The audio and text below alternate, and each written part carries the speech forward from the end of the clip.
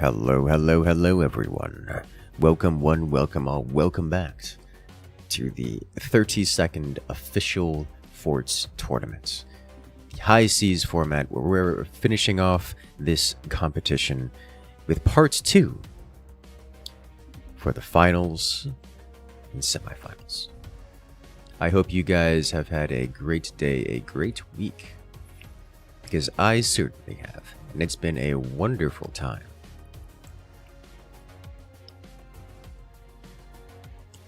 Give us another few minutes while we get the first round set up and good to go. I'm going to take this opportunity to say hello to everyone who stopped by so early. I see you guys in chat before the stream starts, yapping about. I'm looking forward to this one. So far, we've had great games for everyone. And I'm looking forward to seeing how good they get.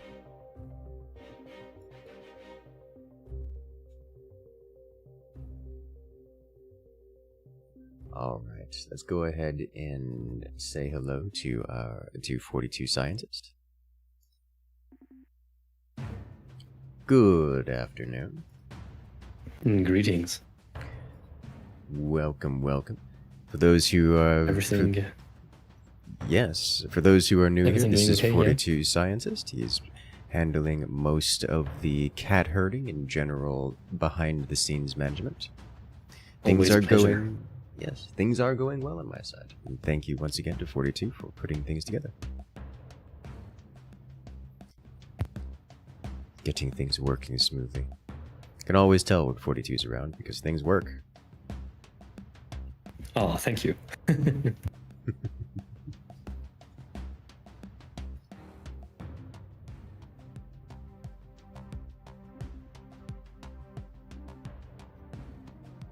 All right. We are completing the commander bands.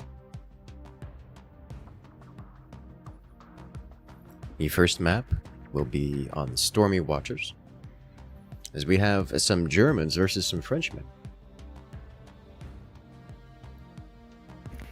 A battle fought so many times already. A classic.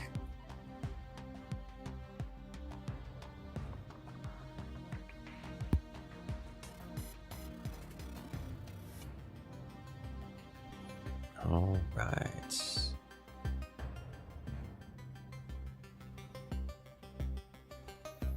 Ghost Eagle already having internet connectivity issues. Is that what's going on? Oh no. Ah, restarting. Oh, already he couldn't pick Fort, so yeah, that's fine. Just have a try turning it off and on again. Moments. Yes.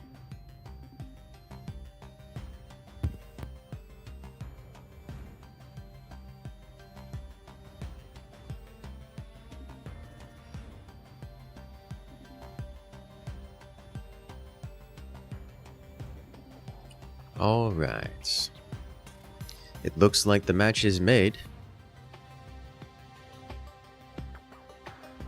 So we should be good to go.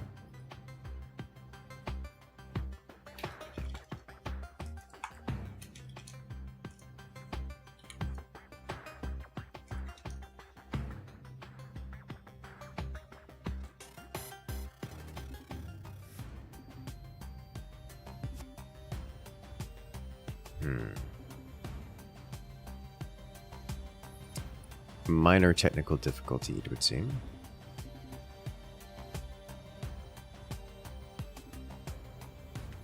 Go ahead and... Yeah, I think it was just Salzburg trying a hack to not use the dedicated host mode. I was wondering about that. I was like, wait a minute. This isn't right. Why is he rendered here in a player slot when they're... Okay, that makes sense. Yeah, basically there is a trick. If your last lobby was a 9 slot because of dedicated host, and you turn off the setting, you can still host for 9 slots. But I expect things to be somewhat unstable in this configuration. Yes. That makes a lot of sense. I have reported it, but I don't think there had been any visible signs of instability. I'm gonna be honest. If someone's doing that, that's kind of. I'm not gonna say it's on them, but it kind of is. That is very true. I mean, I have seen 12 slot lobbies before. Obviously, it doesn't work, but it says 12.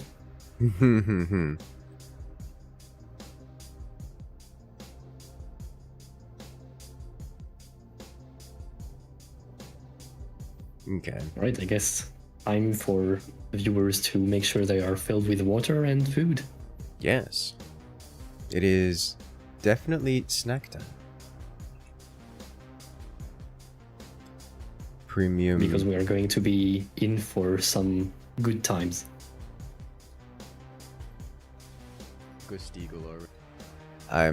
Yes. I cannot. So the matchups today are looking wonderful. Like very absolutely juicy, yeah. Wonderful.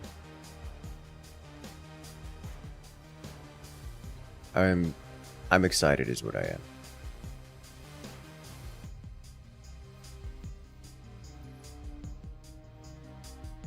Alright, Zelts. Where's Zelts? Here. Pick. There it is. Okay. Beautiful.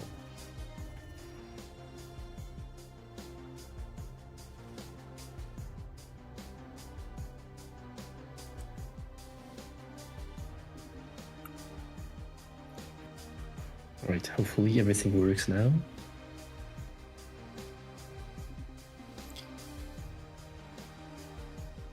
Better.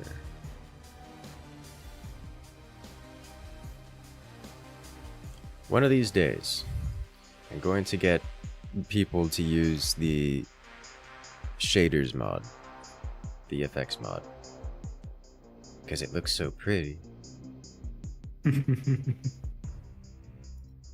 One of these days it will be shadow dropped in the main game. Honestly, I'd be okay with that. It just looks nice. Everything's like You should have made an April Fool's update with the explosions mod constantly enabled.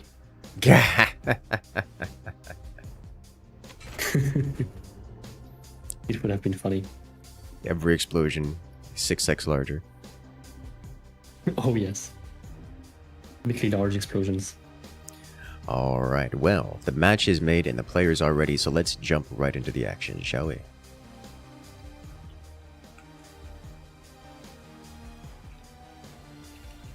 As we're off to round 1. Team Artist versus Team Moto Pinder Circus.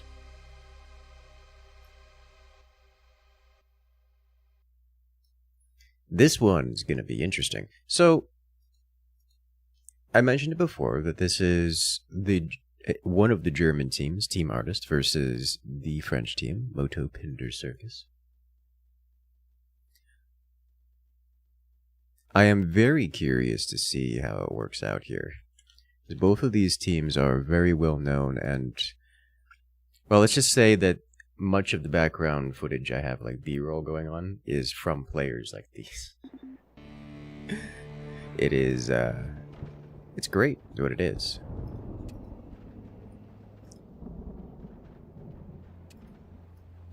Alright.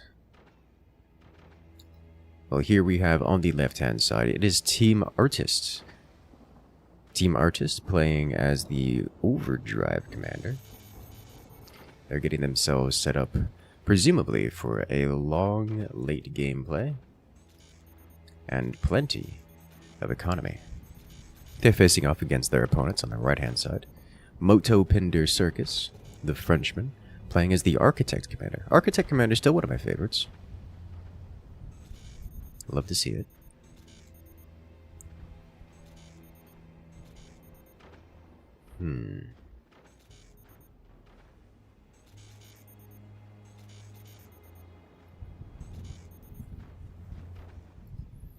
Given that both commanders are economy focused. I am expecting this to go to a bit more of a late gameplay.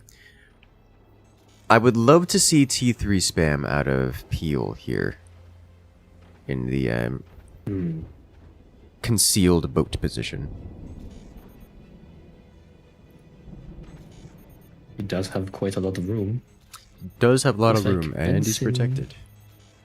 Benson is going for the mine spots. I like that. I am relatively convinced that the Germans spawning in the distribution that they have chosen is just the correct choice, because building up from this lower boat to the high ground is relatively easy to do. Whereas the Frenchmen don't have a good way of accessing the 4th expansion slot here.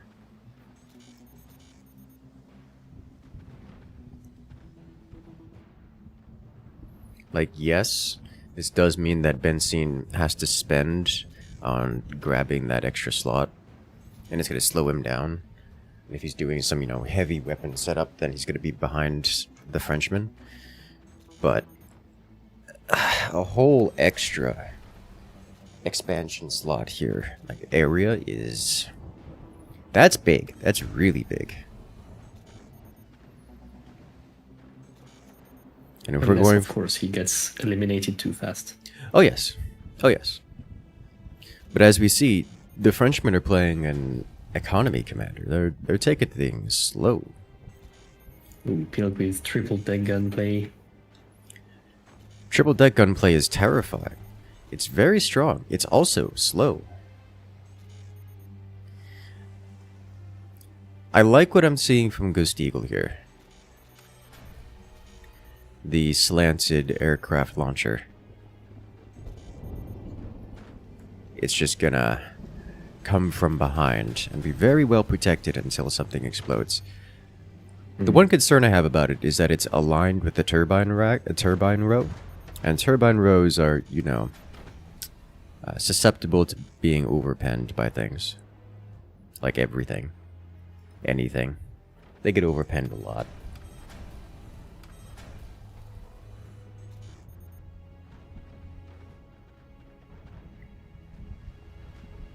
Looks like Mars is going for a standard cannon stack. I do like the standard cannon stack. I'm curious what Benzine's going to go for, because I see him having developed a factory here. A factory, Interesting. of course, for laser weaponry. But laser weaponry in that He does position have is interesting. Workshop. Maybe he will also do planes. Maybe. Go with I'm the not sure. Nighthawk. Go with the Nighthawk option. Yeah. He did develop an armory after developing workshop. So I don't... He's I don't- taking all four out Yeah. of 5 techs. This is funny. Yeah, I don't know their Benzine's plan. That's a fire beam up top here. He's just placed. Okay. Well, we'll see what he goes for. Nils in the front end is very defensive focused with an orbital laser, which is classic. It's a perfect mirror of Karaba directly in front of him. Okay. First few deck gunshots. Peel initiating violence with tier 1 deck guns. Not particularly effective, but always a treat to see. No reason not to send out some anger from them.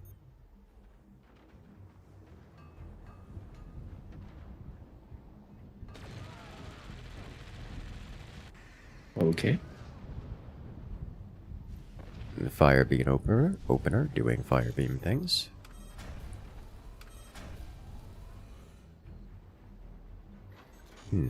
Rabba will soon be able to shoot his orbital. But I believe it will be shut down. Looks like And this is purposely... Nope. Oh. This will hurt. That's just lethal, isn't it? Yeah. It is. Nils relying entirely on anti-air to keep the orbital laser away, but his anti-air was Fire beams. distracted by being on fire.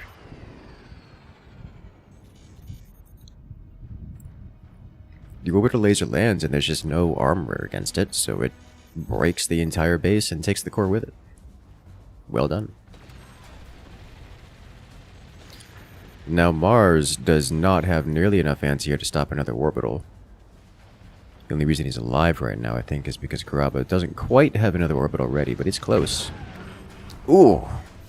Not enough doors on that weapon. Standard cannon just blows clean through it. Peel's deck cannons, deck guns are leveling up. As we're seeing more damage sent their way. Actually does some damage on the return. The return descender sends a shot all the way over to Gust Eagle's fort and destroys a fire beam. And drop shot. Another cannon round. Karaba loses a fire beam up top. Yes, indeed. We do see Derbenzin in the rear going with Nighthawks and runways. He's upgrading a runway for double Nighthawk production. So it looks like he's going to be playing aircraft. He's, as expected, very slow about it, but eventually... Eventually, you'll become powerful.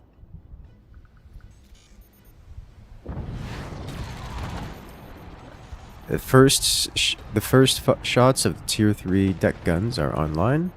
Laser lands. This is gonna do some damage. Very wow. close to lethal. That's as much damage as... That's about as much damage as could have been dealt without being directly lethal. But it does indeed ruin the armor, and with it, any hope of surviving the follow-up shots. Now it's just Derbenzin standing alone. Looks like Team Artists took a bit too much time making their economy and just couldn't suffer the fire. Exactly. In their Circus. Like the Frenchmen, yeah, sure, they don't have the economy, but they don't need it if they just remove their opponents from the game. As Team Artists, even now, doesn't have real firepower to bring to bear. Like they have what? They have like one Nighthawk, maybe soon two. Did they sell one? No, they have two Nighthawks. Two Nighthawks and most of a plasma beam.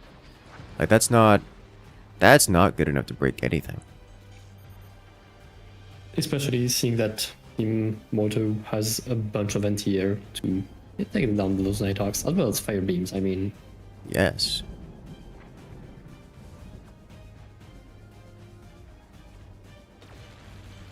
And here come the deck guns. Triple tier 3 deck gun. Mostly taken care of by shotguns. Here's an orbital laser. That orbital is going to deal... Oh! Okay. Or it's going to deal less damage than I thought it would. Yeah, unfortunate connection there. A beautiful Nighthawk round coming in from the atmosphere. Ghost Eagle is firing these Nighthawks such that they're almost out of anti-air range and just dropping their rounds from the stratosphere. And actually get like a near perfect shot against the core. Yeah, this is clearly very much practiced. Yes. It's... Their core, the Germans' core is sufficiently defended for the moment, but that is... There's a lot of incoming firepower. Okay, yeah, that's it. Oh, wow. That's the end. Oh, such a juicy way to fall. Yes. I was about to say, or should I say, as I was saying, their core is sufficiently well defended, but they can only take firepower. They can only take that. They can only take so many hits before that armor is broken. And, well, we saw what happens when the armor breaks. Everything comes crumbling down. Oh, God. And another perfect strike from the stratosphere. As the Frenchmen the win. angles and percentages memorized perfectly. Perfectly. That's just extremely well done. Moto Pinter Circus takes round 1 in this best of 3. Very, very well played. Very swift.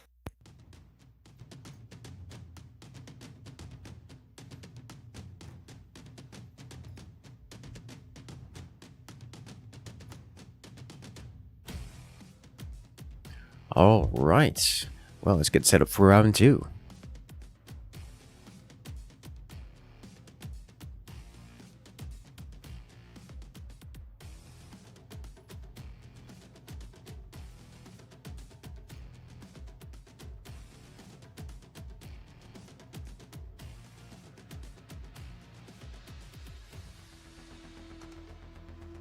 Let's do this. Okay, looks like Team Artist is switching one player with their sub. Oh. Who Apparently was... Mars is having some lags. Ah, I was about to say, who's taking the blame for the loss this round?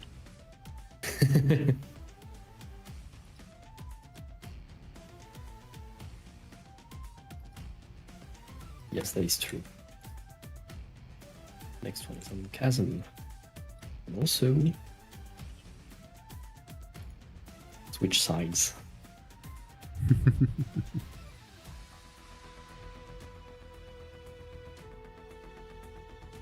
Very good. All right. Then it looks like the match is made and the players are readying up. Next map will be on Chasm.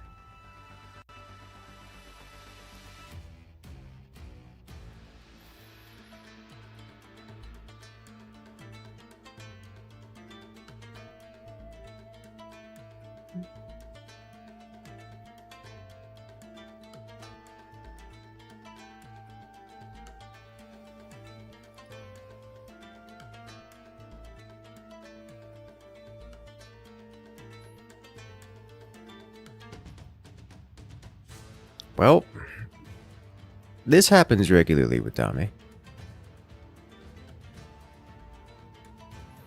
And just keep calm and blame the internet.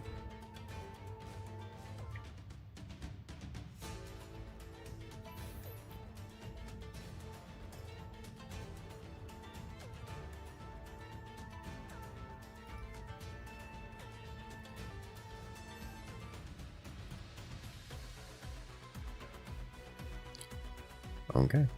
Banning from Discord now. Immediately. Denied.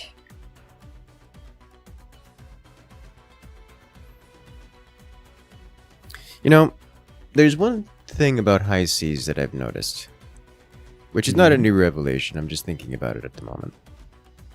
But high seas rounds tend to be very burst fire. Whereas Moonshot, all the weapons are not like game ending immediately. They can be very grindy. Things like having to blast your opponent until they end up in a death spiral for a while. And just kind of grind them down. You know, you have lasers and fire beams that don't really penetrate deep enough to break things, but will, you know, door snipe and gradually wear the opponent down for so long as they continue to be aggressive. And you have cannons that can't break through the front, but knock off enough metal that eventually the opponents can't rebuild. But in Moonshot, the games end very quickly. You know, off the back of a pair of Nighthawks just digging all the way through from the top. Or a space laser that just ruins someone entirely. Ammo and releasing all at once. Even things like the triple deck gun, which are fundamentally cannon-like, but have enough burst fire potential that just break through and eliminate something immediately. It's a very different kind of game where it feels like you have to predict what's going on as opposed to reacting to what's going on. It really came to... It feels good to have a different game mode. It does. But it really came to a head to when this last week because I was updating the background footage. Ah, good. And most of the footage I was going through was like, this is not particularly appealing to watch because everything's fine and then just like 2 stacked Nighthawk rounds land and just insta-kill the fort, and that's it. It's not flashy I mean, compared to, 17 cannon rounds smacking into someone and then eventually it just collapses under the weight of its own deformation. 500 cannons. Yes. Exactly. But then, you have those wonderful moments like horizontal space laser, so that's relevant. Yeah. I mean, I suppose, like, individual weapons are more flashy in high seas. They deal more damage, I guess. Yes. So you see less of the need to have a big alpha strike, I guess. Mm-hmm. But I mean, I think it's still interesting to watch. Oh yes, absolutely. I'm still partial to high seas over moonshot myself, which I know is frustrating to some. I have grabbed a lot of highlights from the last week. Mm-hmm. And I think they are all going to turn out great. Mm-hmm. Looks like Peel is going for the 4th position. Very interesting. Something that Domi could not do.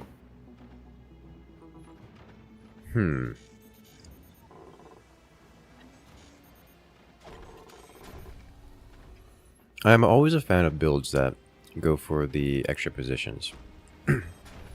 We saw in the Fish Are Friends match.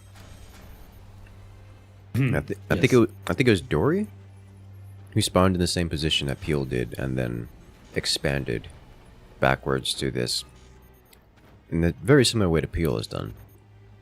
The pure economic power on it was absolutely just their opponents couldn't overcome it. It was ridiculous.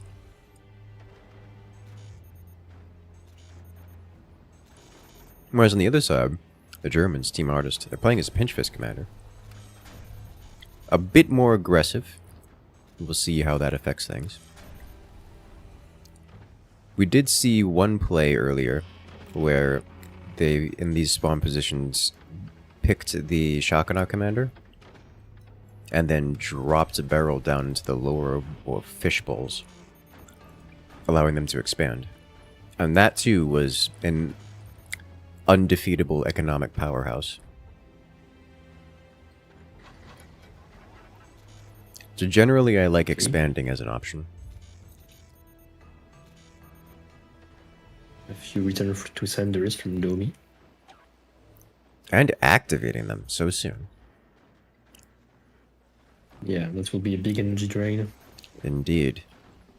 It's one thing to build them and leave them unactive. It's another to activate them this soon. As it's only just barely coming up on cannon o'clock. Like, this is cannon timing if you're going for a super greedy rush. And none of the opponents appear to be a greedy rush. Like, one of them is obviously deck guns, and the other one I'm not sure is obviously deck guns, but is clearly not a greedy rush build. So I don't know why the paranoia, but it is the decision made. Maybe he's listening to the voices in his head. Entirely possible.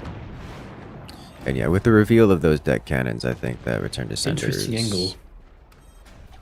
I really like it. I'm a big fan of this tactic generally. You just attack from below, from the forwardmost fort, and just be an absolute nuisance to the top player. Benson going for 3 cannons, as usual. I approve.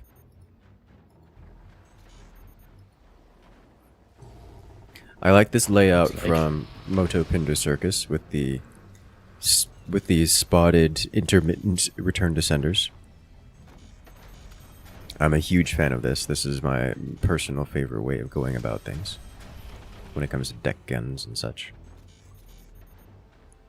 Less so about cannons, but deck guns are too slow to be meaningfully impactful in the rush anyway, so you may as well defend them.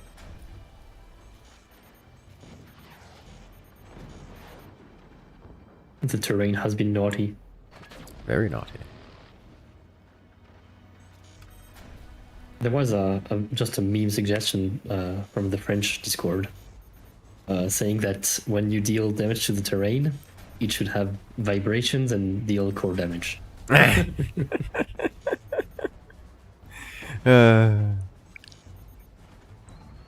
Wild.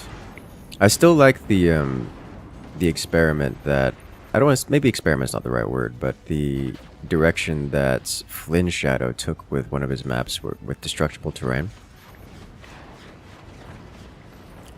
He quite literally had destructible terrain where if you destroyed enough of the terrain, it would actually affect the water level because, you know, you have a bowl here, and if you destroy the terrain, the water drains out, which has significant impacts on the stability of your fort. So that's fascinating.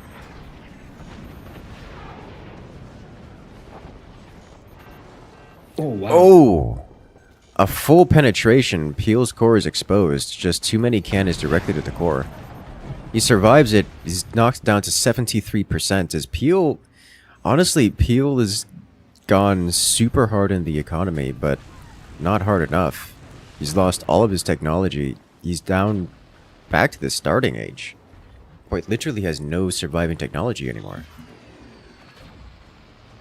It's just taking hit after hit.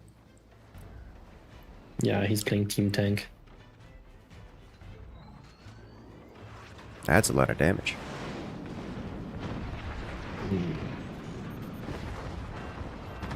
Some beautiful shots from Nils here, I must say. But the Germans are just ramping up the pressure. Playing as a pinch fist commander, they are expected to get the early game momentum, and that is absolutely what they've gotten. Motopinder Circus definitely has the stronger economy. And with the amount of deck guns on the board, they're likely to outscale the Germans eventually. The question is, what will happen between now and then? We have minor technical difficulties. Give us a moment to pause and let the players recover. There we go.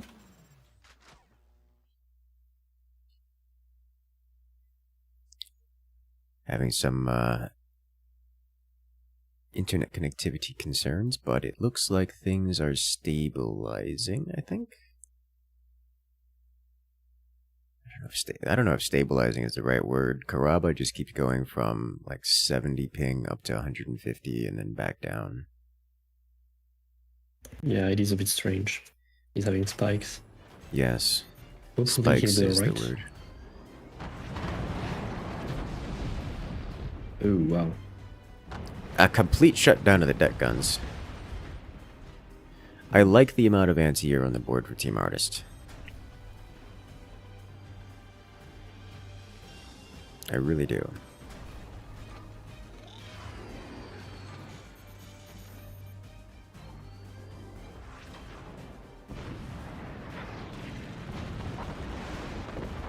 Ah, finally. The correct shotgun shot. I expect he missed the first two because of the lag. Yeah, entirely possible.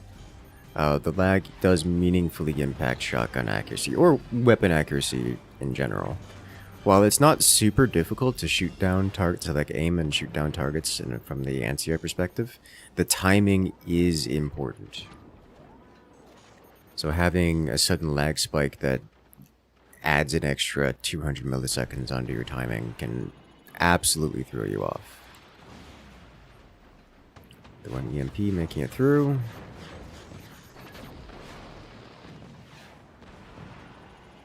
And out go the cannons.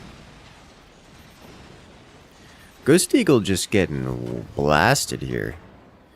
Absolutely perforated. Those return descenders, despite being annoyingly placed, just aren't doing enough. As Peel, honestly, Peel's in danger here. There's enough incoming firepower that he can't just eco through it. He doesn't even have upgraded mines yet. So at this point, I think Peel has to stop trying to just defend and get his eco going, and has to instead focus on preventing the incoming damage. Get something like a door snipe, but with no technology, or at least technology still under reconstruction, he's got no access to heavy weapons. They got really not but snipers, and now this one shotgun in production to help. The shotgun to help against Nils' howitzers, but Nils is starting to stack cannons. And Peel can't take those either.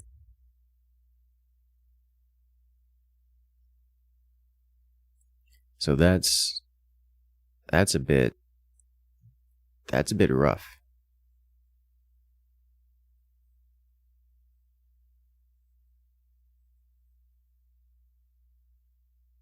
And all the while, Derbensine's growing his cannon stack. He's up to 5 cannons now. Well, 4 standard cannons and a 20 mil. And Dami, more importantly, is almost finished construction with the Magna Beam, so I suspect we're going to see some madness here. Very soon. Very, very soon. This foot spam is not going to survive those burst shots any longer. The question is, where does that Magna Beam target? I suspect they're going to go after Peel with the Magna Beam. Yes, they are. Digging in from below. Magna Beam is a little bit, I'm going to say, misplaced, but it does cause some egregious deformation, which is enough to get Peel's armor to snap. And now Peel's core is exposed. It's just way too much incoming firepower. He can't take that kind of damage.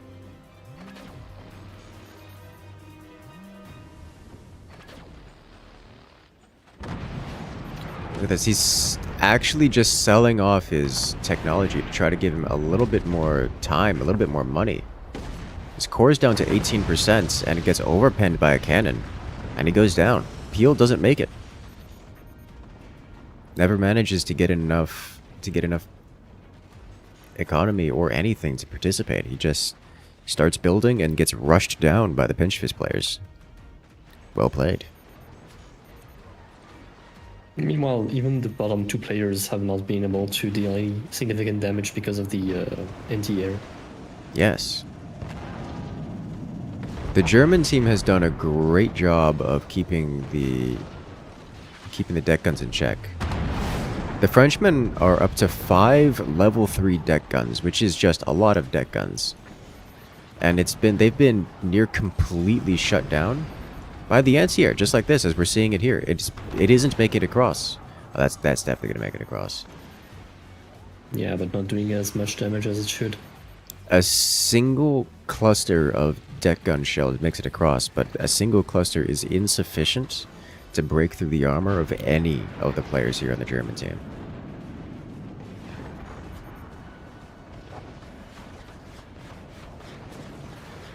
And the Magna Beam just throwing a wrench into the plans of the... or should I say, into the defensive plans of the Frenchmen.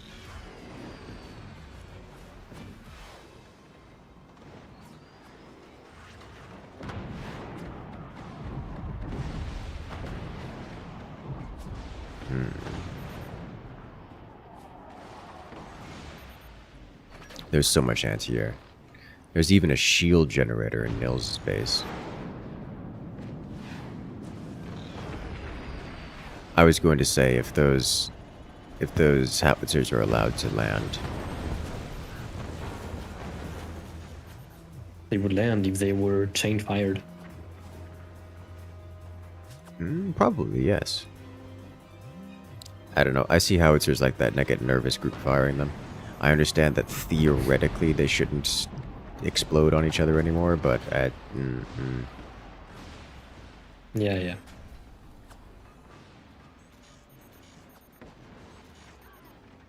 Too many times it's happened.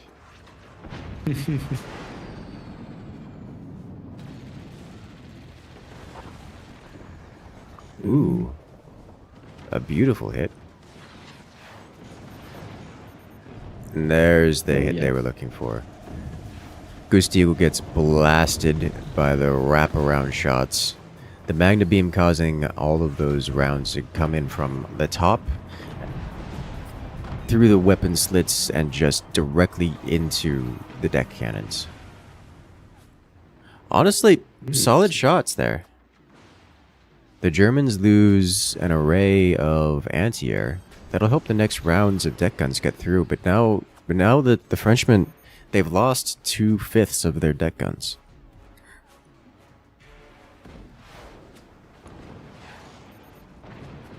This Ghost Eagle is getting destroyed. The howitzers are flying once again.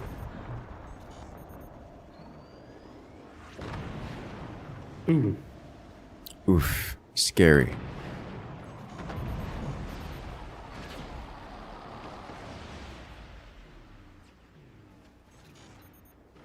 Okay. And just like that, the deck guns are shut down once again.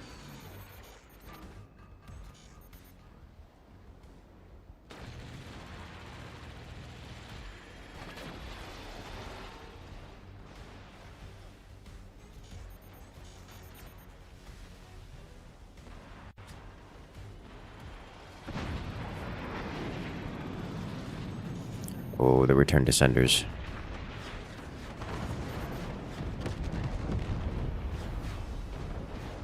That's a lot of damage. That's so many cannons. The Frenchmen are getting picked apart here by cannon shells. They're out of money. They don't have the ability to repair what damage they've sustained. It is just too much damage. Oh no. Chain fire. And there it is. The capsize comes for them. There you have it. Are they actually gonna right themselves? Yes, it would seem. No. Maybe. Oh, wow. Very good. Talk about orbital cannon. That needs to go into the highlight footage. Absolutely. Because that was wild.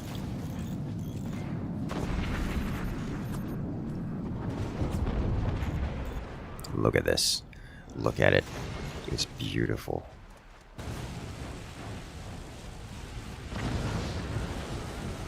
That magna beam just cooking the whole ship as it capsizes.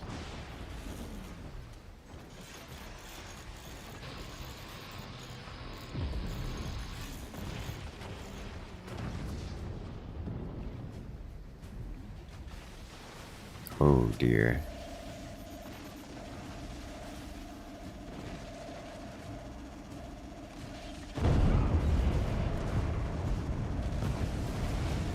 That one cannon circling the core over and again.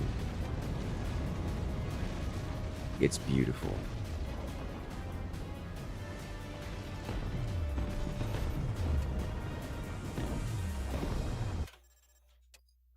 All right. Well played. That evens the scores, taking this match to 1-1. As we move on to the tiebreak. Round 3 in this best of 3. The Leviathan.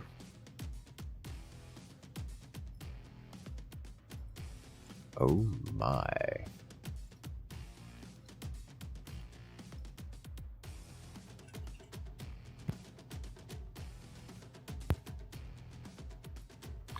I do like seeing the players on Leviathan.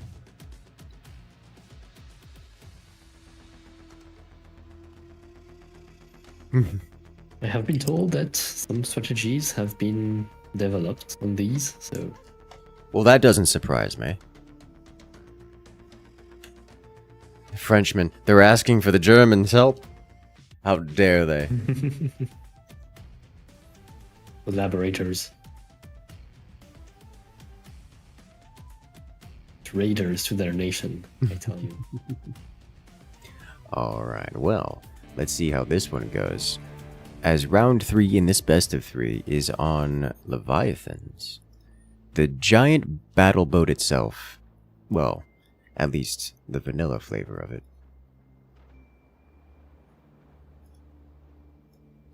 As here we have on the left hand side, it's Peel, Ghost Eagle, and Caraba. Team Moto Pinder Circus are playing as the Moonshine Commander. They're facing off against their opponents on the right-hand side. In the red forts, it's Team Artist, the Germans. Nils Dami and Der Benzin Preisvergleicher are playing as the Architect Commander. So Architect Commander is a bit eco-y.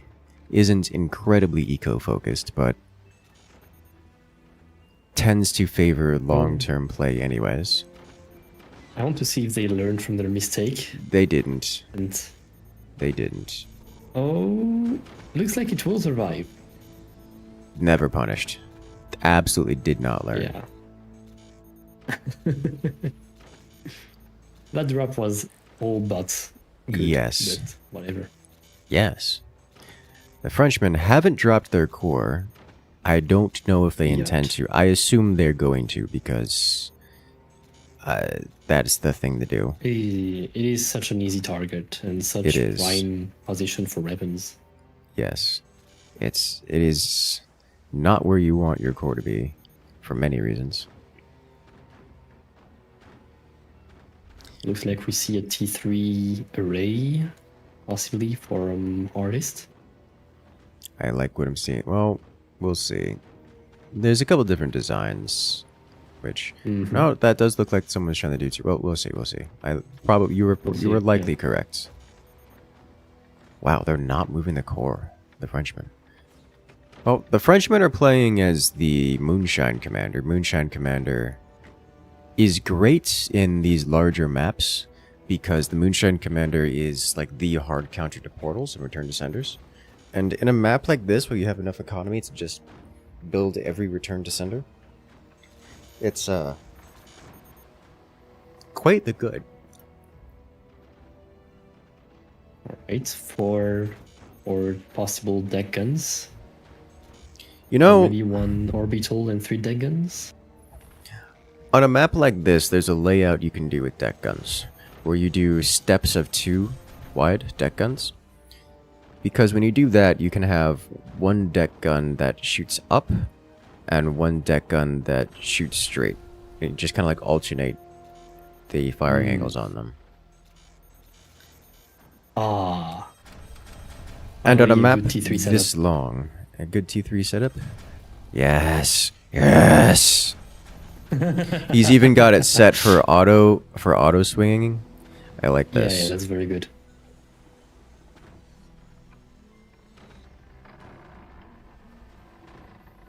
I've used this setup before. My gripe with it is that it's a little bit messy in terms of placement. It's real finicky. If you notice how the currently dropped one overlays with the next one, that makes it Yeah, I see. difficult to fit the cannon on there. And it really only works if all the cannons line up perfectly. If nothing if one of them is misaligned This by is even like a too pixel, close. then it throws it off. Yeah. And you have situations like this where it just gets even messier. I guess with ping it's even harder to connect properly. This will be good enough, I suppose. Yeah. Usually with this, I just accept that the cannon's gonna take forever to build, and then just let it swing Yeah, you for just like let an it extra. balance. Yeah. Yeah, I see. Man, it's cutting it real close on this one. But Yeah, it I'm looks not like sure he's gonna get will it. be firing. Oh, first Early Nighthawk. launch. Orbital Nighthawk. Solid hit. Decent, yeah. We have a harpoon launcher. Or should I say a squirrel launcher. Fascinating. They'll be decoying their own missiles. I don't know. You know, that is a thing. It's not Yeah, really... I suppose. You don't need to do that, but it is a thing. Looks like they will only be with 3 T3s. Or are they still 1v3? Yeah, I don't know if that third cannon misaligned it such that he couldn't get the other two, or if they just decided against it. But shots are being fired.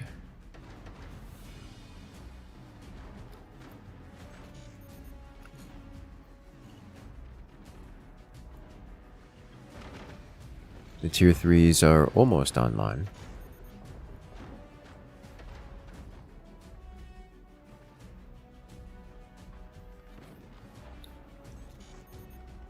First shot.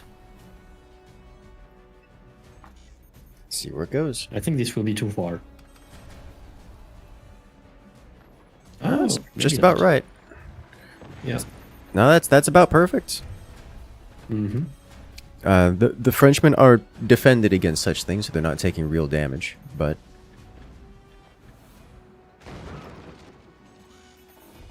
they are well aimed. Taking advantage of the Moonshine active ability to commit EMP everywhere. You love to see it.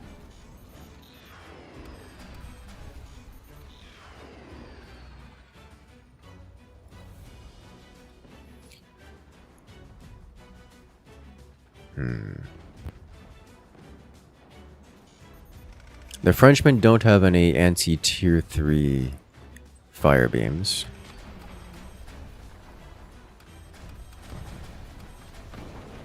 Which is fine as long as they keep rebuilding this defense. Yes.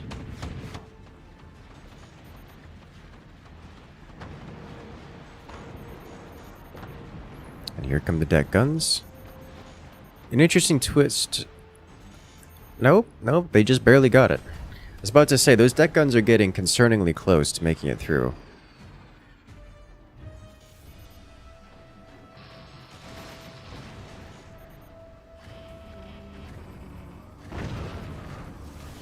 Yeah, the Frenchmen just have quite enough anti-air, or quite enough defenses to defend against to keep the tier 3s away. That said, requiring that the tier 3s are still worthwhile, just because it requires that much more of an effort for the Frenchmen to defend against it. Not only is it a constant upkeep, but it's Oh, wow. wow, okay. That is very smart. Yes. Very well done. As I was saying, the tier 3s not only require a constant like mental overhead, but they also are actually effective in terms of damage dealt, or should I say economic requirement, because the tier 3s still demand that the Frenchmen build this giant setup here and repeat that ad nauseum across the entirety of their fort.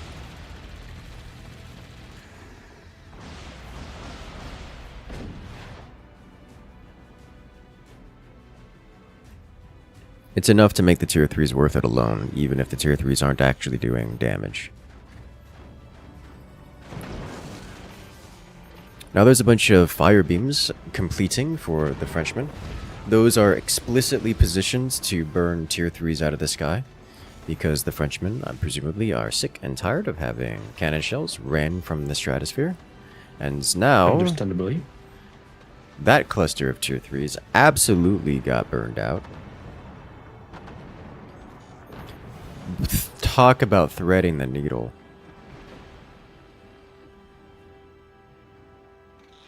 Okay.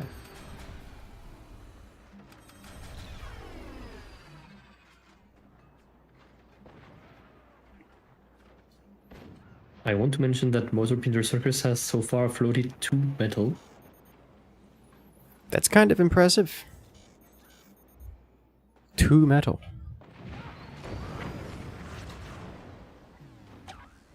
Those poor fire beams now being targeted by the tier 3s.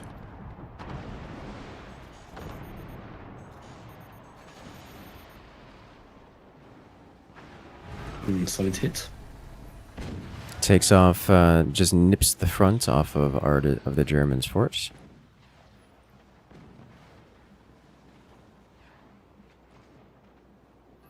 That was close. Mm-hmm. Almost took out a propeller. I like what the Frenchmen are doing. They're building a, well, they were building a runway off the back before it ceased to be connected.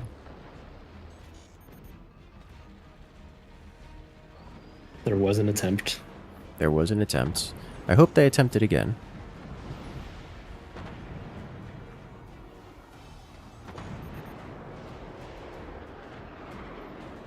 Here come the Nighthawks.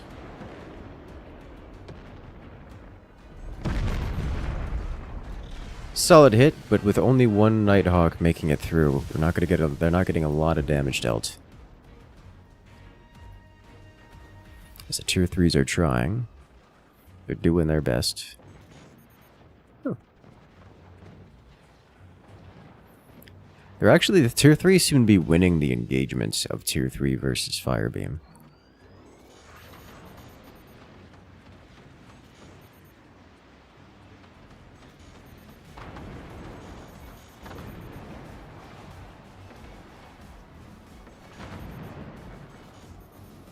Honestly, the team artist on the right-hand side is focusing so much on making sure those deck guns don't land. And they're still occasionally landing. That hit was actually quite devastating. Just shredding the armor off of, like, completely exposing these cannons. That's a lot of damage. I like what they're doing there, adding an extra forward layer.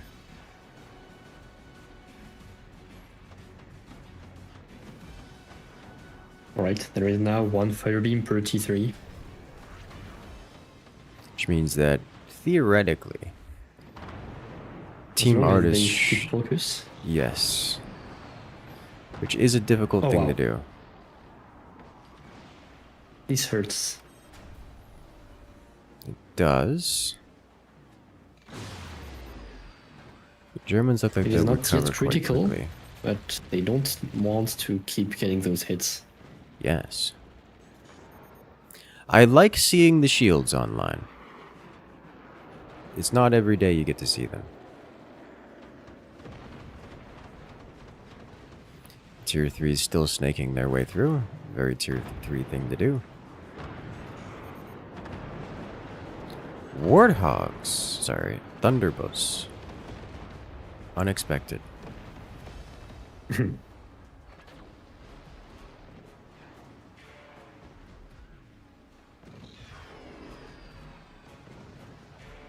Oh. The cannons are just doing things to the Frenchmen. Just Motopinder Circus just taking hit after hit. They haven't suffered... I'm gonna say they haven't suffered notable quantities of deformation.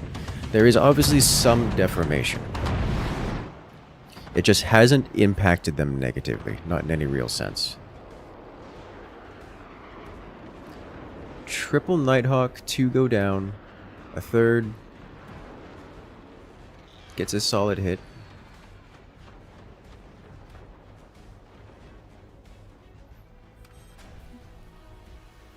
Honestly, the way this match is going, it's looking like Team Motopinder Circus might end up collapsing themselves under their own weight.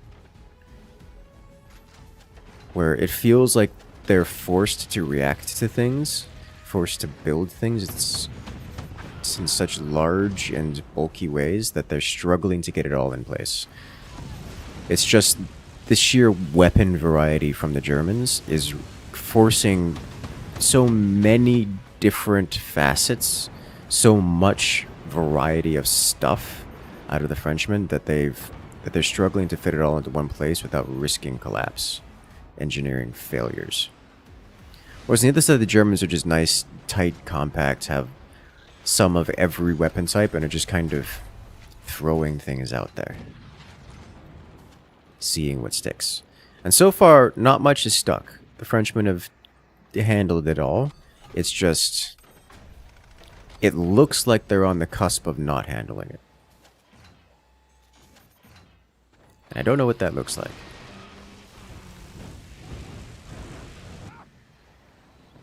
I mean, look at that. One cannon round just takes out 3 fire beams. Or sorry, a flak and 2 fire beams. And that's not good defenses. They're gonna have to fix that. That's so many deck guns. There's so many deck guns.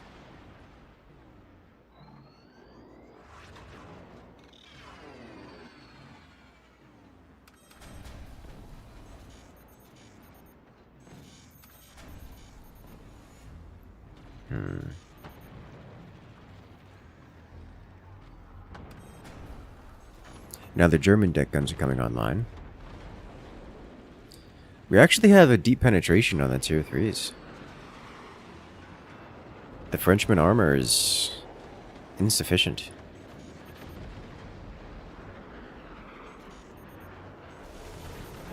As here we have thunders raining shots from the stratosphere.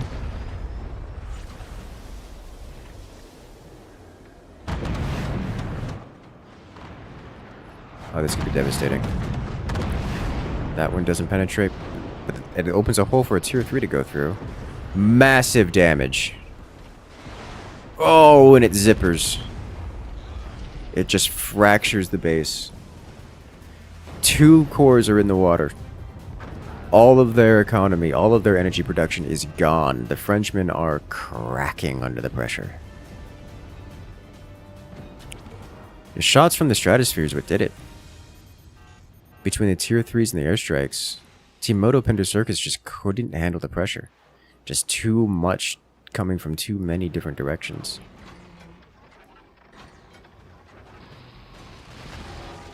That's rough. This will definitely Oh be no, very challenging to the recover core is from, sliding but- inside. The core is sliding inside in the... Oh wow. Oh, what a way to go.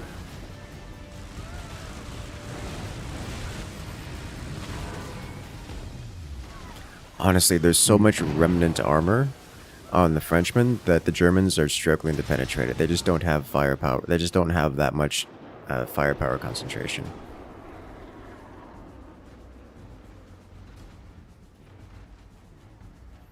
Like their weapons are are laid out to just get a little bit of damage scattered everywhere.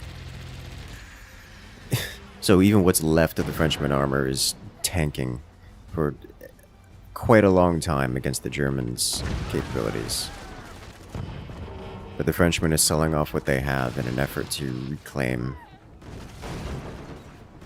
and is leaving them open to things. Specifically, cannon shells.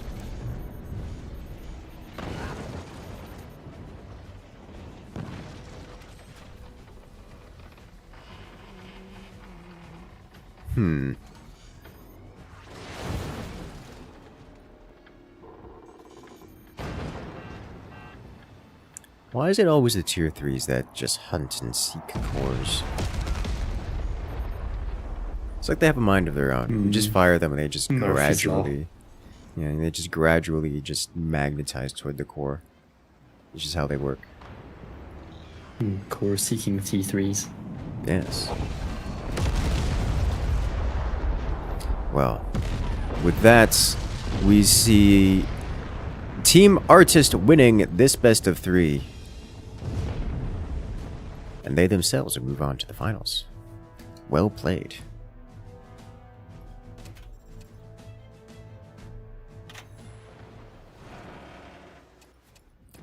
Alright, let's see this shot here.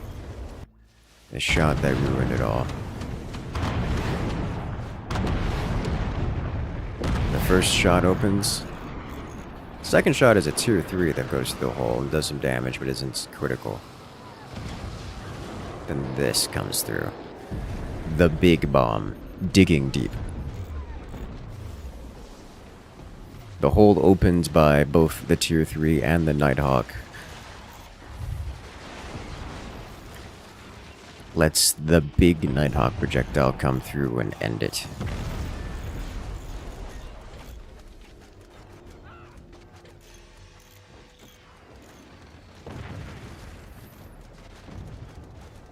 Wow. That's just so much destruction all at once, man. It's just, look at it. Look at it burn.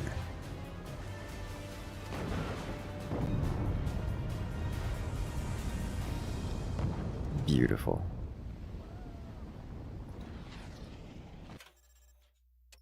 Yeah. Welcome to High Seas.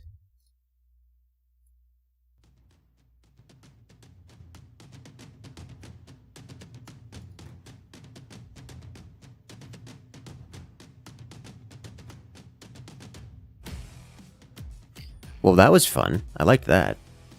I liked that a lot.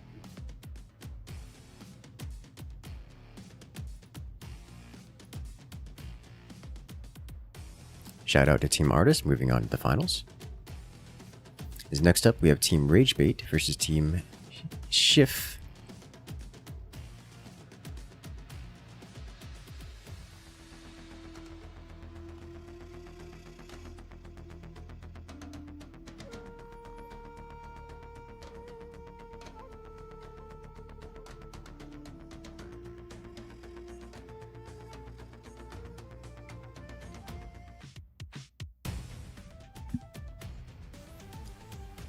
Give us a moment while we set up the next round.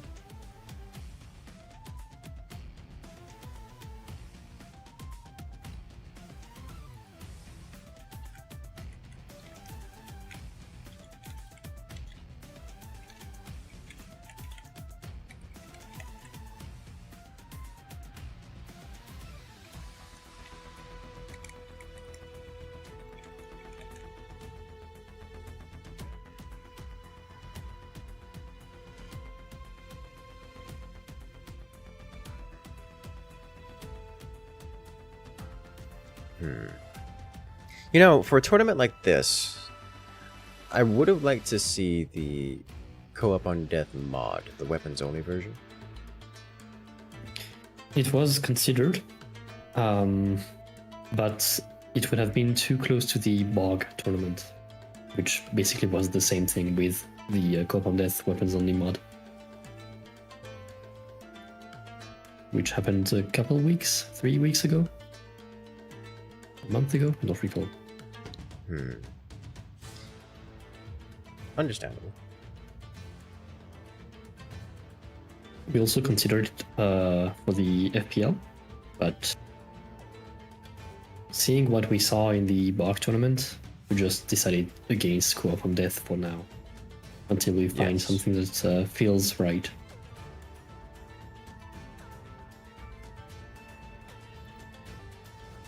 I still think it's the right direction with the weapons only. So yes, I think I agree. I agree a lot. I think there's the weapons only wasn't truly weapons only. It still allowed upgrades. I think the weapons only is a good direction to go with it.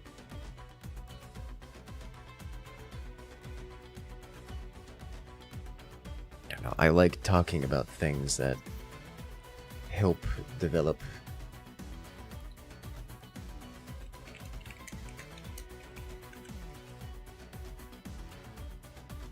to fix concerns. I mean, we always try to innovate in the FPLs. Now with the High Seas edition, it should be interesting to see. Yes. I'm really looking forward to the next FPL with the High Seas edition. It's going to be good. There's going to be a lot of... Yes, I cannot wait for every single match to ban both High Seas maps. Ah! Yeah, How long can be sure until... that the stats are going to be so skewed towards banning those two.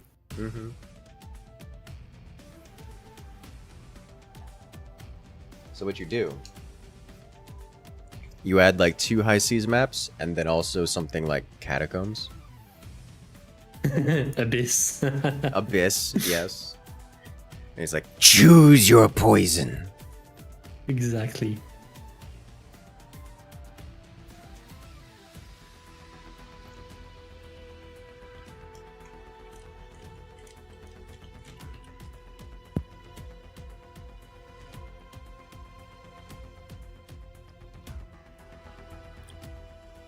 He's in Sandbox.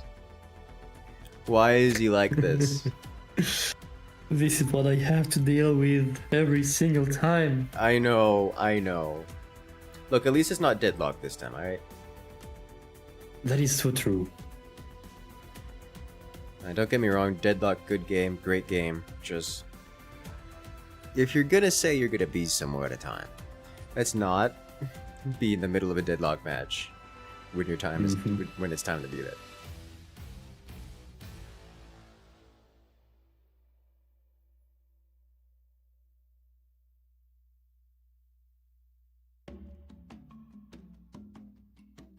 Did they ban their commanders at least? I didn't see. I didn't check. Probably They not. didn't. They didn't. All right. The bans now. Now! Do it. Do it now.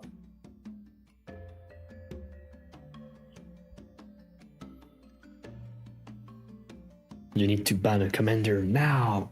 And with the lightning timed. Yes. Very important.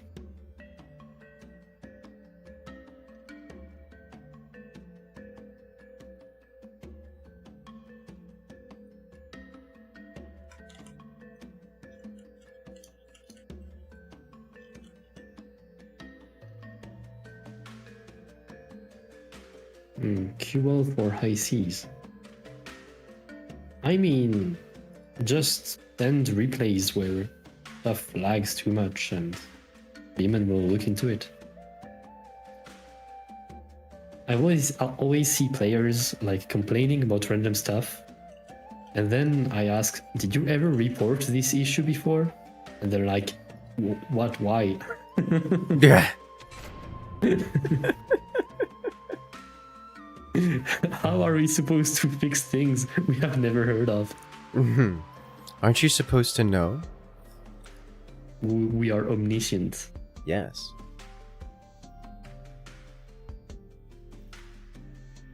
Omniscience. The baseline assumption.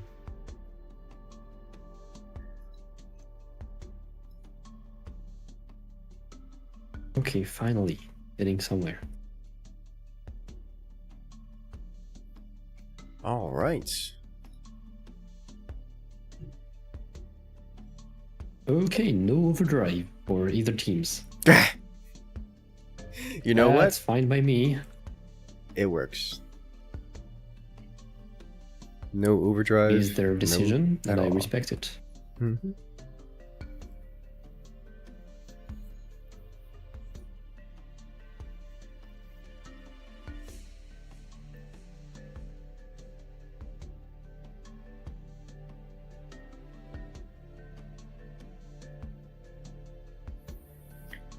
How about an APM limit for co-op on death? You know, I don't think that's the way to go. What? Restrict APM of the... Nah, that's just evil. Yeah. That is just straight up evil. Yes.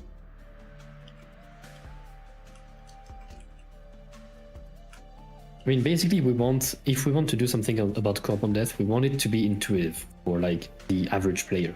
Yes. It needs to make sense immediately. Correct. I was thinking something along the lines of maybe like manual, like the owning player can manually give weapons, like designate Give specific stuff, yeah. weapons for the dead player to control. But that any way you cut that is going to be less intuitive. But I do like the idea generally. Maybe if there's enough verbiage around it, it could be. And by worthwhile. that, you mean that the player who gives the weapon does no longer have the control over it, right? Like only one player can have control, or Yeah, sure. I mean, I like that idea. And you could have like a I don't know, like a glowing animation on it or something. It's saying, hey, this is being controlled, like a yellow glow or colored glow or something. It's saying, hey, you've been designated to control this. You are the only one who can control this weapon now. And that is your life. you had to pick a random color and you did not choose green. Meh. How dare you? Okay. Well, maybe we need a little bit in there of modification, a little bit of thought, a little bit more thinking into it. But like there Yeah. needs to be some restrictions on it, I think. I mean, modders out there, I'm pretty sure you can do that. So just try it out. I mean, make tournaments with that mod and show us that it works.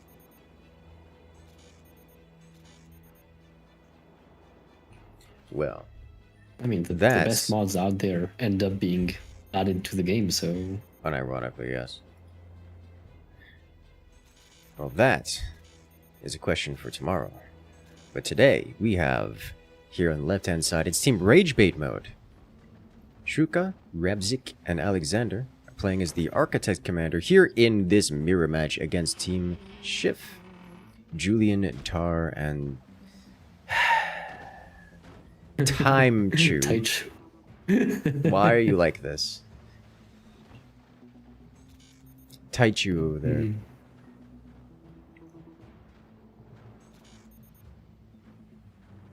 At some point he was called Tarchu, and I thought that was funny. Yeah. Well, it looks like both teams are actually expanding to the higher grounds here.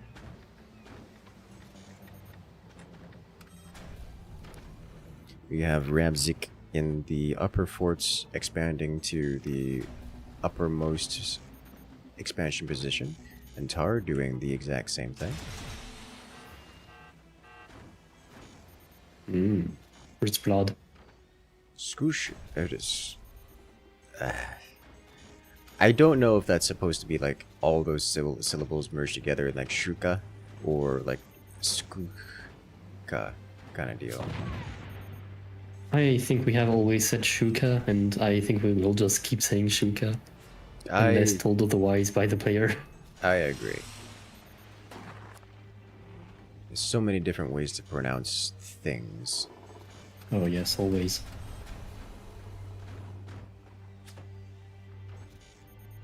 I have been talking to some Indian people, and they have sounds that we just are not able to make. Yes. And every once in a while they would tell me, hey, how do you pronounce this word? And I'm like, what sound did you just make? Yeah. It's like, wait, how did that sound come out of your face? Was it even your face? It's funny to see languages like that. They have extra vocal cords just for those words.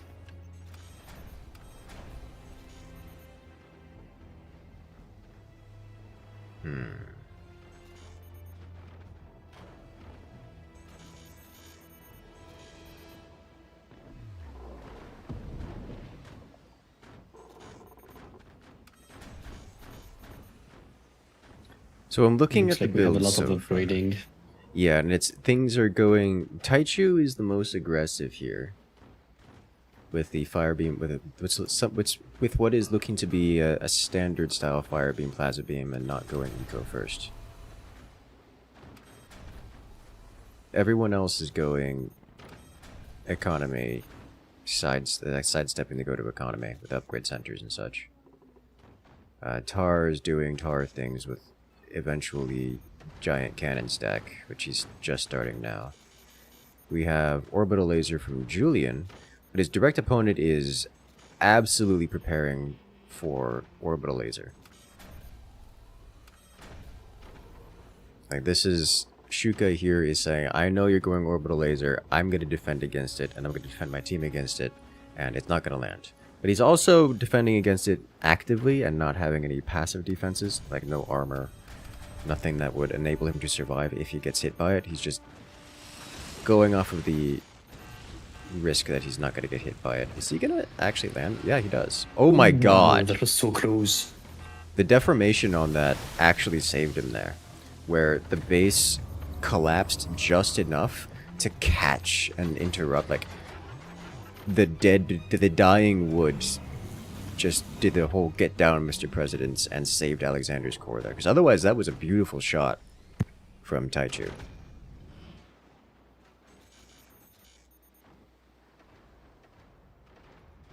You know what? I was not planning on making this a highlight, but just because of the get down, Mr. President thing, I think I will. Nah.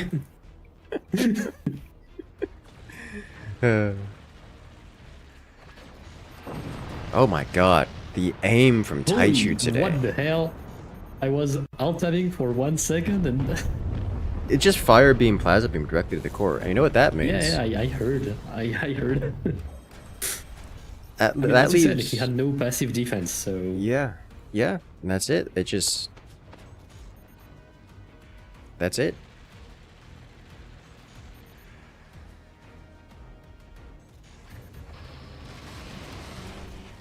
Well, that leaves Alexander in a bit of a rough position because he does have defenses against the incoming space laser, but he doesn't have Shuka levels of defenses.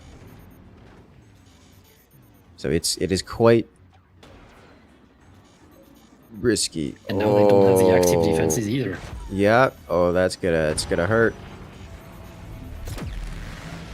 It's not gonna be the worst thing, but it is quite painful. I mean, they have architects, so they have the fast building wood. Yes, and that'll save him and keep him alive, or at least, you know, that expansion will stay alive. Still a lot of damage.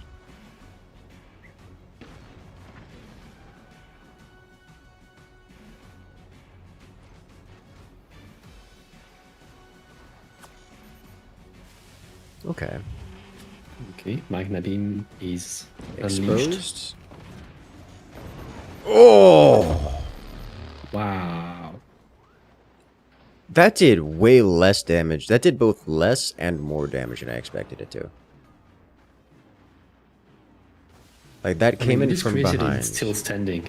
Yeah, I was fully expecting that. I was surprised that the angle caused it to actually loop around and slice underneath like that. But when it sliced underneath like that, I was 100% expecting it to just completely slice it. And let it and cause it to collapse. Looks like it will just enable him to make even a bigger stack. Yes. He's like, oh, yes. My stack got shorter, which means I can make it taller. Oh my god, it's... There's no saving that man. Silver lining. The man has a problem, and it's the best kind of problem. Cannon addiction. He never has enough cannons. Yes. Cannon addiction is a real problem. And it's one that I will never repent for. It has no cure, except for more cannons.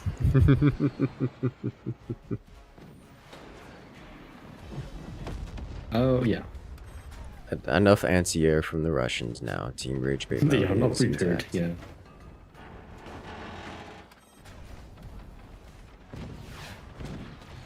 Honestly, Alexander's in trouble there. He only has 3 mines.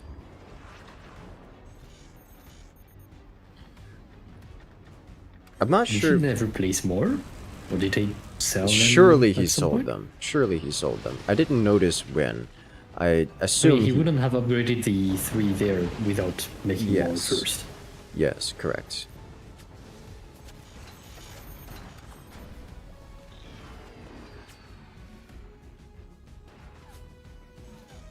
At least I assumed. So, wow, that's a good hit. It's taking out energy production up there.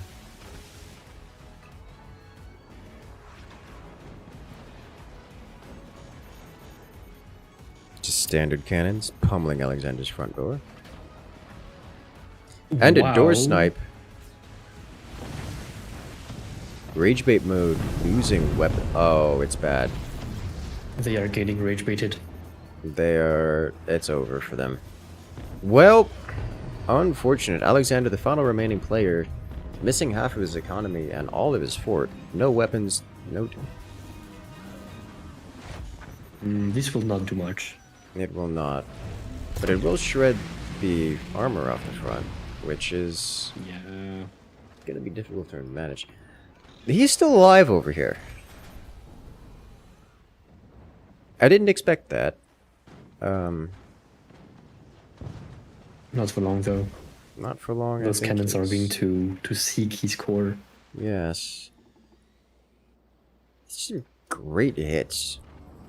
Like, some great work done by the by Team Shiff here.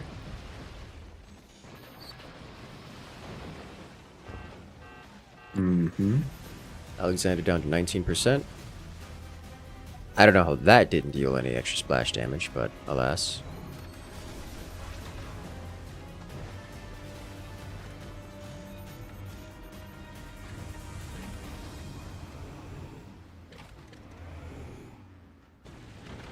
Poor Alexander on 3 mines in a dream.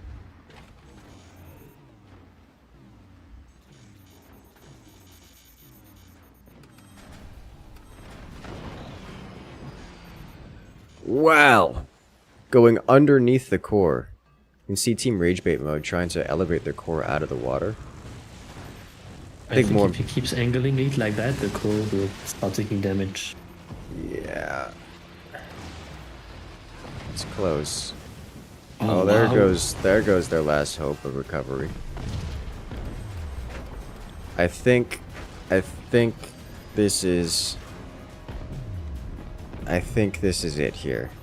Where they had some ability to fight back, I suspect they no longer have the ability to fight back here, even if they wanted to. 'Cause that's unfortunate. You can see the desperation snipers coming out. Just trying to get anything done. Oh dear. You know, Alexander's being a great tank. It's just, not much else. It's not tanking really for anything. Nothing left to defend. So here come the Nighthawks. That ends it, right? Yeah, he's on fire. And that'll be the end of round 1 in this best of 3. Going to Team Shiff. Very, very well played.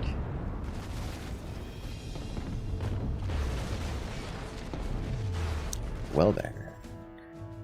That got exciting.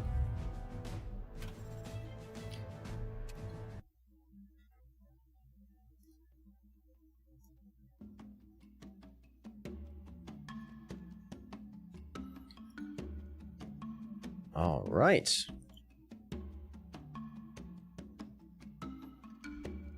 I like that map. It's a good map.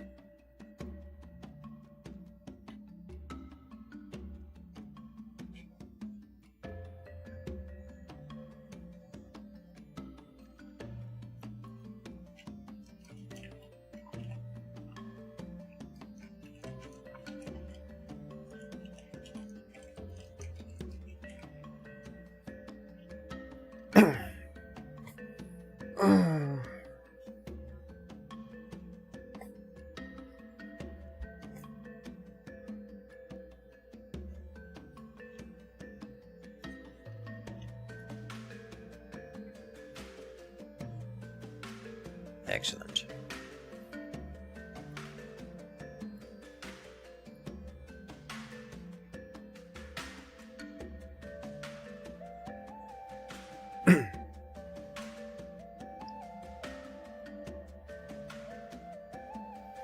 God, seeing that just damage come in is ridiculous.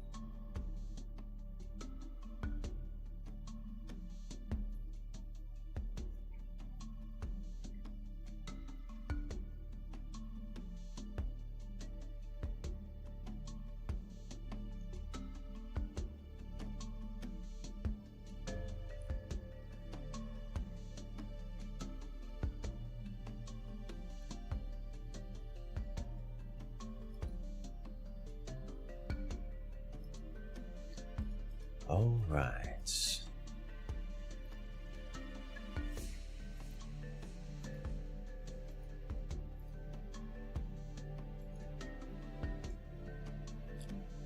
All right, the match is made. Next match will be on Stormy Waters.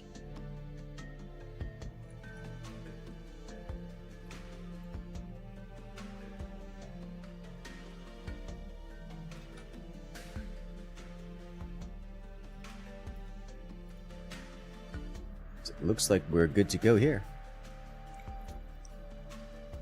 A question from chat. Is the rank system good in this game? And Forts, it's alright.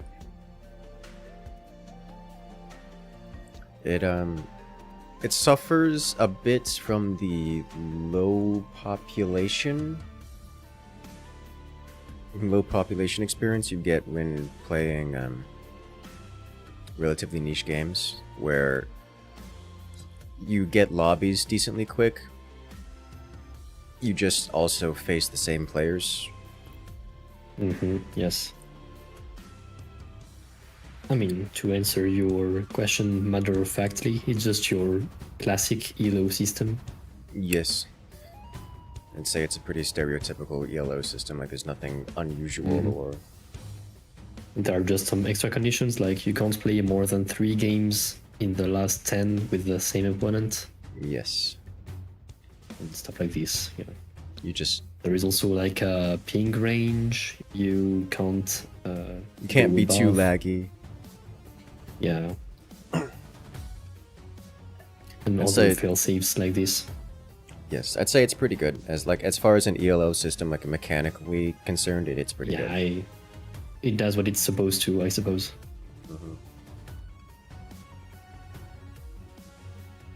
I don't have any real gripes with it.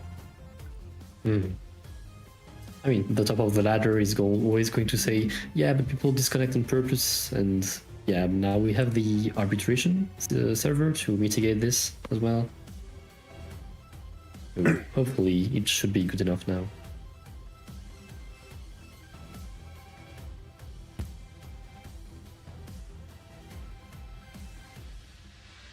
Tar ready up.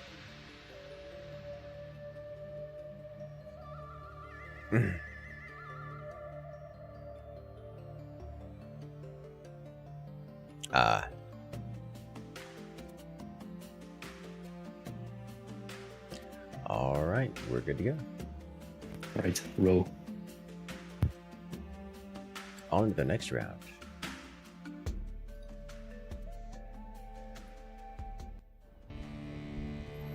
And we're off, ladies and gentlemen, into round 2 of this best of 3, where here we have on the left-hand side, it is Team Shiff, Julian, Taichu, and Tar, playing as the Moonshine Commander for all that EMP goodness.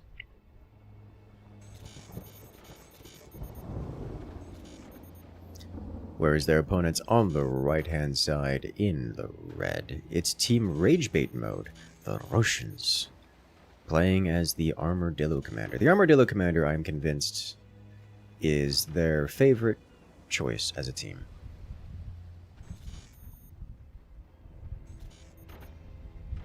He's a very good commander. I like it. It's not really my style, but I appreciate it. And just, honestly, my favorite part about it is the fast doors.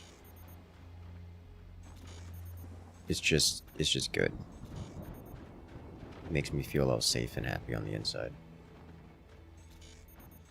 Mostly because, you know, the doors are closed and nothing can get in.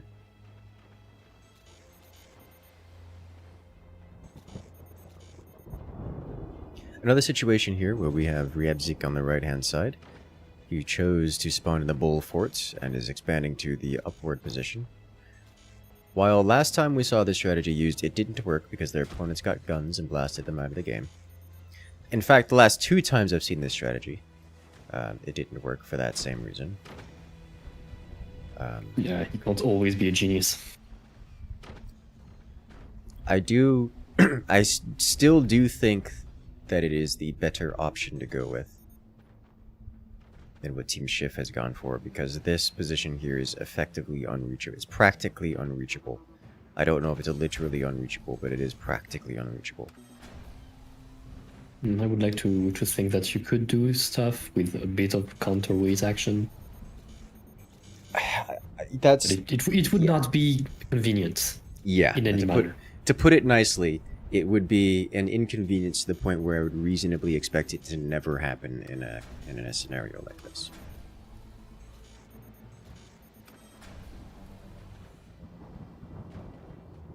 Build order wise, especially because of the invisible force that always keeps your core at the same position, basically. Yes, which we saw weaponized in the last matchup. Yes, which I didn't mention at the time, but I pointed it out that it was happening because I was like, oh my god, this is what's happening right now. That's what a way to go. To have your core flung so far away and into the water, only for it to drift back into the center point where it then, you know, detonates. That's wild. Yeah, every single core is just applied a constant force to make sure that it's about the right position. But since it's a constant force, if the core is not attached to anything, then it goes fast. Yes.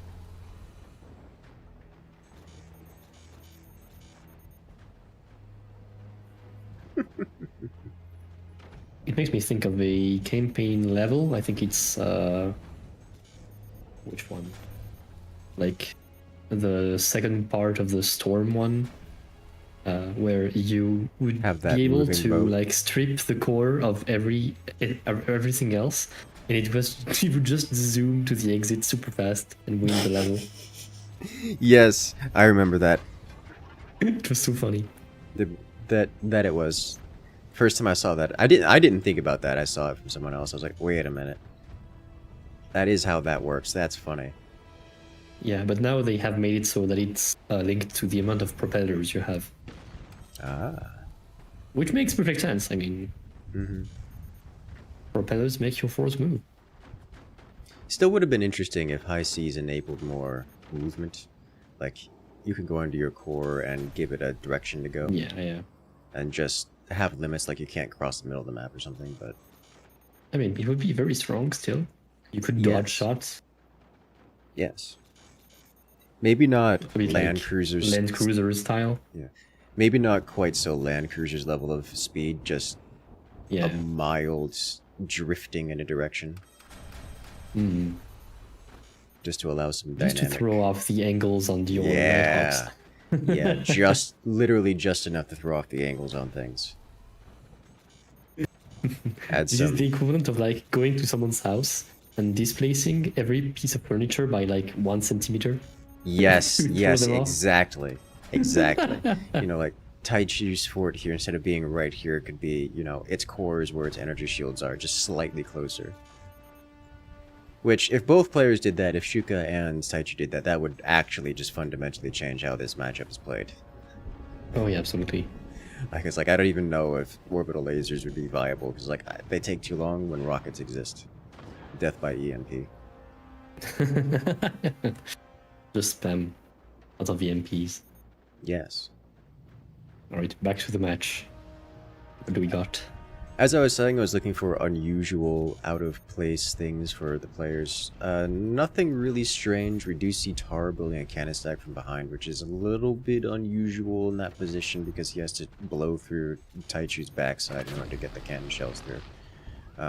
Taichu is going for the orbital beam, which is not unexpected, though he does have a plasma up earlier than I would have expected for someone going orbital. Shuka on the other side here is going fire beam, plasma beam. But is prepared for orbital. Again with the not much in the way of armor, but has active defenses, and oh, Never mind for those active defenses. yeah. The problem with active defense... What? That is an unforced error. That man collapsed himself. That man By panic building more built. defenses? Yes, That is crazy. He panic built so many defenses that his fort collapsed upon its own weight. This is a perfect example of why you build things like tier 3s, because even if the tier 3s don't do damage directly, they still cause that kind of psychological impact. To be fair, the man needed to panic build defenses of some degree, because otherwise he would have just taken critical damage, but I suspect not as much damage as if he, well, didn't, and then didn't collapse.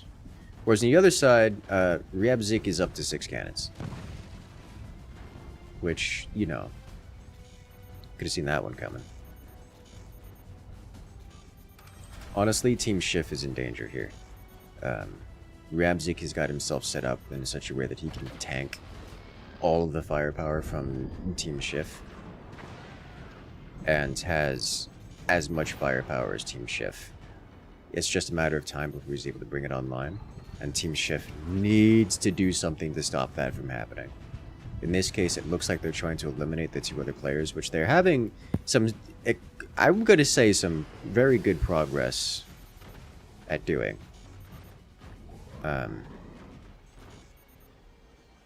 Shuka's down to 57%, Alexander 61%, and both players have been all but entirely defanged. And Tar goes down. What is this match? That's what I was saying, man. Like, they cannot let Ryabzik exist in that position. He has way too much power. And he misses. Well, This is insane. That'll reset him a bit. Honestly, less damage than I was expecting. But that'll set him back nicely. That'll give Team Shift a couple minutes. It's not even going to be a break. It's just going to reset some of his progress. Yeah, 4 cannon shells directly into Taichu's front door. Taichu cannot survive magnitude of that firepower. Yes, I said that This correctly. is just a pure back and forth of violence. It is. Shuka and Alexander are just struggling here. And it looks like they're going in for the kill. Shuka down to 16% now. As another volley of cannon shells. The terrain has been naughty. Wow. Tar just barely dodging those cannon shells. It looks like Tar is specifically setting himself up to eject his core, which I think will have the side effect of preventing his core from being collected, preventing his base from being collected. But I will see. we will see here in a moment. As here comes another volley of cannons. Shuka stays at 16%.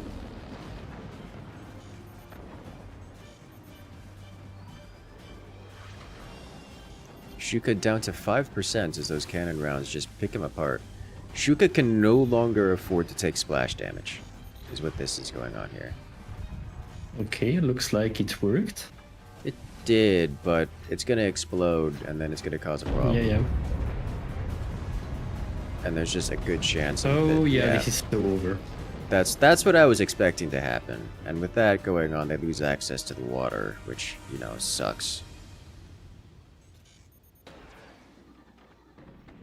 Why do you not just end Shuka? I mean... They've been trying to, but they're still armadillo. I mean, with this orbital instead of going for Ryabzik. Oh, I think because they kind of feel they desperately need to give, they need to keep Ryabzik in check, and they're hoping that with the damaged state of everyone, there wasn't enough ants here. But we can see from our perspective, and I think they understand now that there is just way too much anti-air on the board. They're not going to land that orbital anywhere except on Shuka right now. And even then, there's a good chance it doesn't make it.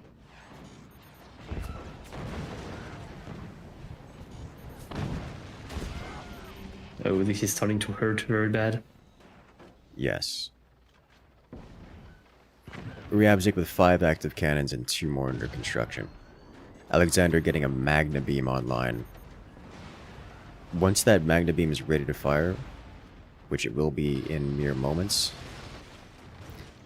Team Shiff is going to have just a complete breakdown here, I think. Taichu desperately needs to get another orbital. Oh, he doesn't even have one in production. Uh-oh. I think Taichu's not long for this world. He has the resources to put one down, but... Oh, they're focusing on the upper fort here. Oh. Ooh. Well, that was wild.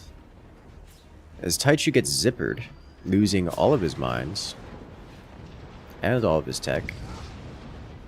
I think that's just it. Like, team range bait mode, the Russians, I think, are just in an insurmountable lead at this point. Ryabzik taking damage from that hit. Talk about weathering the storm.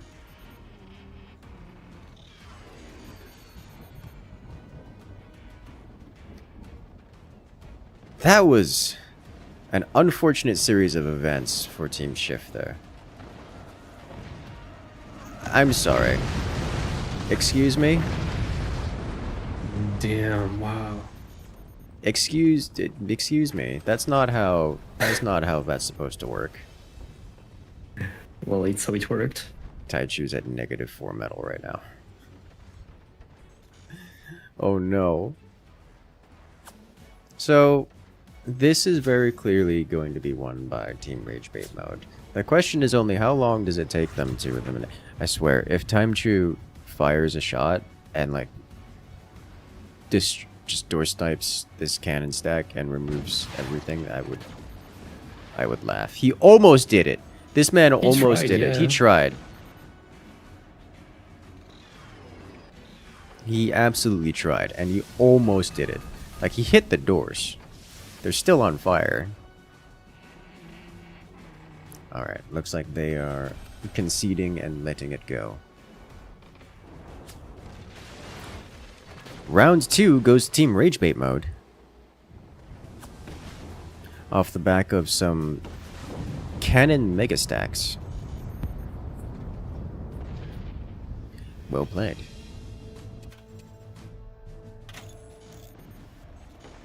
I need to see a couple things here. So first, this Magna Beam hits the front of this space, causing, well, the cannons to destroy that. But the moment that this wood is destroyed, it allows the Magna Beam to head through the return to sender, which causes the cannon to head back down, and all of these new cannons to suddenly get slurped into Shift's base here, causing catastrophic damage. It's just the perfect angle at the perfect time to cause the base to collapse. And it's just devastating. And then, almost immediately, the Magna Beam comes off cooldown again, and the very next shot does the most disgusting thing I've seen a Magna Beam do in a while. Where you have a standard land fort, and yet somehow the cannon shells come from below. I mean, look at this. They're so perfectly aligned, all merging through the same tiny little hole. Every single one of them. That's what, 5 cannons going through like a 1.5 grid space? A 1.5 grid space powered by a Magna Beam. That is an obscene degree of accuracy and precision. That was wild, is what that was. Okay.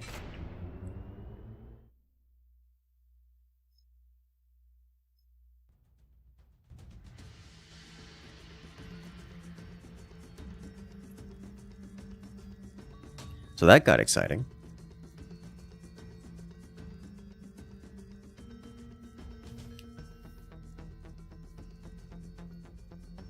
That got very exciting.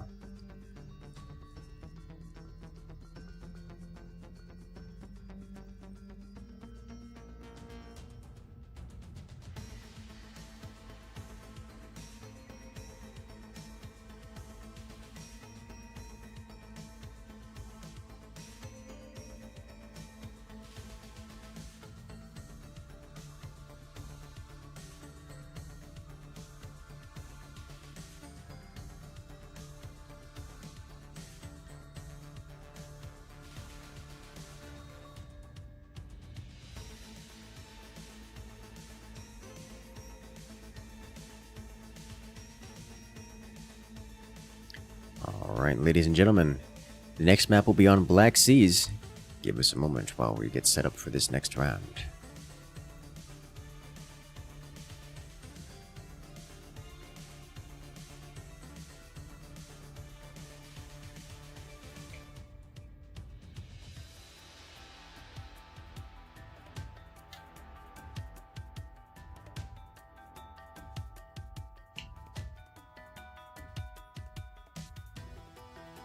So we're going into round 3 in this best of 3.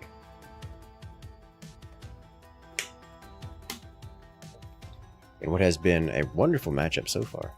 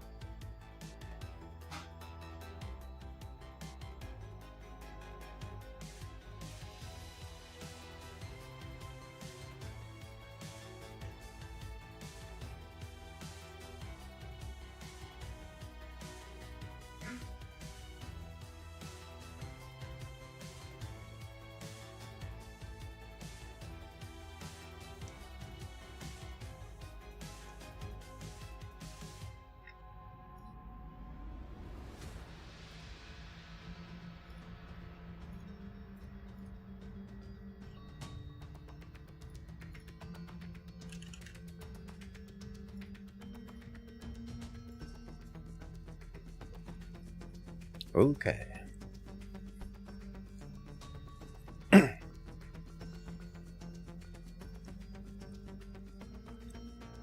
It looks like we're ready.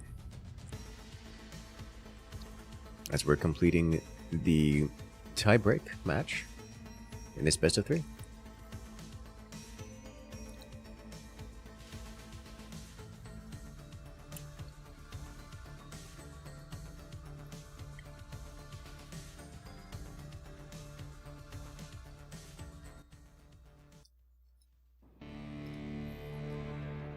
Alright, and we're off to round 3 in this best of 3.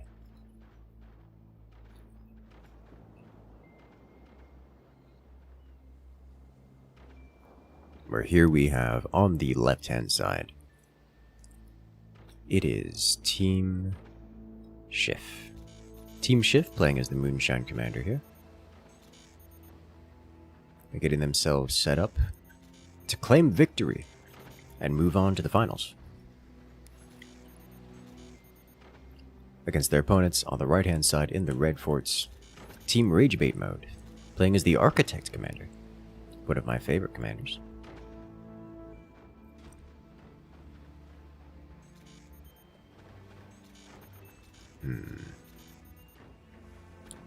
Any thoughts on the fort distribution there? I was just thinking about that. I am not certain. On Team Shift's side, they do have the lower fort, which lets them expand from the water. But on Team Ragebait's side, they have the lower fort, which lets them expand for, well, I guess the middle fort, which lets them expand to the higher ground. Which I think is the better option. Looks like Julian just going down instead of Taichu going up. And it worked. I'm not sure I have a strong opinion on the matter. I think it's more optimal to go from the bottom, as Ryabzik has done, compared to Julian, who's gone down from on high. So I think I prefer Ragebait's strategy here. I mean, it is more natural to bridge up because you are going to go up anyway. Yes, correct.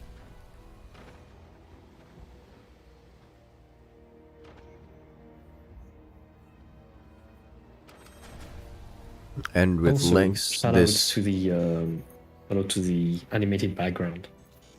Yes. The oil fields on We still fire. need to harass Blamo for desktop things.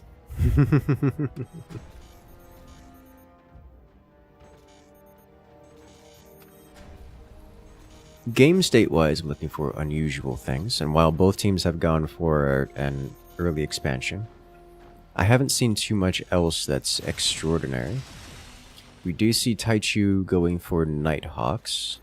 Both Tara and Julian are building cannons of some kind. Shuka, not sure what the plan is here. I mean, it's lasers. It could be orbital laser, though I doubt it.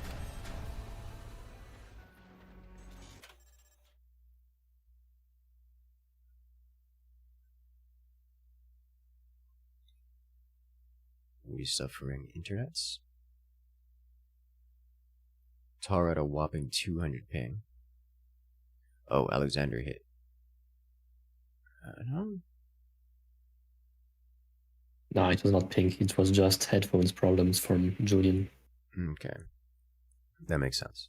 I was That's- like, well, these good. pings look stable this time.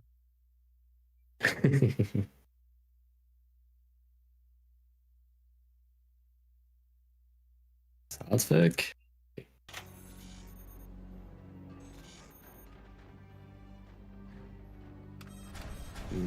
Looks like Rebzik has not noticed he has been disconnected from his mines.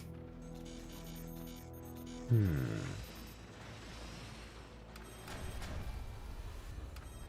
mean, now he noticed. Surprise! He'll be fine. He'll survive. Yeah, it was just like 10 seconds of income, maybe. Looks like Shuka's going plasma beam, I assume standard style fire beam plasma. Whereas on the other side here, Tar, I mean, this is just gotta be a cannon stack, right? Like, Oh yeah, there is no doubt. this is not even going off of just Tar being Tar, but the base looks like a cannon stack. As Taichu is building defensive fire beams back here. Interesting. Okay.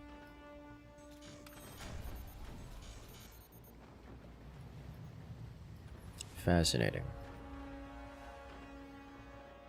And Julian is also going for a cannon stack. Tier 3s! I did not expect that. Where? Oh, interesting. From Tar's Fort. I would have expected that from, like, Taichu or something. Unironically, Tier 3s are a real weapon choice in maps like this. Oh no. A swing and a miss. This could have killed Shuka. Yes, what could have been just lethal immediately.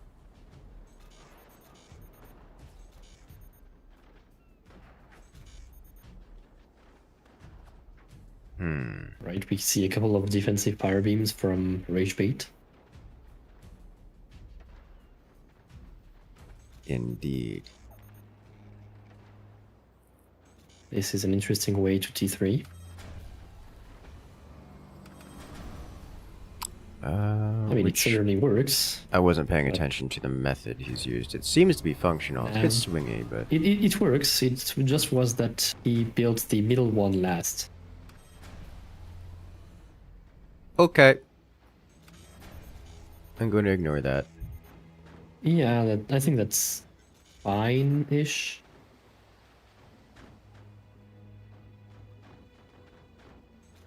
It's worth noting that As long as Julian has Secret constructed an upgrade sensor and has not used it. This is painful to watch. Catastrophic. The first laser shot from Shuka just destroys every single mine in Julian's expansion. That's devastating. Extremely clean. Extremely. That's what happens when you get greedy and don't defend it appropriately. It is long past cannon o'clock.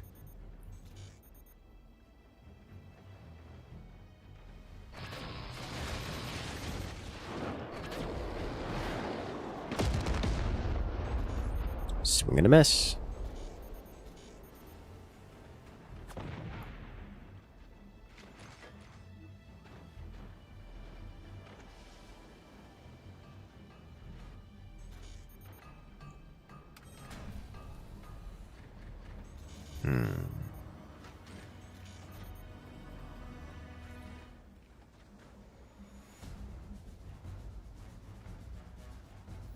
On the right-hand side, Rabzik is once again going for this giant base loaded and stuffed with cannons.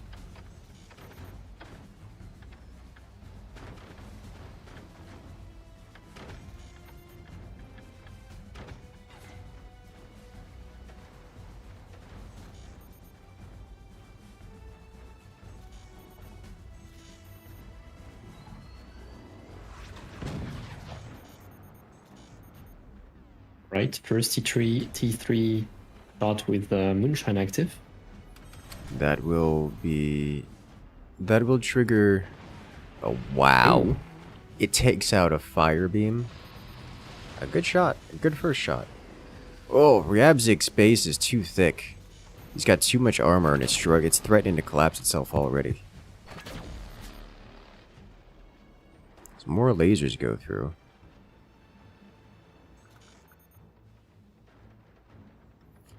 I'll be honest, I just want to see the tier 3s do more work. Tier 3s are unironically a decent weapon choice in this scenario. Just, it's a weird choice to have them from this position.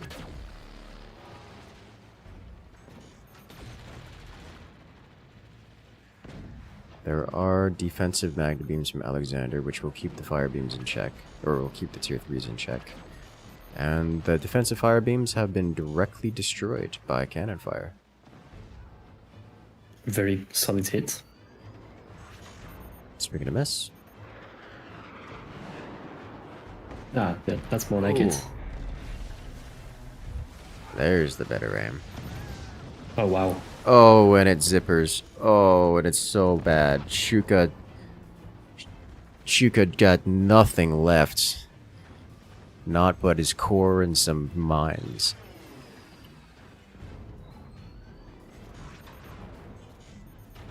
Now, Shuka will be able to survive that. Painfully, but survive nonetheless.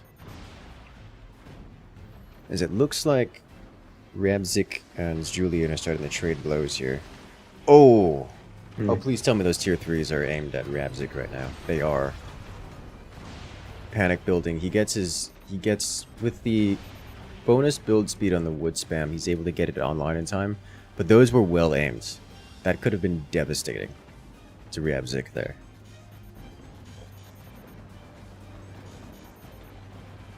The terrain has been naughty. And once again, the terrain is punished for for Julian's crimes. Can't wait for the terrain hits the core damage mod. Oh, wow. Failure to launch. As Tar takes 2 Nighthawks to the face, he's got enough armor to just tank it without significant loss. But he needs to fix that.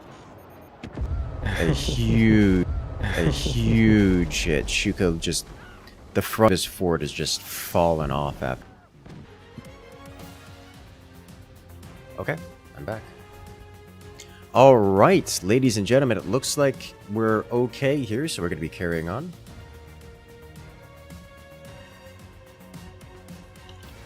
Give us a moment while we jump into the next round. Hopefully no more technical difficulties.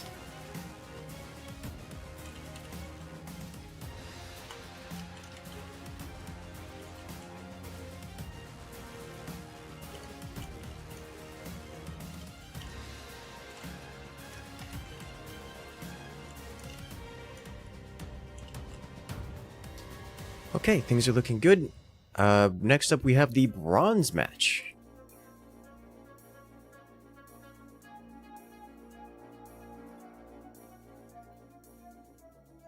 That would be correct. After Team Ragebait mode was eliminated in the last round, Team Shiff taking victory.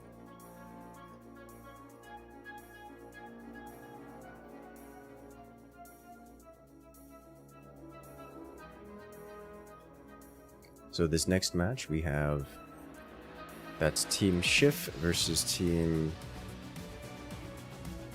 Oh, why? It's a weird name. And I don't... it's the French team. Moto Pinder Circus.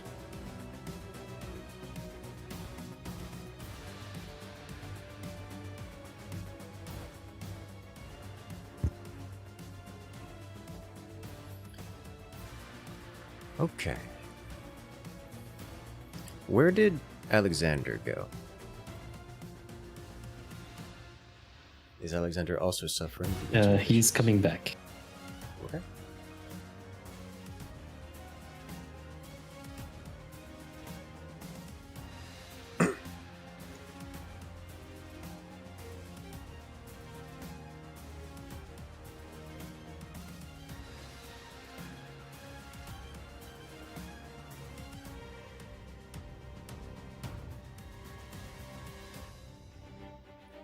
And there he is.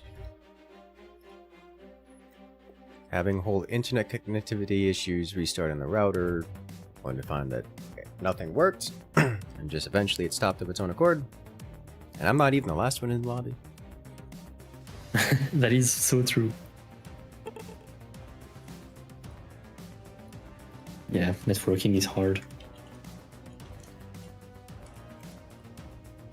One does not understand how hard networking is until one attempts. Yeah. Unfortunately true.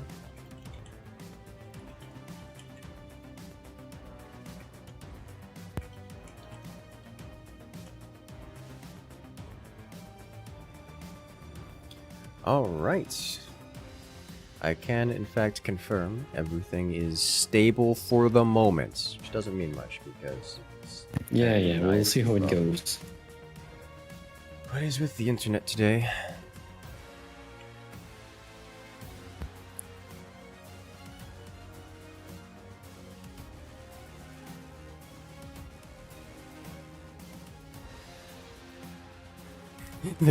His hand won't decide to drop a barrel on his teammate. Oh no. Pure muscle memory. Mm-hmm.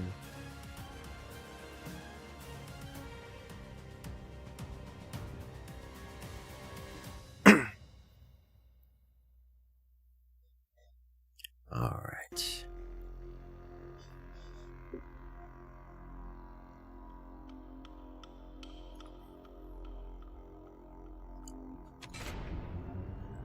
All right, it looks like the match is made. And the players are readying up. We're about to jump into the action here.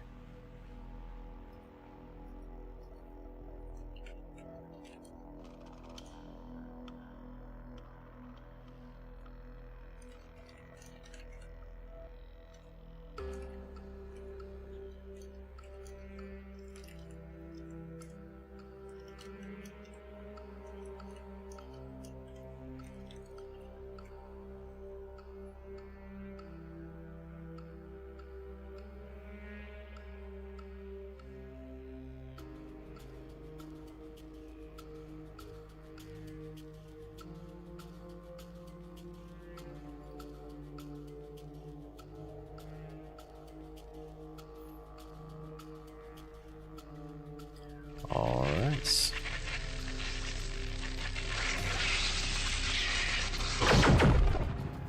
Ladies and gentlemen, Hawkwolf coming in with the Tier 1 subscription for 16 months.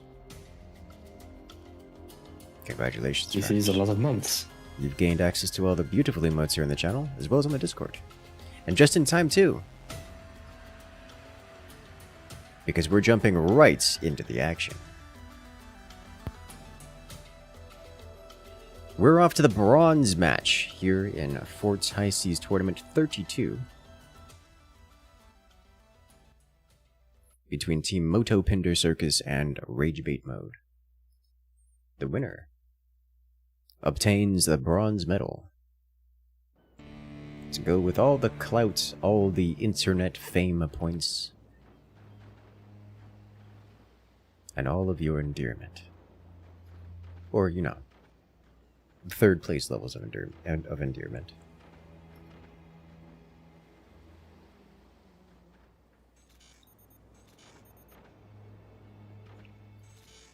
Well, let's introduce our teams here. Both of these teams are made of players that we've seen already in this competition. As here we have on the left-hand side, it's the Frenchmen, Peel, Gustigel, and Caraba of Team Moto Pinder Circus are playing as the Hurricane Commander. They're facing off against their opponents on the right-hand side in the red. It is Team Rage Bait Mode, the Russians, Ryabzik, Alexander, and Shuka. They're getting the thing rearward to try to claim these extra mine slots. You love to see it.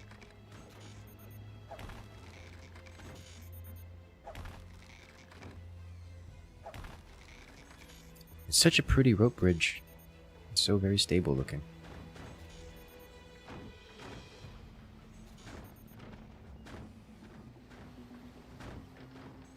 Is he out of money? He is out of money. Like, why is he building so slowly? He doesn't have the money to build faster. It's expensive. Good job. You did it.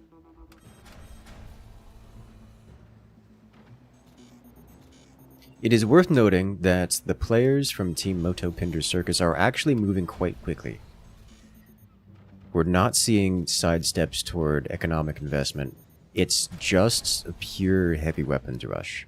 Not the greediest rush I've seen, but it's pretty pinch fisty. But I have changed ISPs.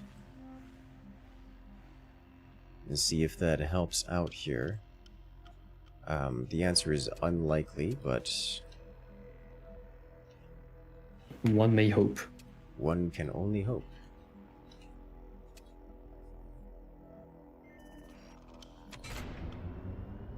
I apologize to the competitors if my rejoining is causing issues. But I am currently loading, and that is an insane door snipe that you just missed.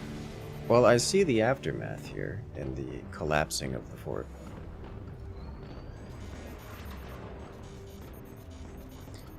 Okay, let's look. Player has been annihilated. That was either Ryabzik or that was Shuka who went down here. As we are off once again. Absolutely, yes. Let's see. Some changes have happened since I've last seen. I will have to write that down and have a highlight for this myself, I guess. There are now portal nukes from 2 players. The deck cannons have grown. Rage bait mode is becoming 1 as they claim and sprawl out across the world.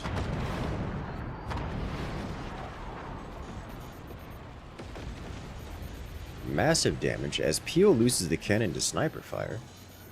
This is right and proper slugfest, it would seem. I'm into it.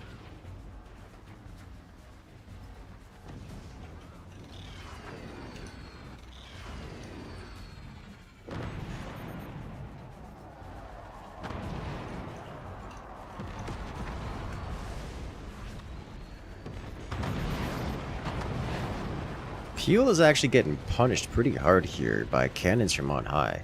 All of these cannons from Ragebait mode up top are completely undoored and unprotected, but they're not taking shots.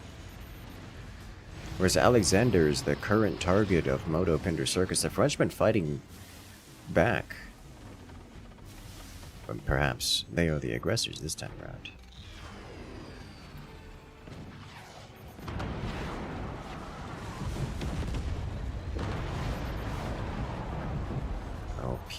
Peel's in danger. He survives the hits, but there's not much armor left. Ooh. That's a lot of damage.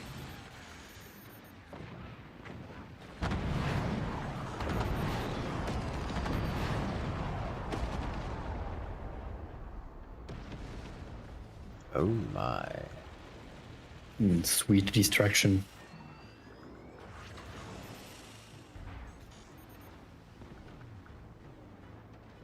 Okay. I'm trying to think of like who's at the advantage here. I think it goes to the Frenchman, but only just barely. And a hit like that will change the calculus quite a bit, as Peel loses a whole deck gun. He's likely to lose a second one here, as these cannons from Ragebait mode have clear line of sight into Peel's base.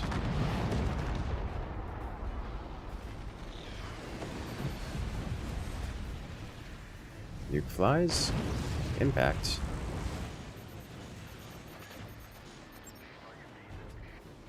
Oh man.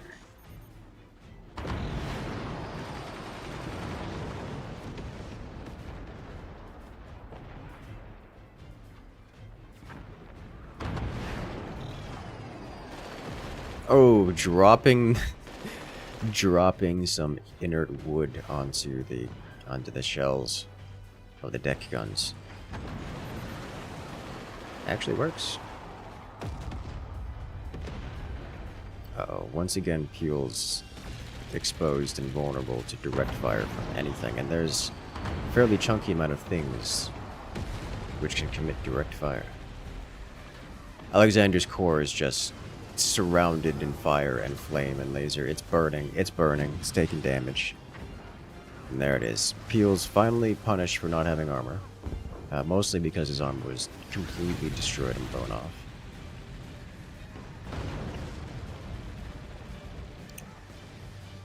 Impact.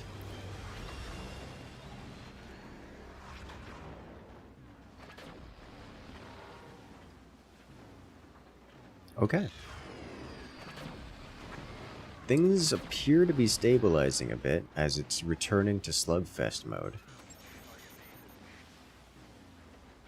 Karaba loses a weapon. Alexander's recovering.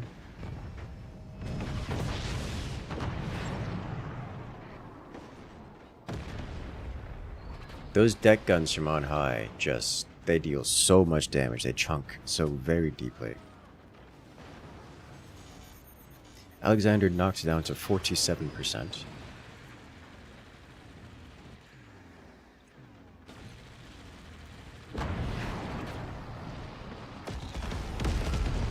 How is that plasma still alive?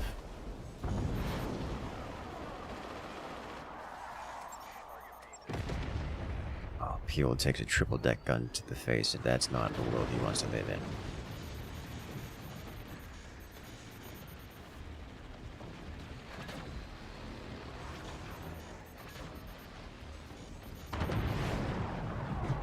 Dear, oh my.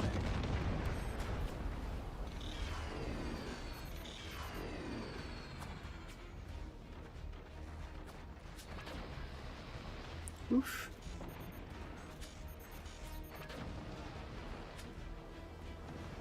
So many exposed weapons. There's so many exposed weapons, and they're just not getting punished. There's just not enough firepower coming from the French teams. Oh, well, there goes the last of Peel's deck guns. He actually catches that one, so he'll be able to recover it.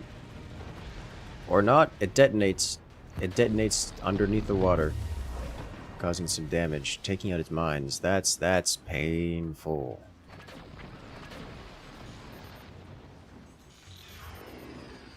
It's turning into door snipe wars between Karaba and Ragebait. The now merged bases of Rabjik and Shuka.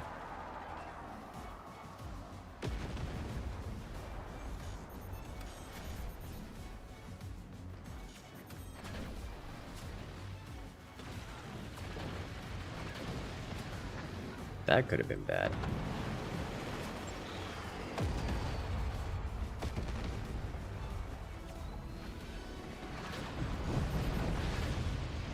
It's a lot of flak from Alexander. It knocks Ghost Eagle's missiles just clean out of the air.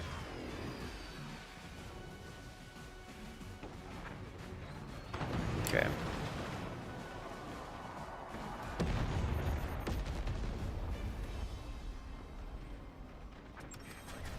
For all the weapons,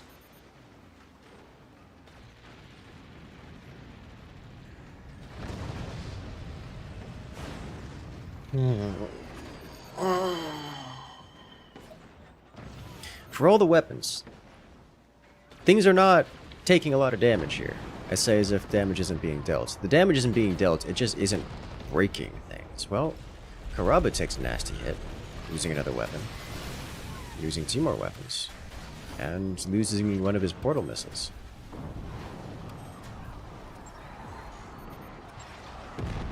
Peel regressing to mortars, heavy mortars. I can get behind that. Well, he just lost them to a laser beam. Almost lost his core in the process, as Alexander just tanks 2 nukes to his face.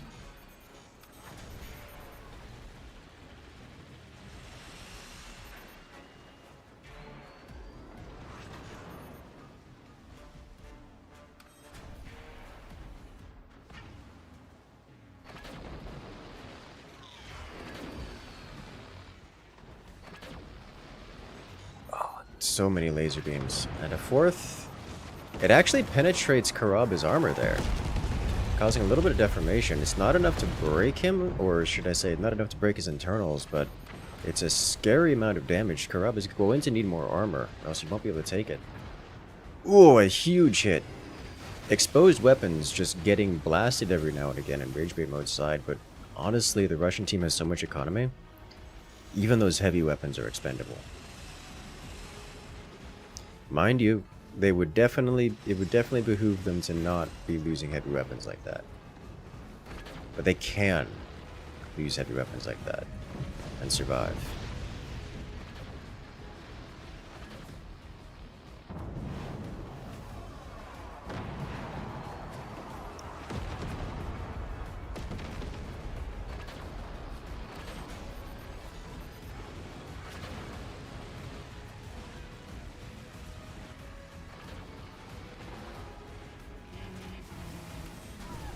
Somehow they catch that. They do, and then they let it go. Fine. They could have sold off that plasma first, but oh man, the fire beam's just shredding through rage bait spaces. Honestly, I think rage bait is a little bit too risky with their undefended weapons. While they can clearly afford it, I think paying that bill is what's keeping Moto Pinder Circus on even parity with them. Good hit. Good hit for both sides. Looks like Peel has decided to unleash the snipers. Good.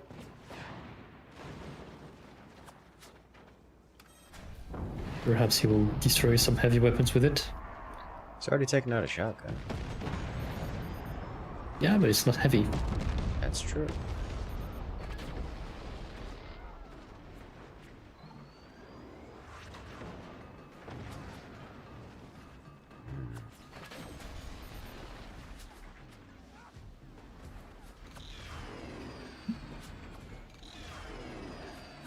Uh-oh. That core's Oh, wow. undefended from below. And there it is. From below it comes. Karaba is eliminated. The first core from Team Motopinder Circus is removed, but that puts the Frenchman in a really bad position. That doesn't even the odds in a 2-2 now. That leaves the Frenchman without economic or really any parity, as immediately Ghost Eagle's base is destroyed. Now there's only one remaining core, and it's not looking good for the remaining Frenchman. He's been on desperation snipers for a while now. As here comes an orbital laser, because, you know, why not? The answer is because Why there's a no ceiling. work? The answer is because there's a ceiling on the map, and therefore orbital lasers cannot be Oh, used. it has. Oh yeah, it goes higher than. Yeah.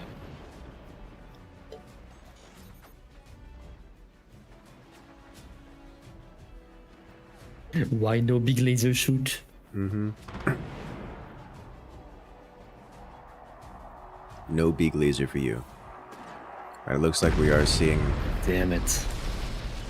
Are we seeing concede here? I think they're gonna do submarine, or whatever that's worth. The funny. They're gonna try, though I don't think this map permits it.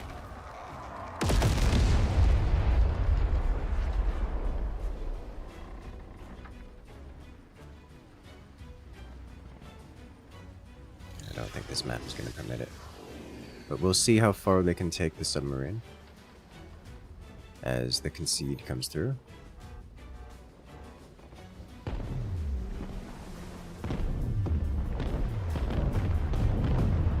Yeah, that's it. Down it goes. Well, that was a hell of a match. It was. Oh, wow.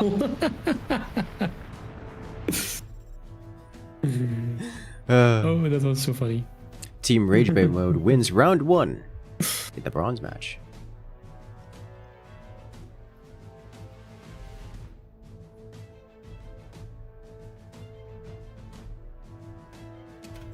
Alrighty then. I do want to apologize again for the internet issues. Appear to be having some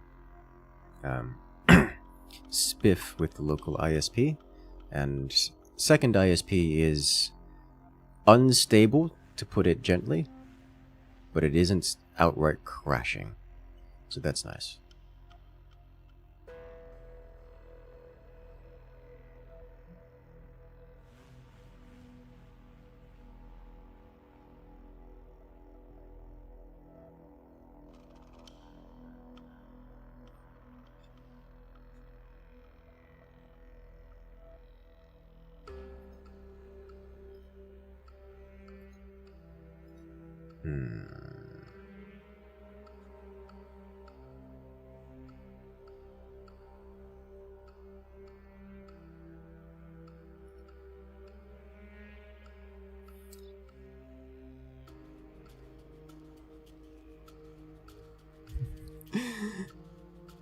No to Leviathan. No Leviathan, I'm sorry. Unfortunate. Hey, at least 2 of the players wanted it. Yeah, but there are 6 players and 1 organizer. This is true.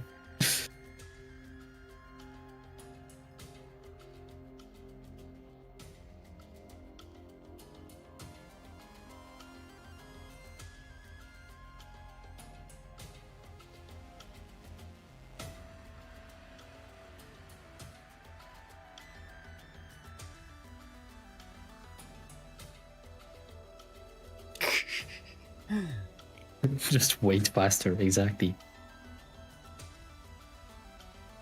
Ah, yes, the TGV launcher. I think the players are hitting that time of night where they want the memes.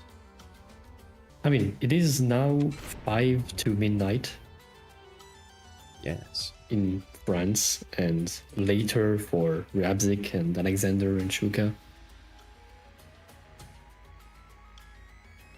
Also, SWAT teams.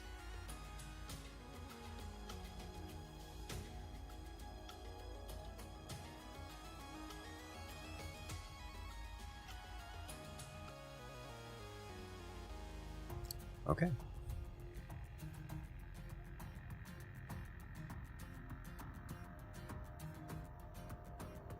In that case, it looks like we're ready to go into round 2 in this matchup. The bronze match.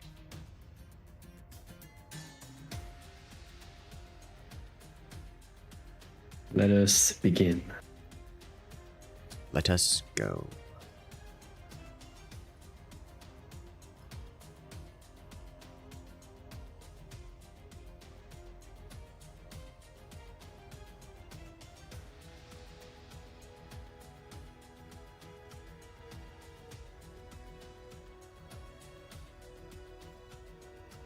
All right.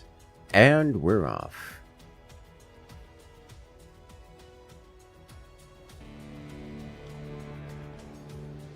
Okay, the usual composition.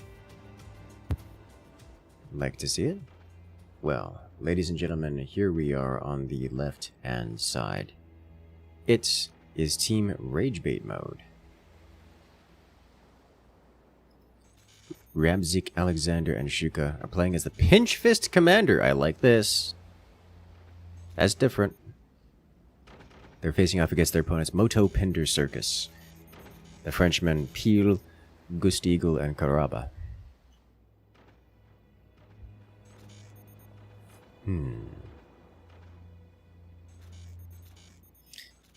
The Frenchmen are playing as Hurricane Commander, which I also very like.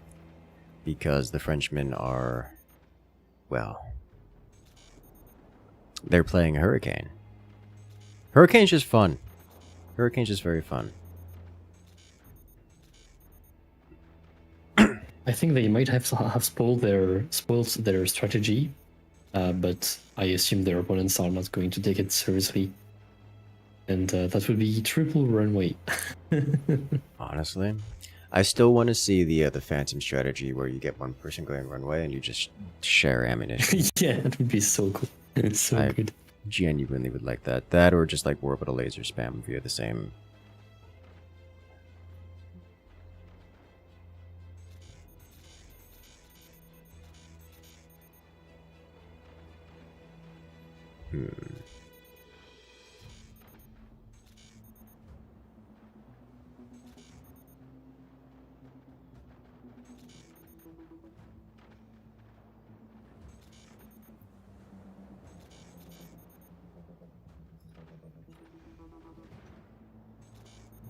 So I'm looking for oddities in the build orders. We did see Ragebait mode pick Pinch Fist, however, they're still going heavy on the upgrades, which is not usually the way that's handled, but you know, to each their own.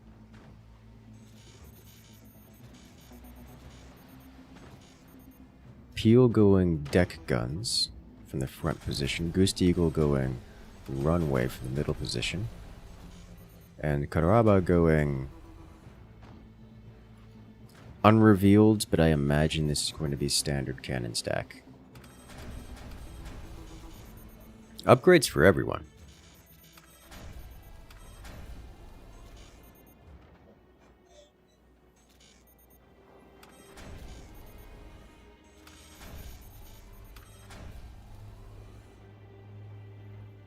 So this is likely to be going for a longer game, if only because everyone's going to have bonus economy. The ability to defend and then field bigger, better weapons. Double AP sniper shotgun from Shuka. That's different. It could actually be devastating to Peel here, because Peel is not prepared for that at all. It's opened. It's ready to go. We might see Peel losing multiple deck guns here.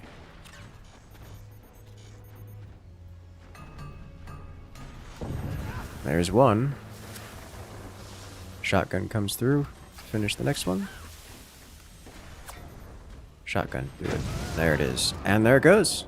Peel loses 3 deck guns here. And has the option of losing even more. Yeah. Batteries, storage go down. Mines break. His heavy weapons tech is exposed and taking hits, and it's gone.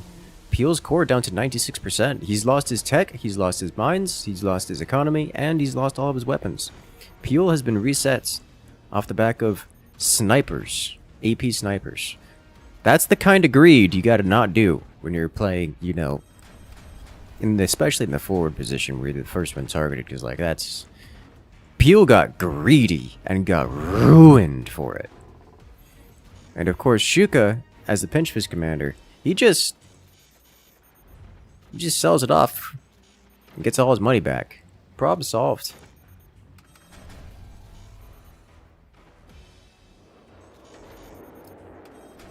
Oh, stratospheric Beetle Nighthawk. Nighthawk.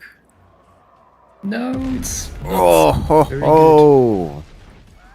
He gets a hit, but it isn't. But it's just a few grid spaces off from doing almost game-winning damage. It's going to give the Russian teams an opportunity to defend against such things. As Goose Eagle's it's gonna be a minute before Goose Eagle's next Nighthawk is constructed and ready to launch. But Ramjic just doesn't have. Was that a drop? That was a drop shot. Okay, a drop shot from way in the back. Grabber just arcing shells up and over.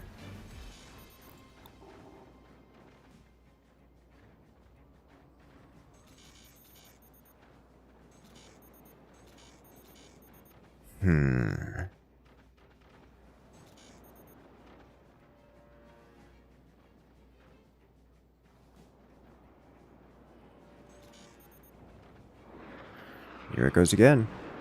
This time towards Shuka, who's not prepared for it.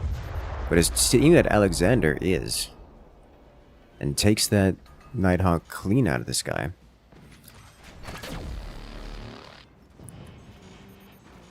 Interesting note, Alexander is developing a whole supply of Nighthawks, but he doesn't have a runway or even a workshop. I mean, he does have a workshop. He can build a runway, but doesn't currently possess a runway. Where? Oh, I didn't see. Didn't see so sorry. Yes. My bad. Shuka going with the Magna Beam. Interesting.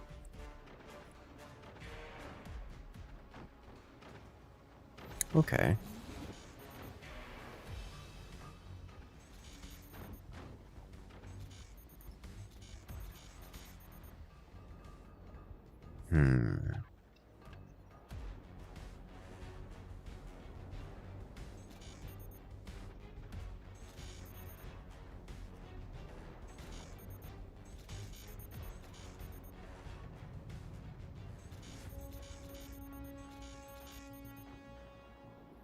So, things have calmed down just a little bit, but mostly because Goose Eagle is still building ammunition. Or Karaba, I'm not sure if Karaba has the energy production to fire his cannons with regularity.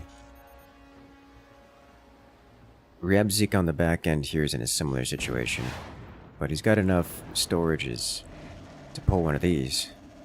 Peel doesn't care. Peel doesn't have weapons. Peel doesn't have anything but existing as in a state of being a thick chunk of wood.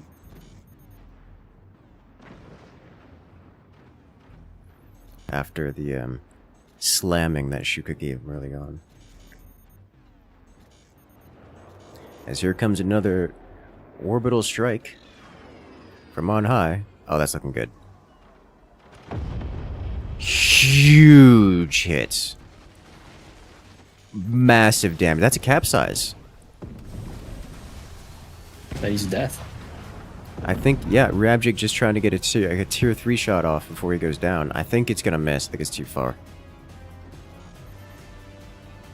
I swear, if Rabjik's tier 3 hits the back of Karaba and executes his core, that would be ridiculous. But no, it's too far. Here we have the space laser going. It's going to land and hit Peel, but Peel does not care about such things. Not even a little bit. Space laser, it does nothing.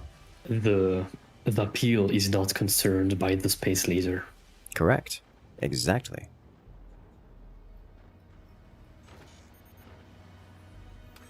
It's almost like Team Ragebait has to push through Peel to get anything done, because they don't have a whole lot of indirect fire. Like, yes, Ragebait has Nighthawks in construction, but it's going to be another minute or two before those are ready to go. Albeit, when they are ready to go, there's going to be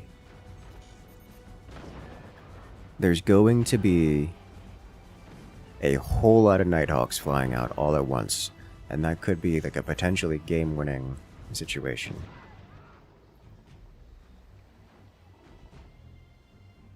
How many is this? Like 4 soon? Maybe 5 later? Oh.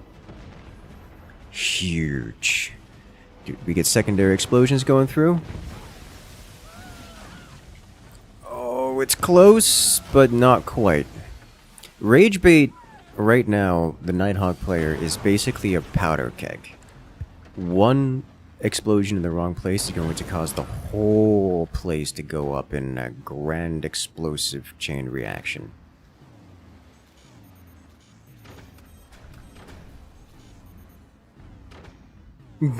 He's putting Nighthawks below his mines. Oh no.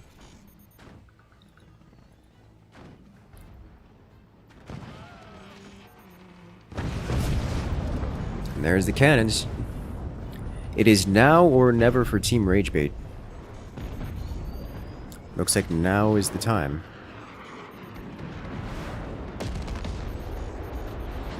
Too far, so we're gonna miss. 3 misses in a row. 4th, technically a this hit, is but not good enough. nah, there's nothing. That's not gonna do it. Yeah, that's it. There's no more shells. There's no more Nighthawks available. It's time for the retaliation. Ragebait survives the cannon shells, but it's not the cannon shells that are going to be the damage dealers here, I think.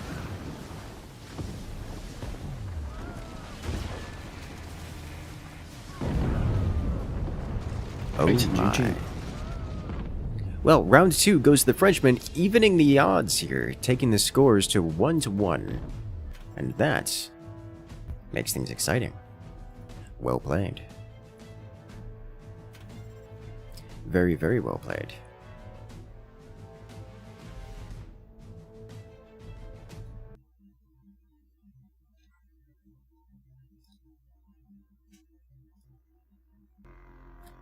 I liked how that opened, with the Frenchman getting greedy and getting horrendously punished for his greed.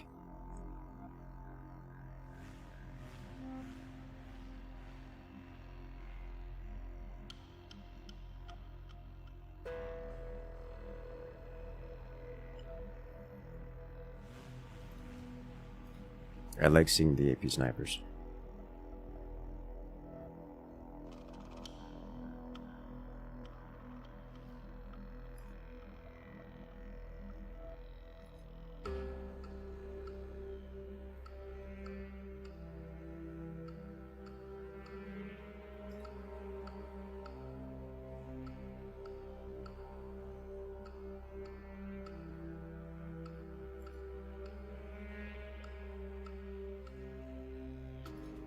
All right.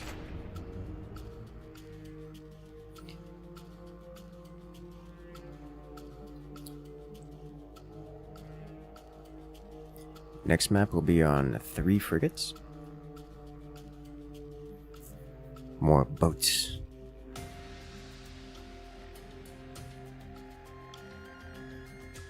More boats.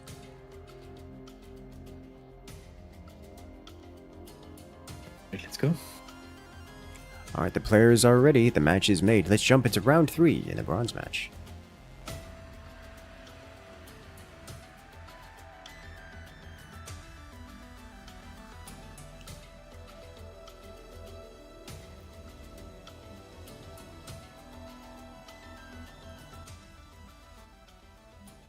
And we're off.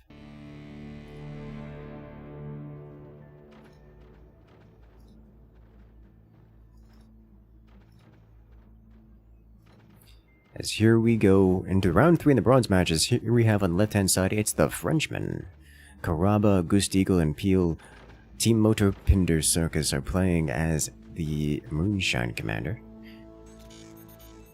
In this map, the players start with a larger fort, including a hardpoint, which is almost universally sold off. It's not in a terrible position for a hardpoint, it's just the timing isn't right, and it could be placed better. So most players will sell it off. I don't think I've ever seen someone recently keep it around.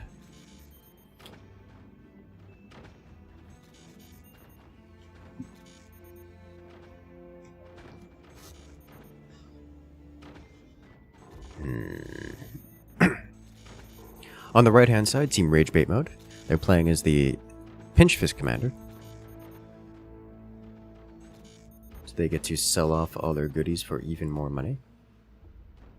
I should see them with the early game advantage, at least in terms of progress. We are seeing them all build an upgrade center. And knowing them, they are going to... Okay, Alexander's doing something weird. We see triple tech active all at the same time. Armory Workshop and Upgrade Center. I don't know what to make of this. I'm just going to pay attention and move on. Whereas on the other side, Peel's actually the furthest ahead in terms of technology. Already placing his munitions plant for the cannons, the heavy weapon cannons. Cannon tech. Most likely for more deck gun action. Yes. Shuka looking also set up like a deck gun build, though with a step for the upgrade center. Alexander going with the laser production facility, which indicates to me that we're likely to see Nighthawks out of Alexander, which would explain all of the tech, except the armory. Doesn't really explain the armory, but I guess if you're in desperate need of anti-air, then the armory is kind of the way to go. I like what I'm seeing from Peel. The slanted deck guns means direct fire deck guns.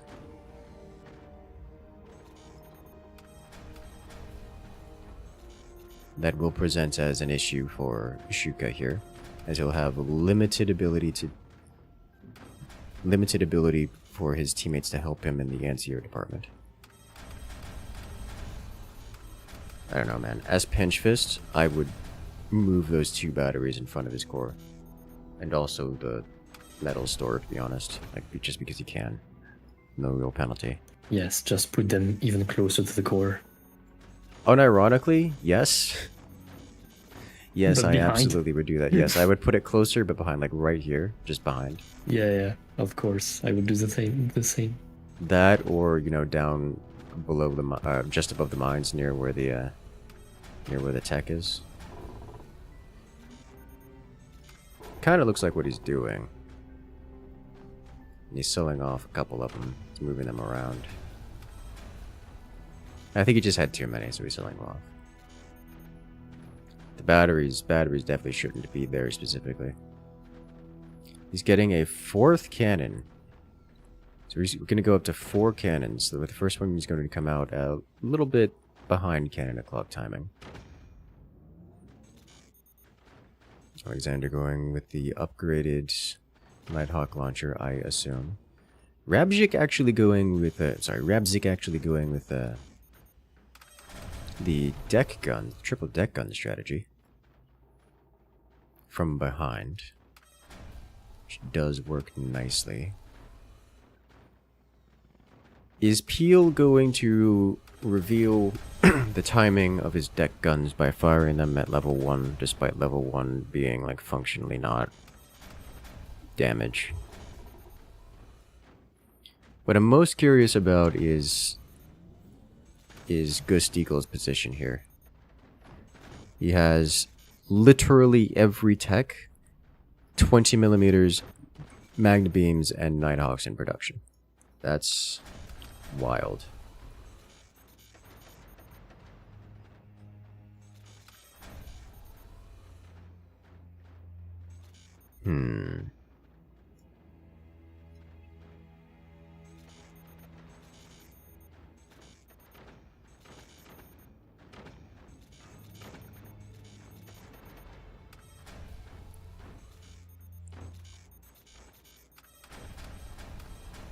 Okay, with the deck gun level 2 upgrade, each firing 2 shells, it should be much better off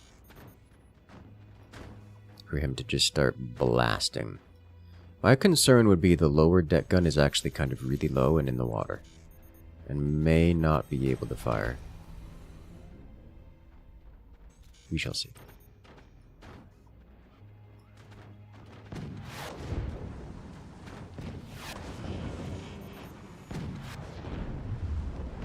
Big hit. All 4 cannons slamming at the 6 o'clock mark. Takes out a bunch of Peel's mines.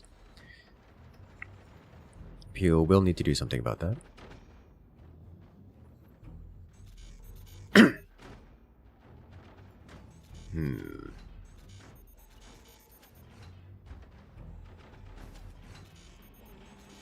Shuka has enough batteries to... doesn't have a lot of energy production, but he's working on that. He's getting his batter. He's basically relying on banking up enough storage to fire all the weapons simultaneously. So here comes the first Nighthawk. Looks like it's overshot. It's not a bad hit, actually. Rabzik just tanking that to his energy production. Did actually ignite his core, taking 9% away. Now it's cannons, but again. Oh, man. Zippering through the core. Crunching the core and removing it. What a way to go. Didn't even get his deck guns online in time. Just too much damage from Shuka. You guys have seen it before. Cannons are strong, and quad cannon just does a lot of work. Like, a lot of work.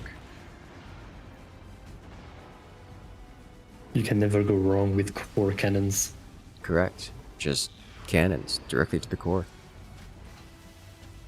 May not always win, certainly not the most expeditious of methods of removing your opponent, but it's consistent.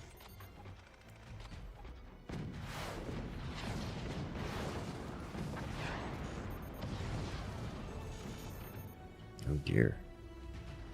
Well, Karaba going up to 6 cannons has 3 active. The big issue I see for Team Moto Pinder Circus is that Rabzik has triple deck guns. As in, each deck gun itself is a triple, and he has 3 of them. And they're just about ready to unleash. And when that happens, the Frenchmen are going to suffer really, really, really hard. Well, there goes their last ability to launch aircraft. That's gonna hurt.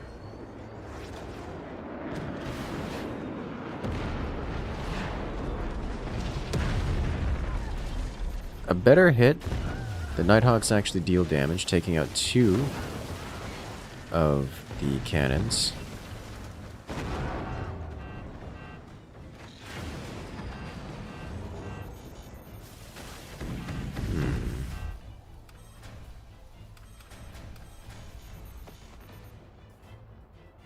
There's one deck gun shell making it across.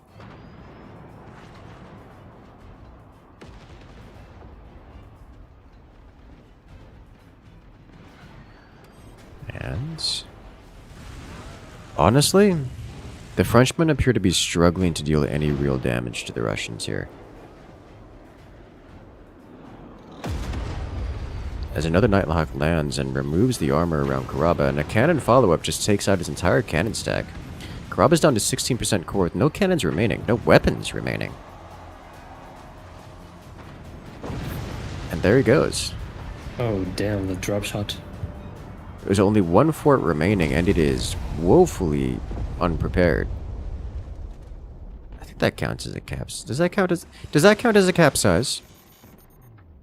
I don't think that counts as a capsize, but it's close. No. Yeah, I'm gonna say no, but it's close. And it's certainly close enough that it warrants a concede. Which we see here from Team Moto Pinder Circus. They grant 3rd place prizes to the well-deserved Shuka, Alexander, and Ramjik will take 3rd place here in tournament number 32. High Seas.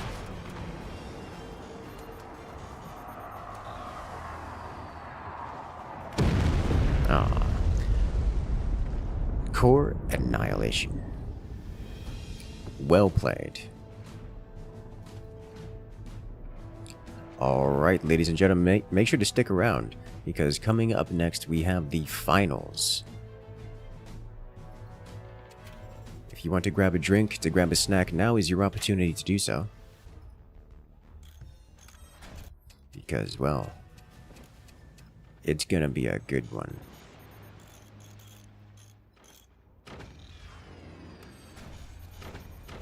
Man, what a way to get blasted here. Just cannon shell after cannon shell, just directly to the front.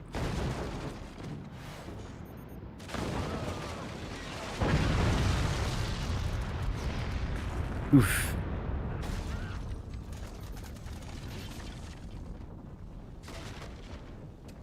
That's a lot.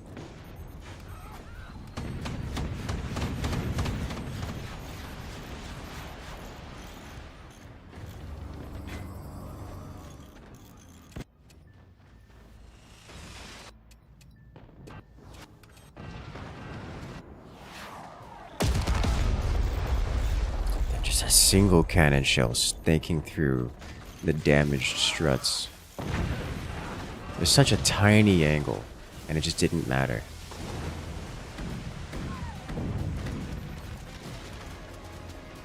Because the cannon shell found it.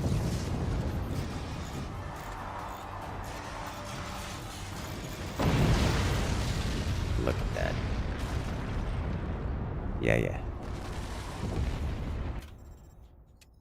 Very well played.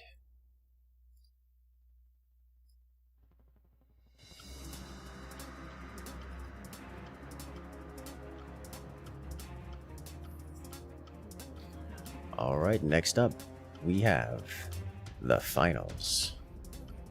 To determine 1st and 2nd place here in the 32nd official tournament.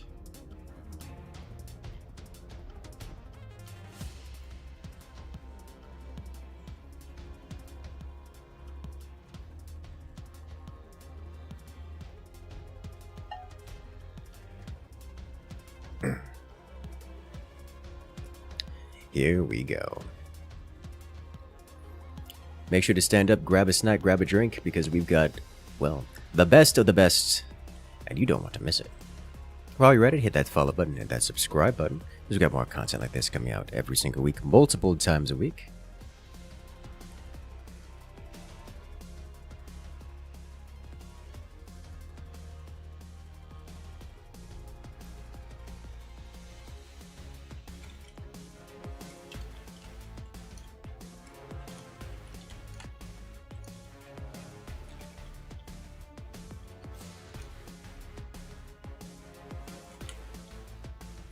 Hmm.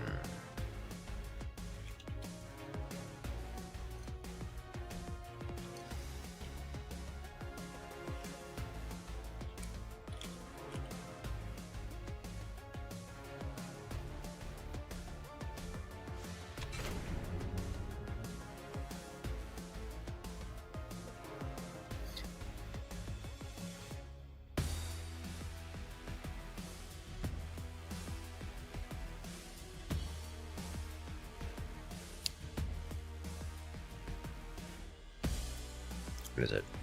I was enjoying going through a bunch of the old replays and collecting good moments from Fort's history to put together into the footage you guys see now.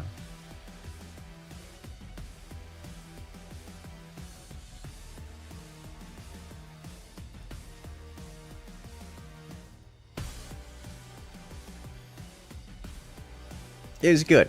It is good. It is very good.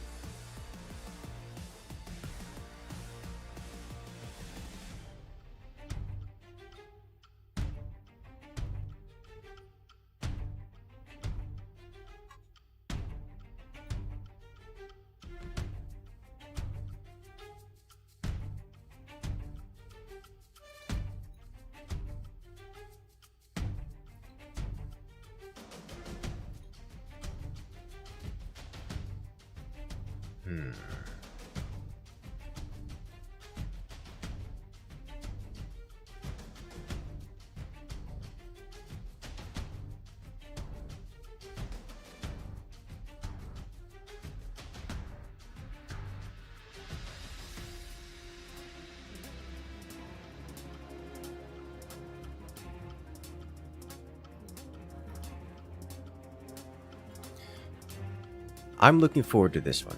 This has some of my favorite players in it, and some of my, well, the teams we know are going to put on a good show.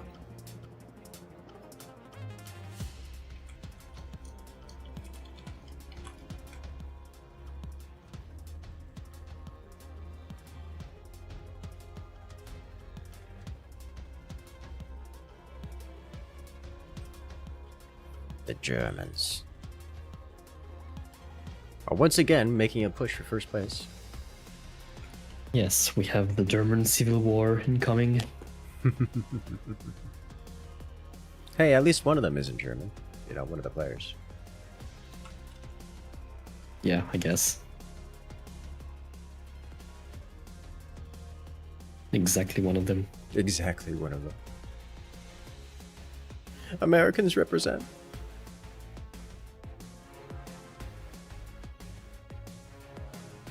God, looking at my ping on this alternate ISP is just painful. get good again and Yeah. come back to tournaments. Tempted. Like, for reference, I'm dropping just a flat 8% of all my frames. And my ping is, as you can tell, inconsistent. But it is... Yes, I can see that. I am present, which is better than I would be in the other options, you know?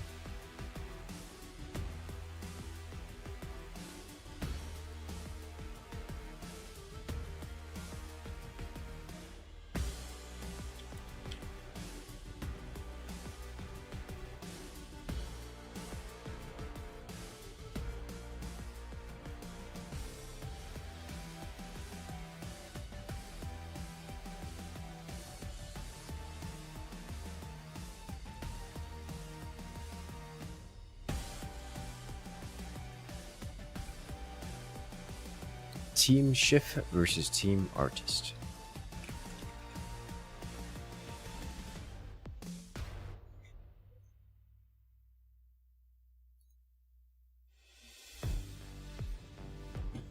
I'm excited. I'm really excited for this one.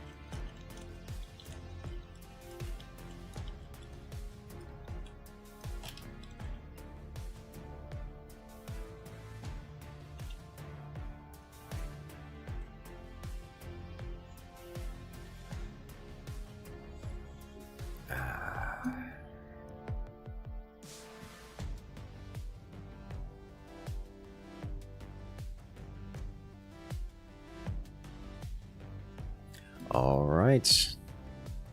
The players are ready. The match is made. We'll be playing on Fract. I hope you guys have your drinks, have your snacks, because we're getting started here at now.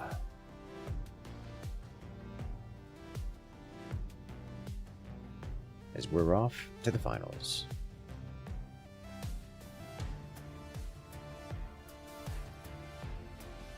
Let's do this.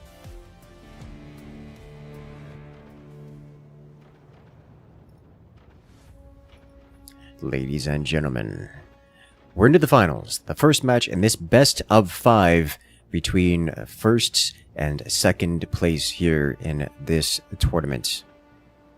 But who is first? Who is second? Only time will tell. As the first team competing for first place here is Team Artists, Dami, Derbenzin, and Nils. An all-German team playing as the Hurricane Commander are facing off against their opponents on the right-hand side in the red forts. It is Team Shiff, Julian, Taichu, and Tar. More Germans, except for Tar, who are playing as the Architect Commander.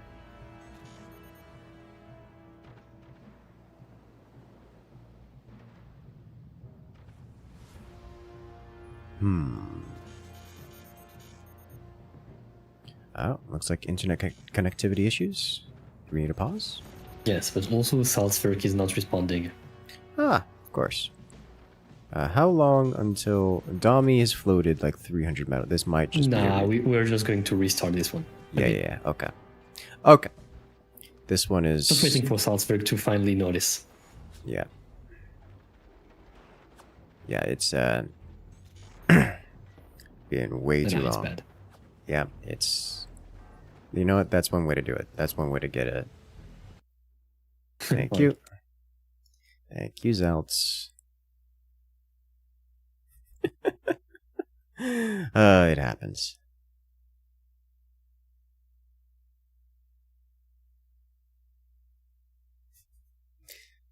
Massive lag. A quick restart. False start. Jump into the round again. Alright, Dami, ready up. Do it. Yeah. And we're off.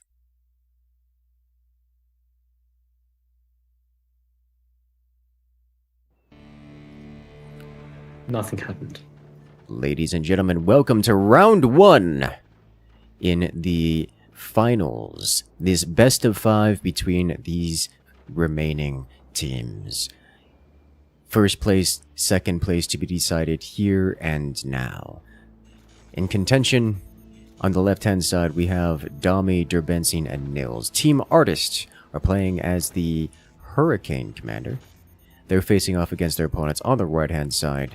It's Team Shiff, Tar, Julian, and Taichu, who are playing as the Architect Commander.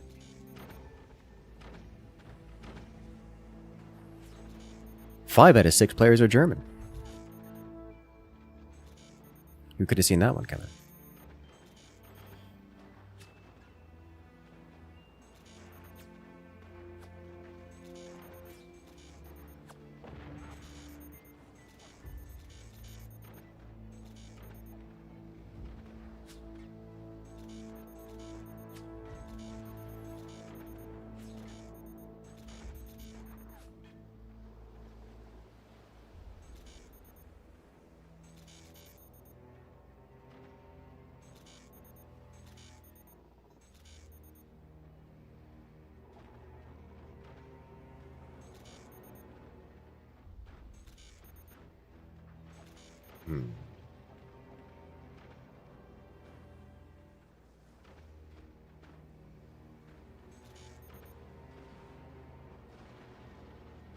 Looks like Julian is struggling to connect. No.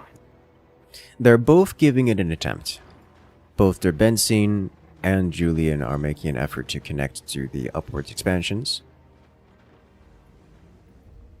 And they have done successfully. Mm-hmm. I mean, it is a bit finicky. To be able to place mines, you need to have a structure there and disconnect and reconnect. Otherwise, it doesn't work. Yeah. Yeah, it's the same thing with the, with connecting in the water. Yeah, yeah. It is a bit awkward, but they figured it out. I'm not sure why it's like hopefully that. It will be fixed at some point. Oh, Tar just snipes that EMP out of the air. Yeah, classic Tar. It's making me thinking. Just every time I see that, I think of the AI wars, the AI battles. But yeah. at the moment, was thinking that. So earlier in the stream, I was talking about co-op on death and ways we could make it more interesting to the players, more appealing generally. And one of the things I had mentioned was setting weapons to like toggle or like be given to specific players. Let's say if Taichu is defeated, Taichu could join Tar, and Tar could set, like specifically designate weapons that Taichu could use, and Taichu could do nothing else but use those weapons. And those weapons could only be used by Taichu.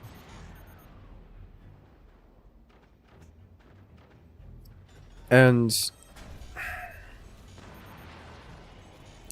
the reason I thought about it was because that's how one of the AI mods works, where you can play with an AI in your fort, and the AI, all it does is control weapons, and you have to toggle on or off whether or not the weapons can be controlled by the AI. Yeah. You could probably AI do the same thing. It's pretty fun. It is really fun. I like it. But you could probably do the same thing with the co-op on death. Just like, hey, toggle on or off. Oh yeah, I imagine. Someone who joins your base can do literally nothing except use any weapons that you have toggled to be communal.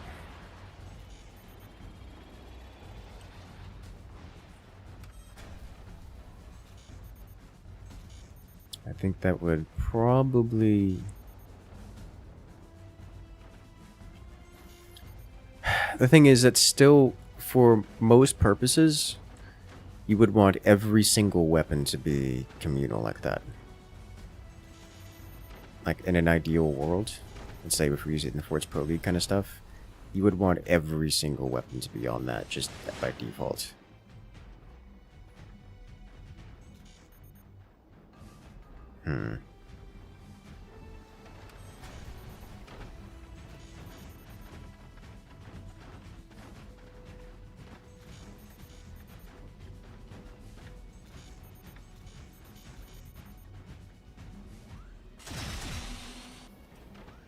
Game state-wise, things are progressing. Nothing particularly extraordinary. The two rear forts are building up. Benson going with the airstrike option, where Julian's going with, I presume, standard cannons. The biggest difference here comes from the two front forts, where Tar is going fire beam, plasma beam, and Dami is going space laser. Space laser is fired and lands, and it goes. He actually goes for the second player. Taichu's not ready for this. Oh, wow. Wow, he lives. He lives on such a narrow margin that the space laser actually hits his core and brings him down to 56%. That was close. That's like 1 or 2 ticks of damage away from death. I think it is exactly 1 tick, actually. You know? I'm pretty sure. I don't think it can be 1 tick because it's 56. And if it was 1 tick... It did 44 damage, and there is some interpolation during the damage sequences. I guess that is true. It can do like half tick of damage because it like calculates based on the line distance. Because wait, I think the max damage it does in 1 tick is 60, right? So if it was during the downslope of the damage thing, it could have done 44. Pretty sure. Mm-hmm. That could do it. Anyway, it is insane. Yeah, that was insanely close. Taichu is it's like a miracle that Taichu is alive right now. Well played, Dami, for just getting that shot out early and fast. Team Shiff was not prepared for it at all. But in exchange, Tar now has weapons available. Taichu, for all the damage he took, didn't take any real economic damage, so he hasn't been slowed down much. Julian is stacking cannons, and Derbensine is powder kegging his base. As here comes another one. I don't think Tar's not ready for this one either, but Architect means that he can quick build his way to safety. Well done.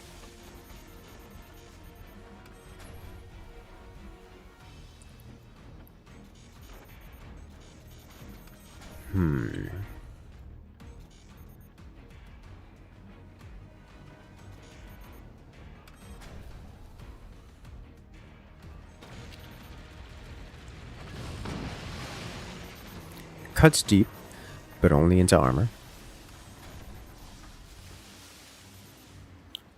Really waiting. There's the cannons. Okay. Now that these cannons are properly coming online, we can start to see some game-changing damage. And the reply is stratospheric airstrike. Great hit. Chops the front off of Julian's fort. Solid damage. Oh my lord. Secondary explosion. Julian takes a huge swath of damage in that. Not only does that secondary explosion take out additional mines, but it wipes out much of his storages. Energy storage and metal storage. And it also deals damage to the core, knocking him down to 73%. That was a beautiful that was an incredible airstrike.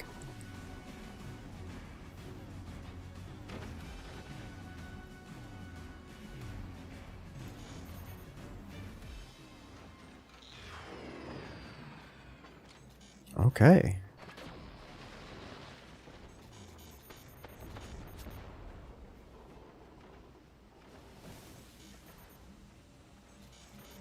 Tar sitting there with a fire beam and plasma beam ready to go. Dami once again suffering internet connectivity issues. It's okay, I understand this problem all too well. Unfortunately.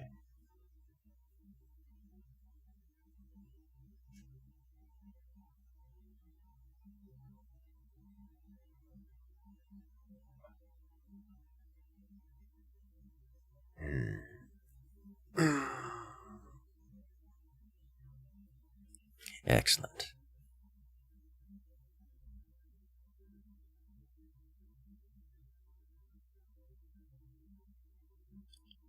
Give us a moment while Dami returns, then we will unpause.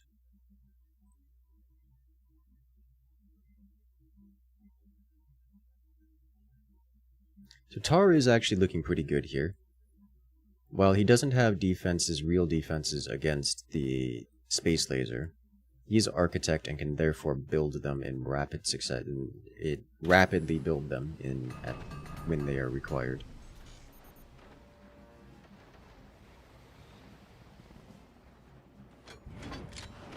Here comes another round of airstrike. Firebeam fails to connect. Oh, that's going to do some great damage. Julian sniped out, and the space laser actually does about as much damage as it could have in this scenario.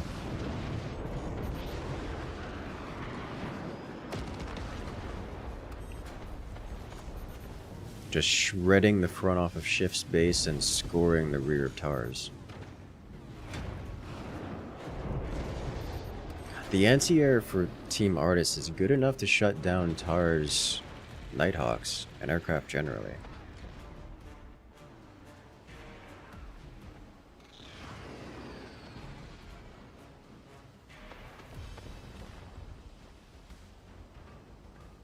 Okay.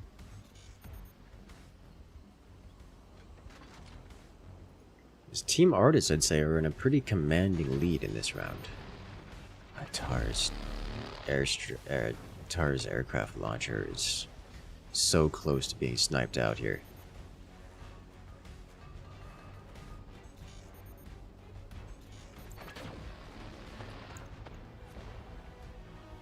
Oof.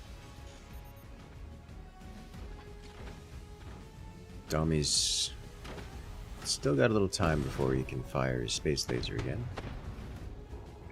As Derbensine's just growing over here. He's getting more Nighthawks on board. Looks like he's got an upgraded runway for double Nighthawk production. He's going to be adding in what I can only assume are deck guns at this point.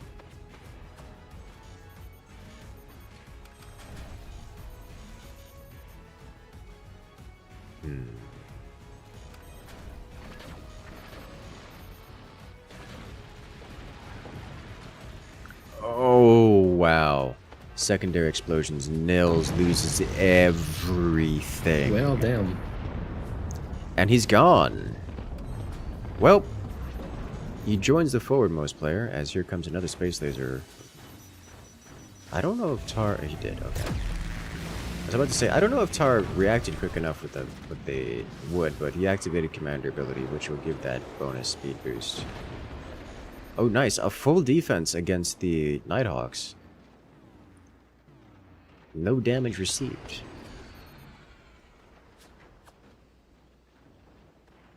Well done.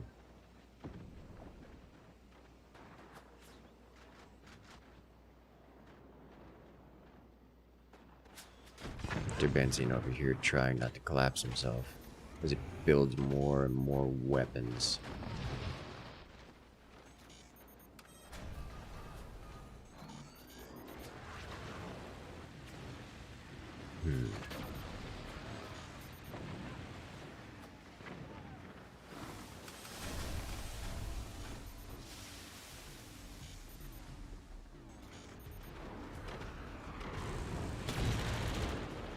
Another launch.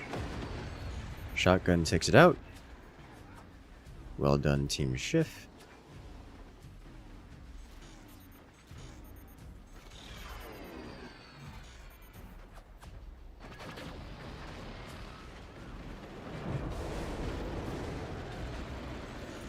The Nighthawks are once again shut down. Team Artist just has enough anti-air to just keep Team Shift completely locked out here.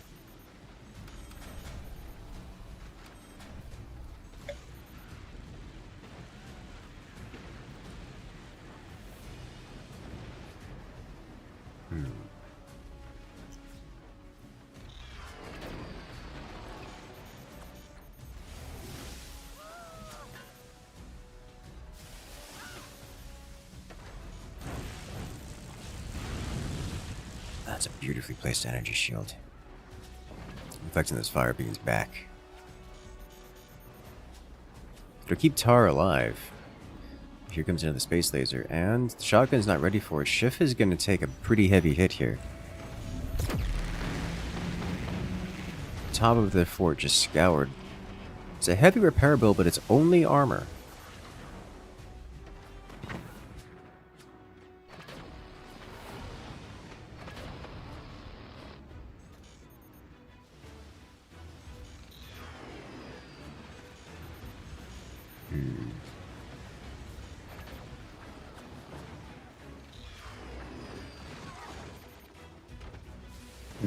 Benzin keeps getting some big hits on the platform.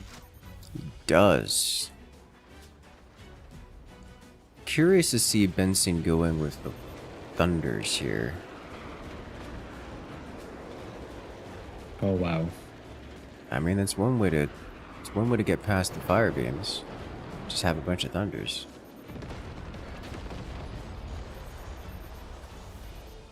Tar with the energy shield keeps those Thunders in complete lockdown. Well done.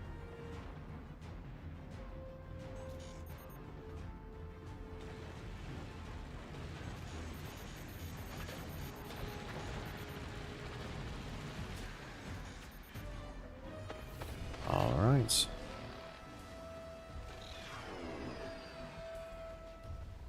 Another volley back and forth. The teams are kind of simmering a bit.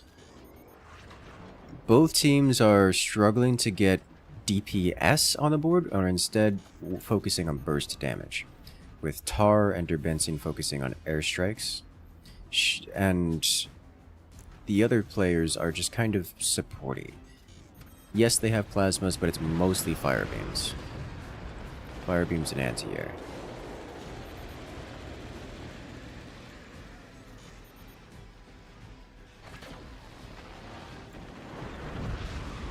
there's just so much anti-air from Team Artist generally that it's a complete shutdown of Tar's aircraft.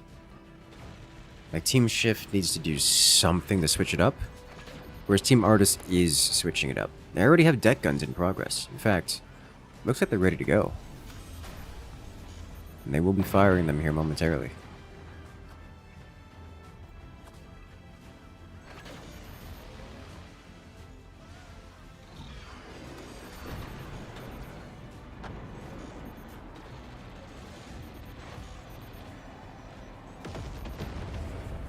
Complete shutdown, as here comes Space Laser again.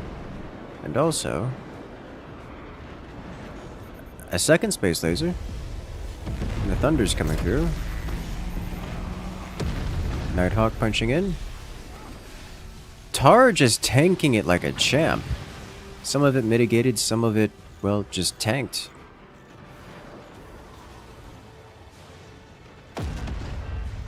That deals a lot of damage right there.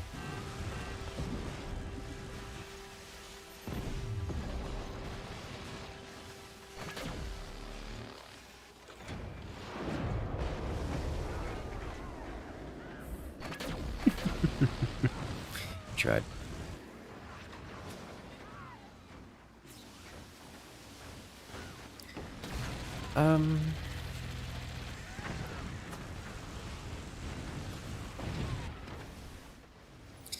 Would this be a situation for like one of these oh, did he just crunch? I didn't see. I think he just crunched.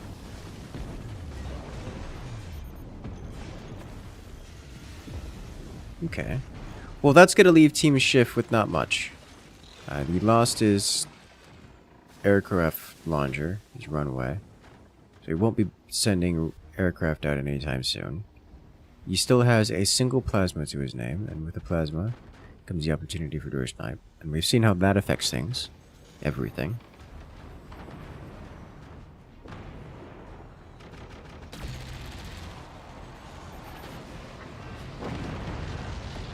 There it goes. They did it. Well done. I need to see what happens.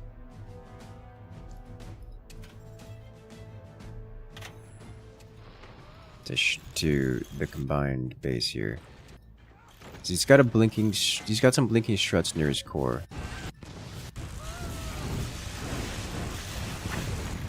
So I think he just crunched when he was reconstructing.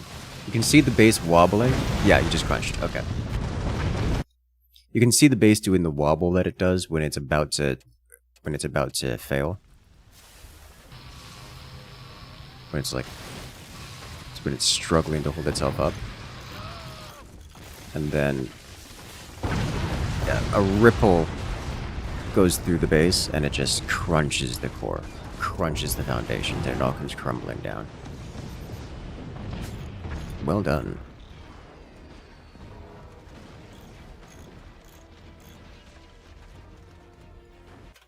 Alright. Round 1 goes to Team Artists in this best of 5.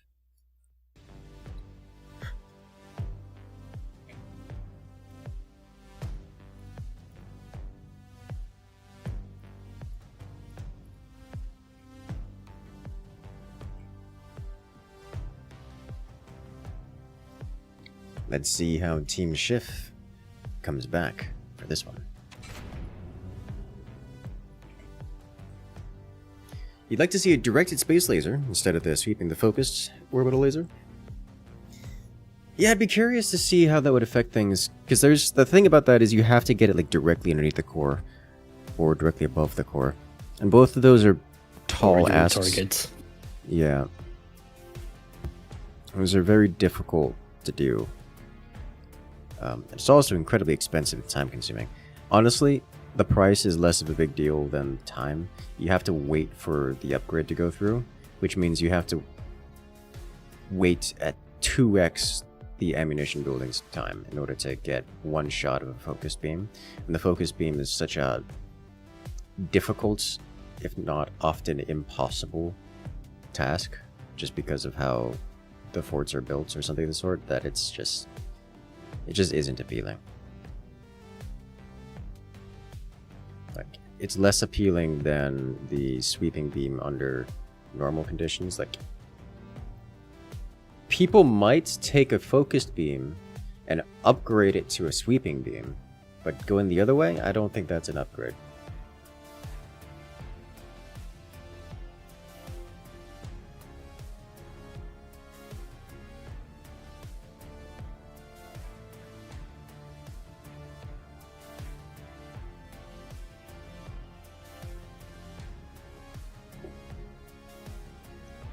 All right. Next map will be on Black Seas.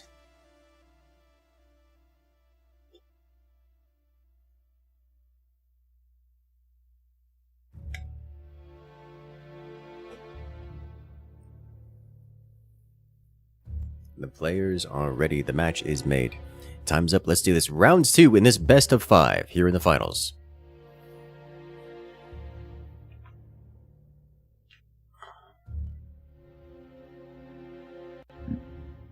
You can do it, Taichu. I believe in you.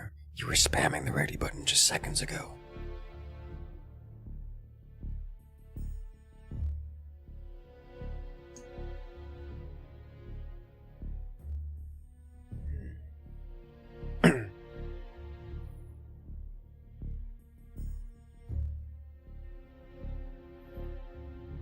Let's do this.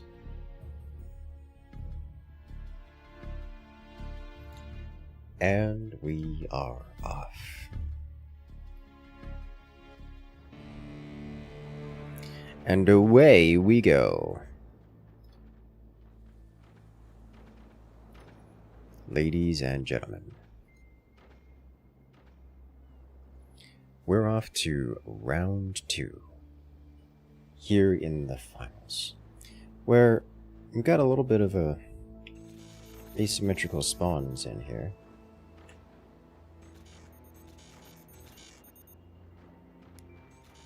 On the left-hand side, we have Team Shiff playing as the Armadillo Commander, facing off against their opponents.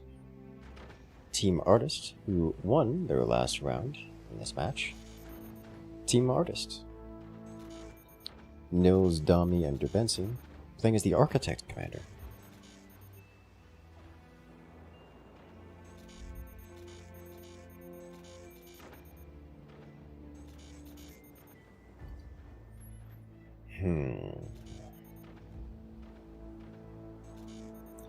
Both of these commanders trend towards later gameplay, economic focus.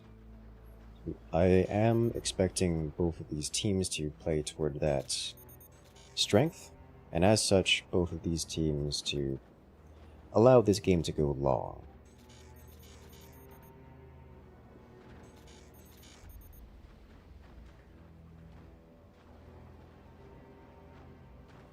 Julian, Taichu, and Tar are building themselves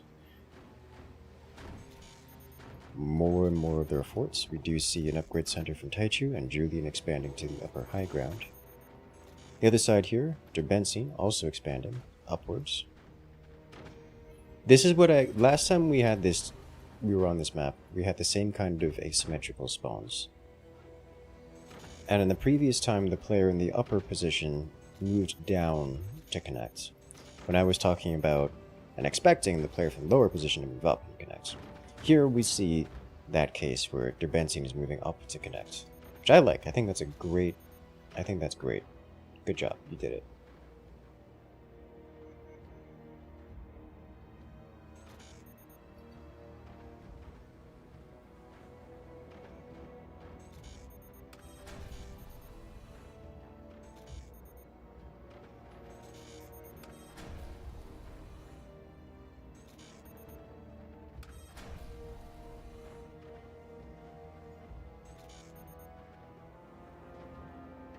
We're getting upgrades and upgraded mines for everyone. It is upgrade time, can you tell?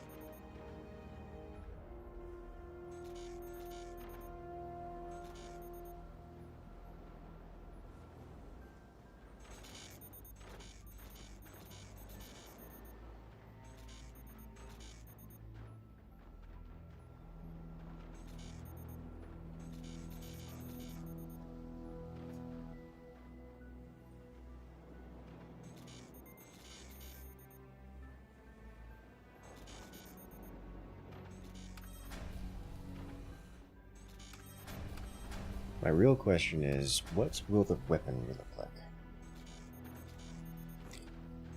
We see Dami here building a single hardpoint with laser production facility, which implies that we're going to get space lasers out of Dami. We already see an EMP in front. Tar has a similar set of technology, and I believe is building himself a slanted... That's not... I think he gave up on making it slanted, he's just building it there anyway. So we're also going to see space laser from Tar. As more upgrades are getting trickled in. Taichu over here is going with deck gun spam. Julian building cannon tech, which I would expect to be a standard cannon. Could also be howitzers, but Julian doesn't have the necessary storages for howitzers, so I think it's just going to be a giant cannon stack, which, you know, I'm into it. Dami selling off the EMP after it has harassed Tar enough.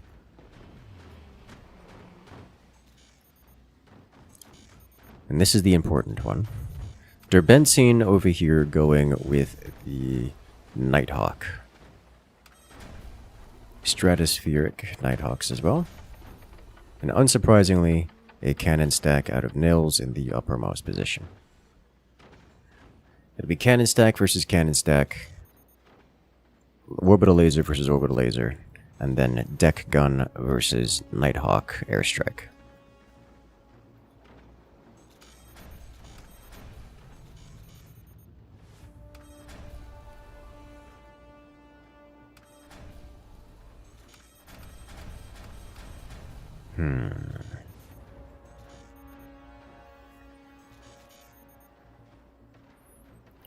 In terms of defenses, I believe Tar is much better defended against Space Laser than Dami. With the Return to Sender on top, Dami is immune to direct death by the Space Laser. But that doesn't mean much. You know, it'd be hilarious if Dami did like a double Return to Sender, but specifically at a 90-degree angle instead of a 180-degree, like flush with each other. That way, when the Space Laser hits, it gets reflected back over the sweep. That'd be funny.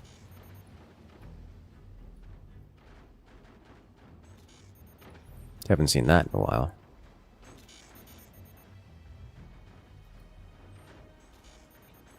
It looks like Nils is getting ready to unleash a triple volley shot. I imagine that's going to be targeted at Taichu. Like, if I'm Nils, I'm targeting either Taichu or Julian, and it goes to Julian. Looks like he's going to initiate the cannon duel.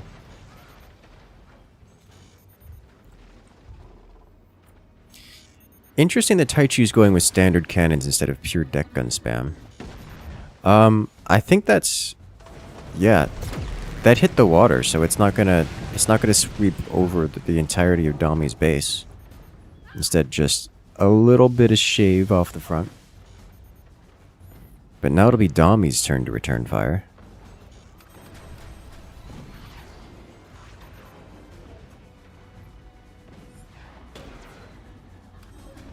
And... but I mean, here's the thing. Yeah, that will do nothing. That will do nothing. It hits wood, and that's it. Second shell. And this one also. Also does nothing. It destroyed a sniper. This'll do something. Well, okay. He's got a lot of shotguns to defend against that specifically. As the cannons are flying back and forth. In a classic cannon fashion, are hitting things, breaking things, and not really doing much beyond draining the economy of the opponent in terms of repair build demand. As the cannons fly. Derbenzine actually almost getting a drop shot directly into his runway here. That's, yikes. That's scary to see. Dr. Benzine with all of the tech. Starting deck gun construction for himself. Aiming for Julian's core. Almost a cannon merge there. They tried.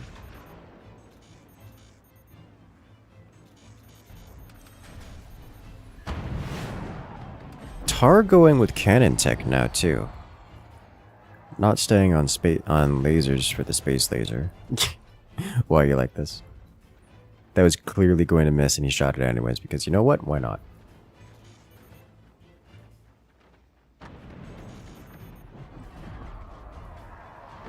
There's more deck gun. And... oh, he misses the shotgun. Oh, it's bad. Oh, it's so bad. Team Shiff is about to get obliterated. One core down. Nighthawk opens the defenses on Julian, and the cannon follow-up isn't enough to break through, actually.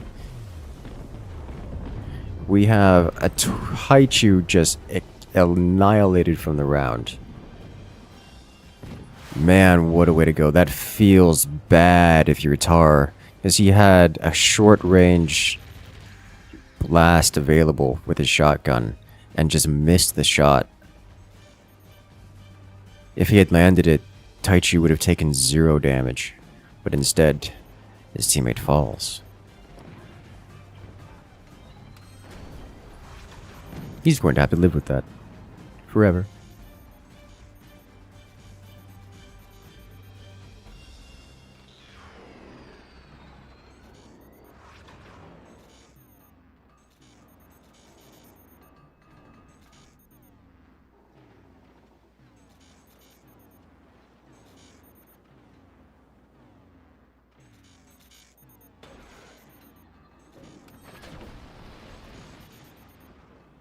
There it goes again. So that one landed a little shy. If it had gotten a bit further in, it would have actually dealt like game-winning damage again. They will know for next time. Yes. Both teams will know for next time. This is gonna hurt. Doesn't quite make it all the way to the heavy weapons.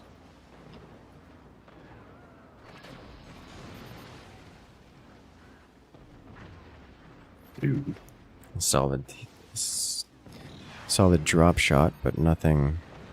I guess it was just exposed.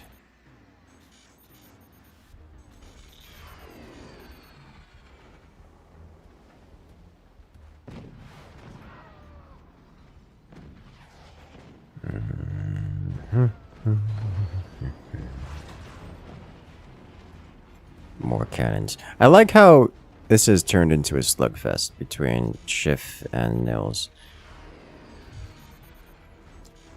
Interesting to note, the original mines for Team Shiff are still unupgraded. Which is very relevant to how this game is going to go, but honestly at this stage, Shiff is kind of where they want to be. They're a little bit behind where they want to be, but this is the game that they want to be playing. This very slow, grindy kind of game. A solid hit. Is there a follow-up orbital laser? There is not.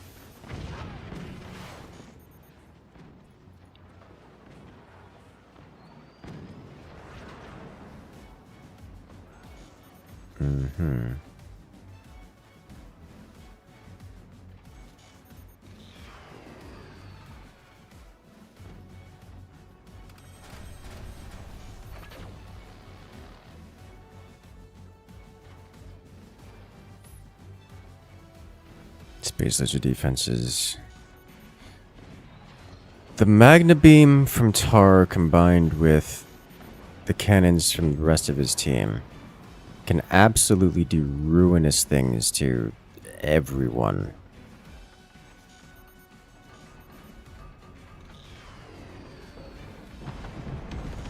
Oh, that one flak saving him.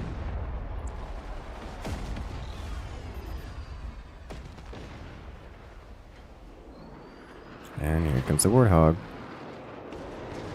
Oh, nice sniper on that. Oh, boy. Is it going to make it? There's no more ants here that's going to make it. It's going to leave the cannon exposed. We've seen this before. The cannon follow-ups come through, but will they be accurate enough to actually penetrate? No, not even the laser makes it through. Good lord.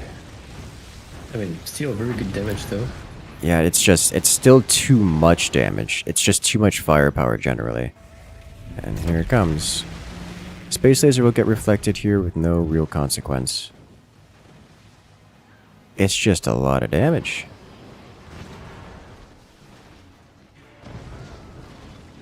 Team Shiff has been broken.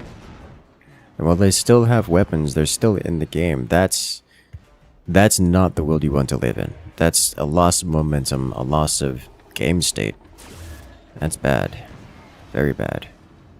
There are no cannon follow-up to help with the Magna Beam, because they're still being repaired. That's it.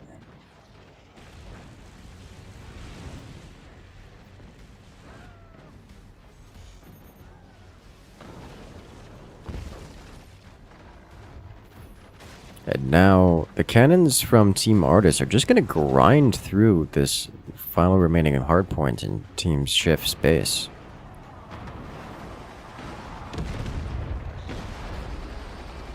Oof.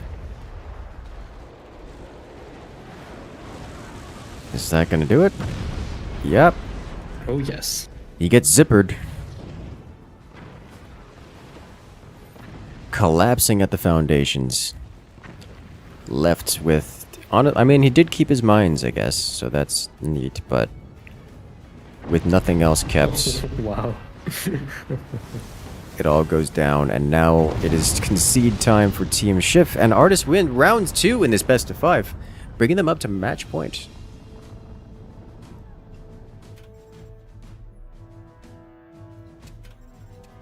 That's it's getting pretty nasty out here. Team Artist is starting to run away with it. Look at this space laser just penetrate through. All 4 cannons gone, and then the core.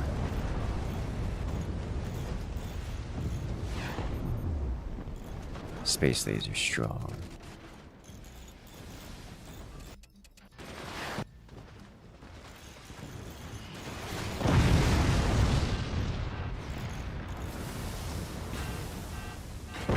It's beautiful.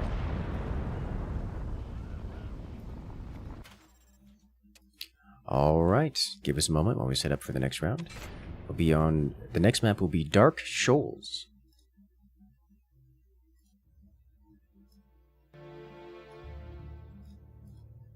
Not to be confused with Dark Souls.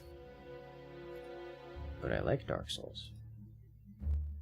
Yes, very much.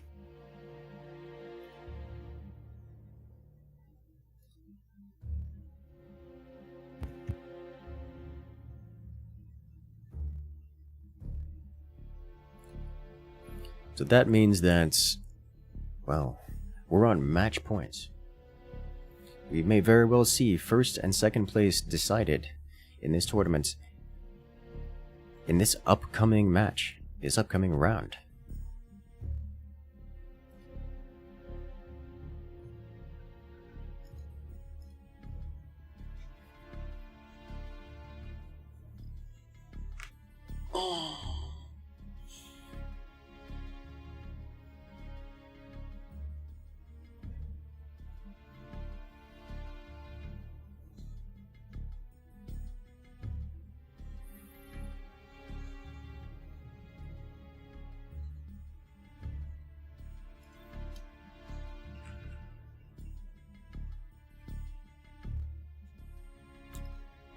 I like Dark Shoals. It's got a quirk on it, where in each of the bowls there's this terrain lip that makes it difficult to get an angle on the core.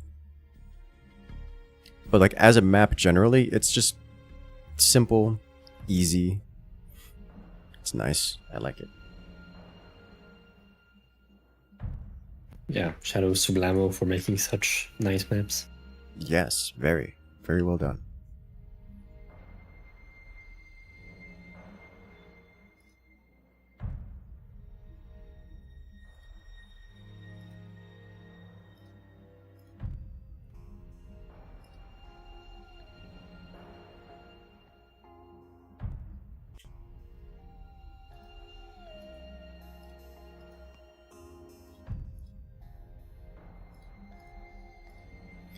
All right.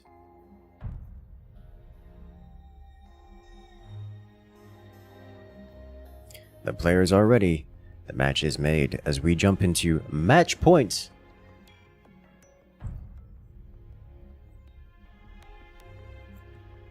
This one's getting exciting. It's getting real exciting. I mean, I knew it was going to be exciting. I just like to see it happening.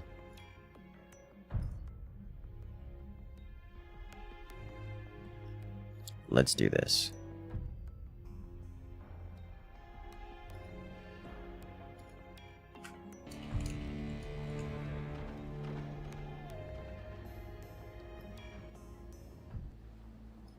Ah, yeah. And we are off. As here we have in the left side, in this mirror match, it's Team Artist up 2-0 over their opponents. They're looking to claim first place here in the 32nd official tournament. It's Team Artist Dami, Durbenzin, and Nils. They're facing off against their opponents in the right hand, in the red forts. It's Team Shiff, Tar, Taichu, and Julian also playing as the Moonshine Commander, making this a mirror match. Team Shift needs to go with a reverse sweep here if they intend to grab first place.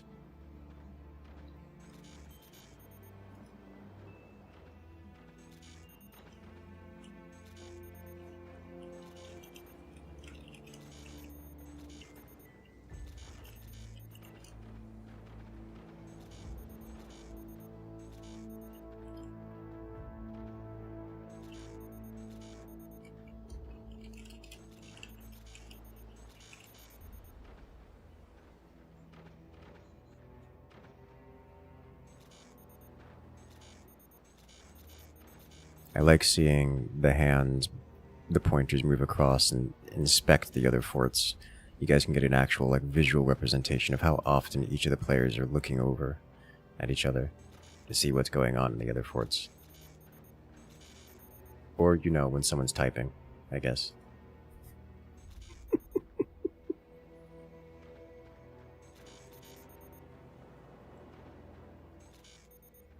Interesting note, you can't actually see when players alt-tab or mouse over things. I think Taichu just tabbing out right there for a second.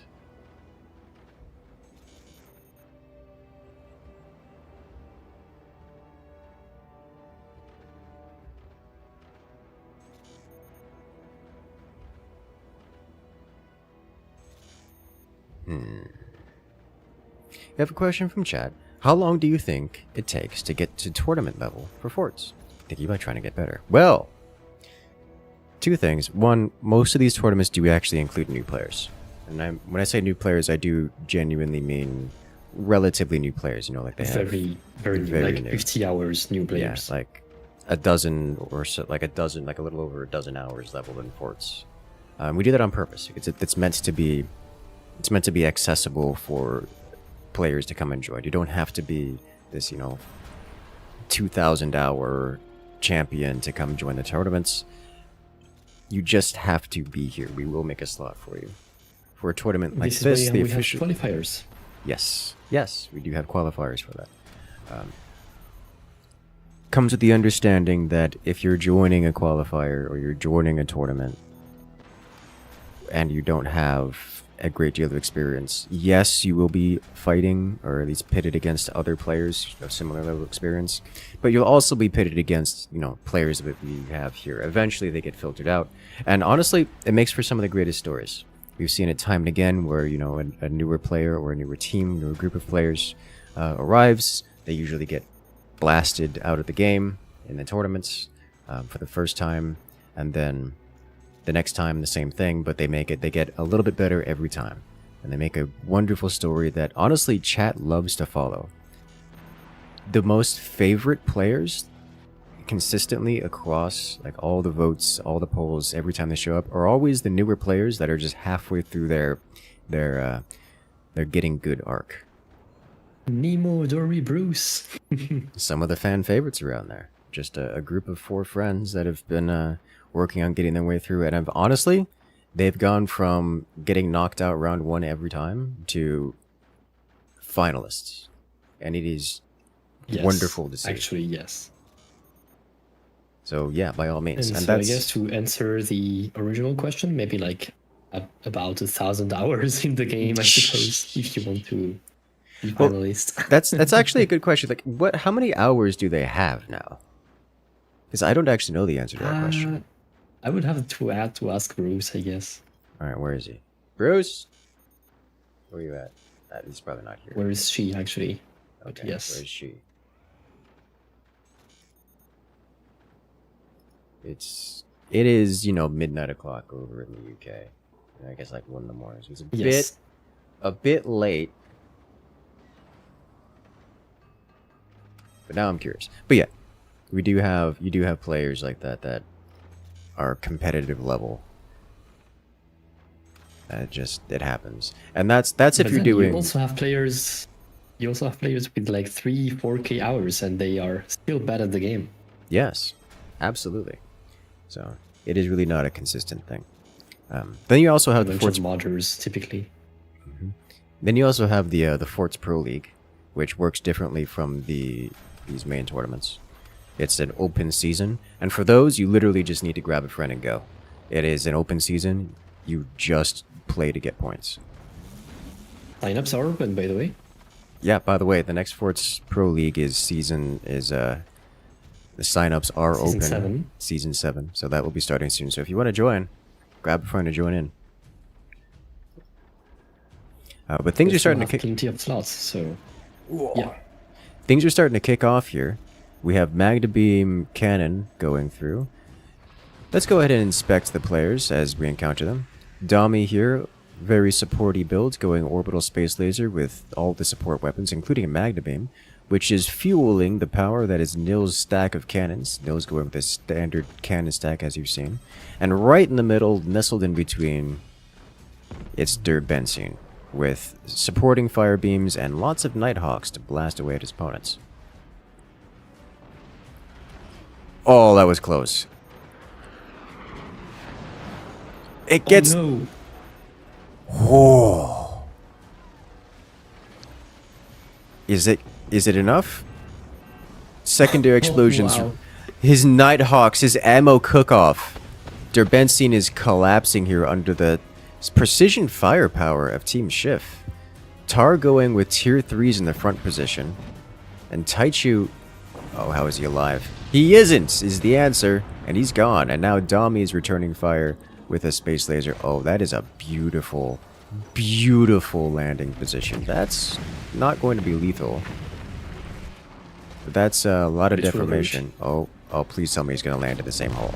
Oh! Taichu just saved Tar with that plasma. But Taichu going for Nighthawks himself with plasmas to keep things open. And Julian in the rear keeping it consistent with the cannon stack. I want to see how Team Artist reacts to these tier 3s, because these tier 3s are gonna be a problem. I've said it many times before. Yes, tier 3s are scary. You've seen me use them. You guys have seen players use them, even including in this very tournament by Tar. They work. They work, and they do a good bit of work. But the biggest damage they deal is usually not direct impact damage, but instead in the fear.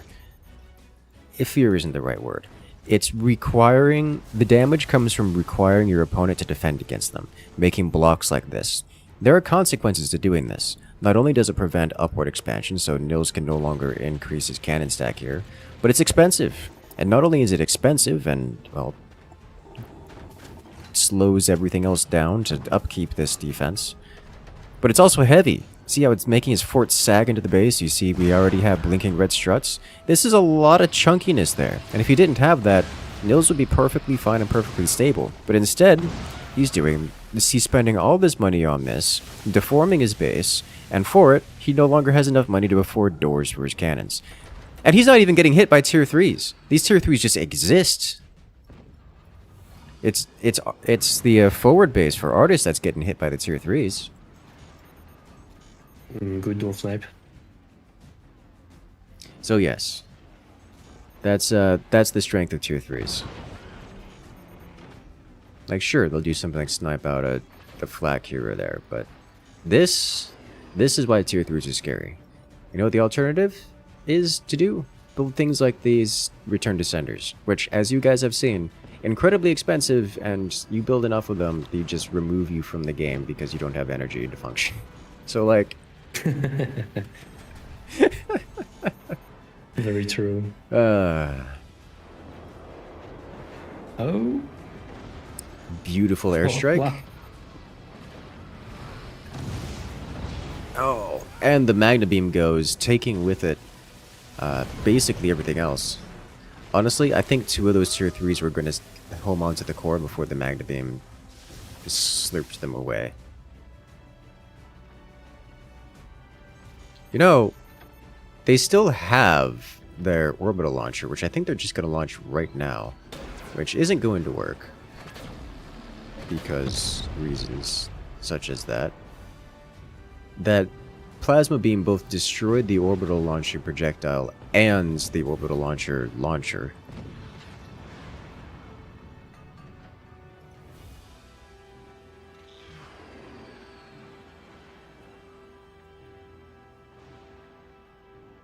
Oh dear.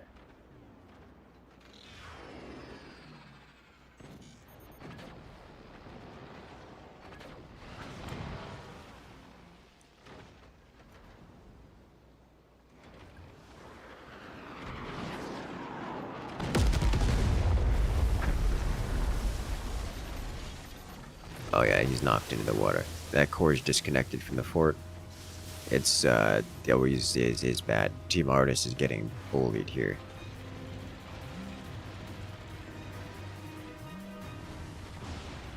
Some good damage against Julian. Makes the base wobble, but it's not going to end him. It doesn't even break through his armor layers. Nils over here is doing a great job of existing and getting damage output. It just isn't enough.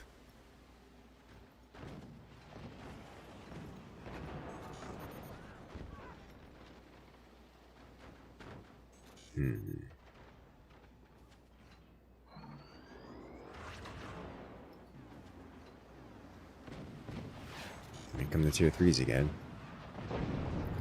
Oh, What is that? door snipe. A door snipe that To goes the core. clean to the core. Yeah, I hate to see it. Taichu goes down. That actually brings the core count to even. It is now 2 cores versus 2 cores, although it is still clearly Team Shift's advantage in terms of game state. But honestly, Nils does have more direct fire cannons than Team Shift combined. That is going to change eventually.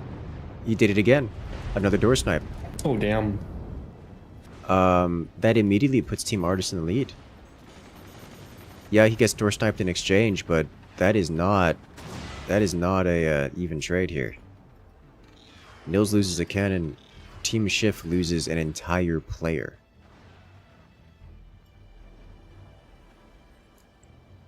Whoa.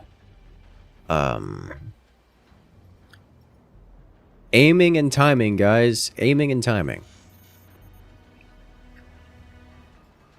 It's very, very strong.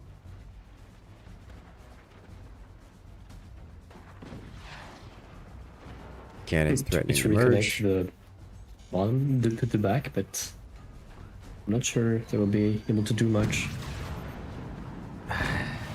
It's really difficult to reconnect to there. Going over that lip into the bowl is mechanically difficult process. Oh, Tier 3s are hunting the forward core.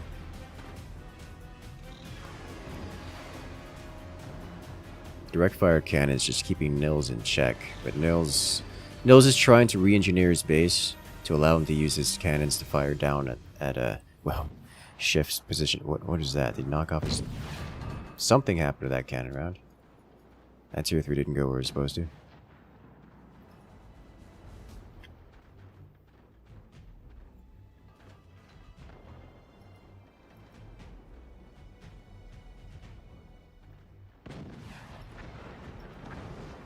Oh. You do almost get to another door snipe on that one. Almost. It's so scary. Well, that's not. Whoever took control of the tier 3s, get good. They're not doing it right. Oh wow, this one yes, but the previous salvo was not as good. Yes.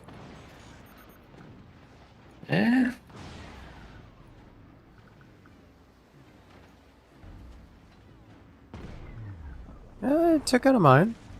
That's not nothing. Yeah, close enough.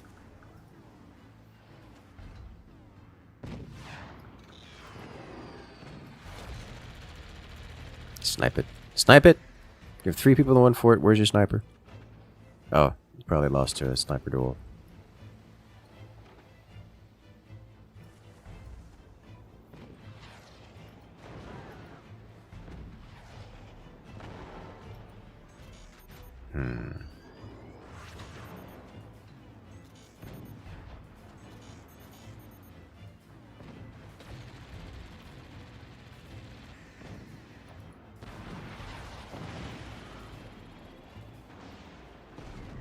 Another mine taken out, or rather propeller, I should say. One at a time.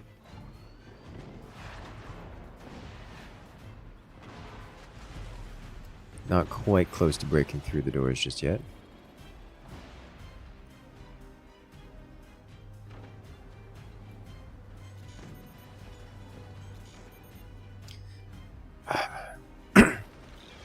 Here's the thing. Nils is expanding. He's adding in 2 more howitzers, which is going to be a mechanically difficult thing for Team Shift to defend against. It's just, it is a tall ask given the context here. Because this forwardmost fort it's basically keeping Shift in lockdown here. Every time they try to do something, this forward fort, snipes away, EMPs, fire beams. It's doing things to keep the forward player in lockdown, which means elements like anti-air, which inherently aren't deep into the fort, get suppressed, making it much easier for things like howitzers to get through. So I'm expecting these howitzers to deal absolutely devastating damage to Team Shift.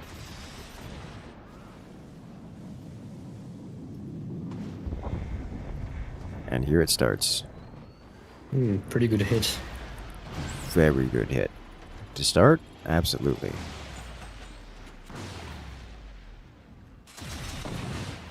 Look at that. The weapons are being taken out by snipers.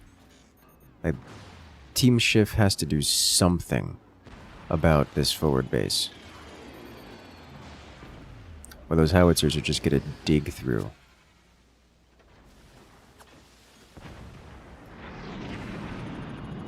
And now the second howitzer's online. Classic.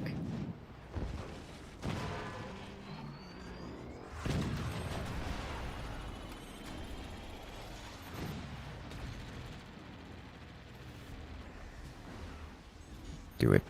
Do it. Break the turbine block.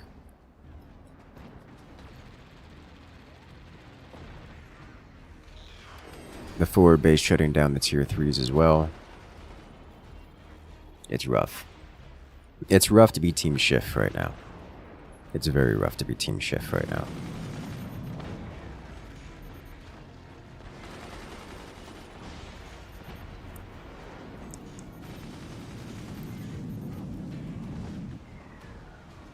Oh, wow. Actually disabled a couple of propellers there. It did. Didn't expect.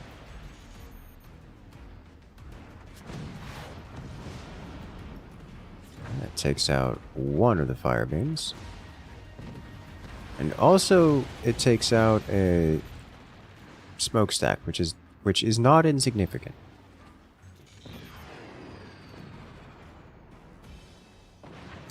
Oh, the Magna. And the Magna. Does he have his cannon? His cannons aren't off cooldown. He can't take advantage of it. He could certainly try. No. There may have been a brief moment there where it could have, but didn't have. I don't think he had the metal to do so.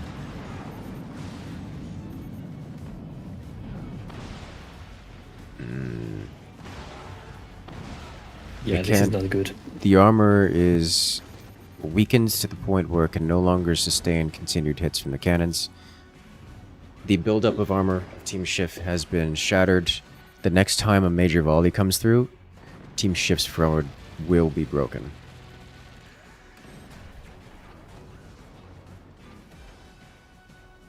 It may be worthwhile to preemptively sell off one of those cannons from Team Shiff. As this is gonna be bad. This is gonna be very bad. There's a hit. They lost connection to their rear, so that's all going to go away. All they're gonna have left are the tier 3s.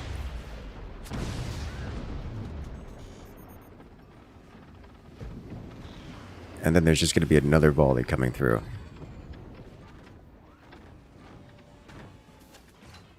They don't even have the income to fire the tier 3s. Oh no. Yeah, I hate to see it.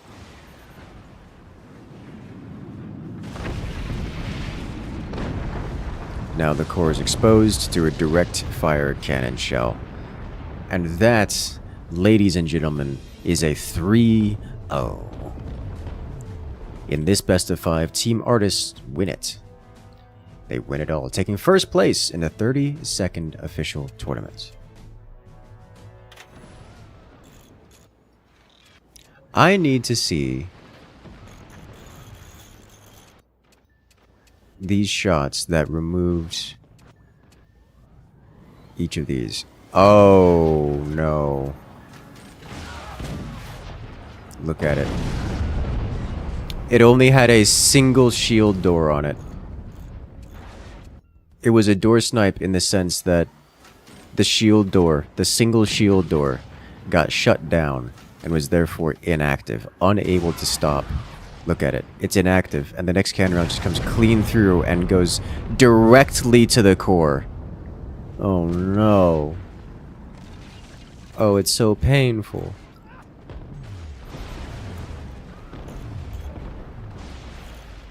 And then not seconds later, barely seconds later, the same thing happens. But again, over to Julian. Well, this time he had real doors, but presumably they get shot while open, you know, because that's how door snipes work. Here comes the volley. Is that it? He opens. Just as a cannon shell comes through. Directly to the core. That is such a painful way to go. 2 players, completely avoidable mistakes. Leaving their doors open at the wrong time, designing their bases such that if they get door sniped, their entire core goes away. Oh man. What a way to go.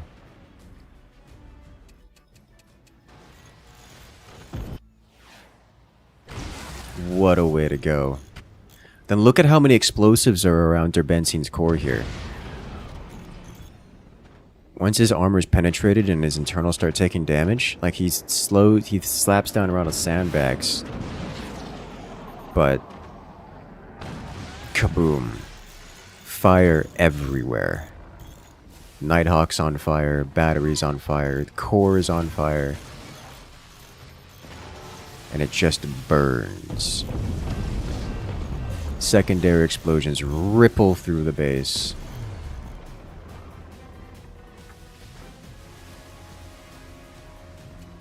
It it all comes tumbling down.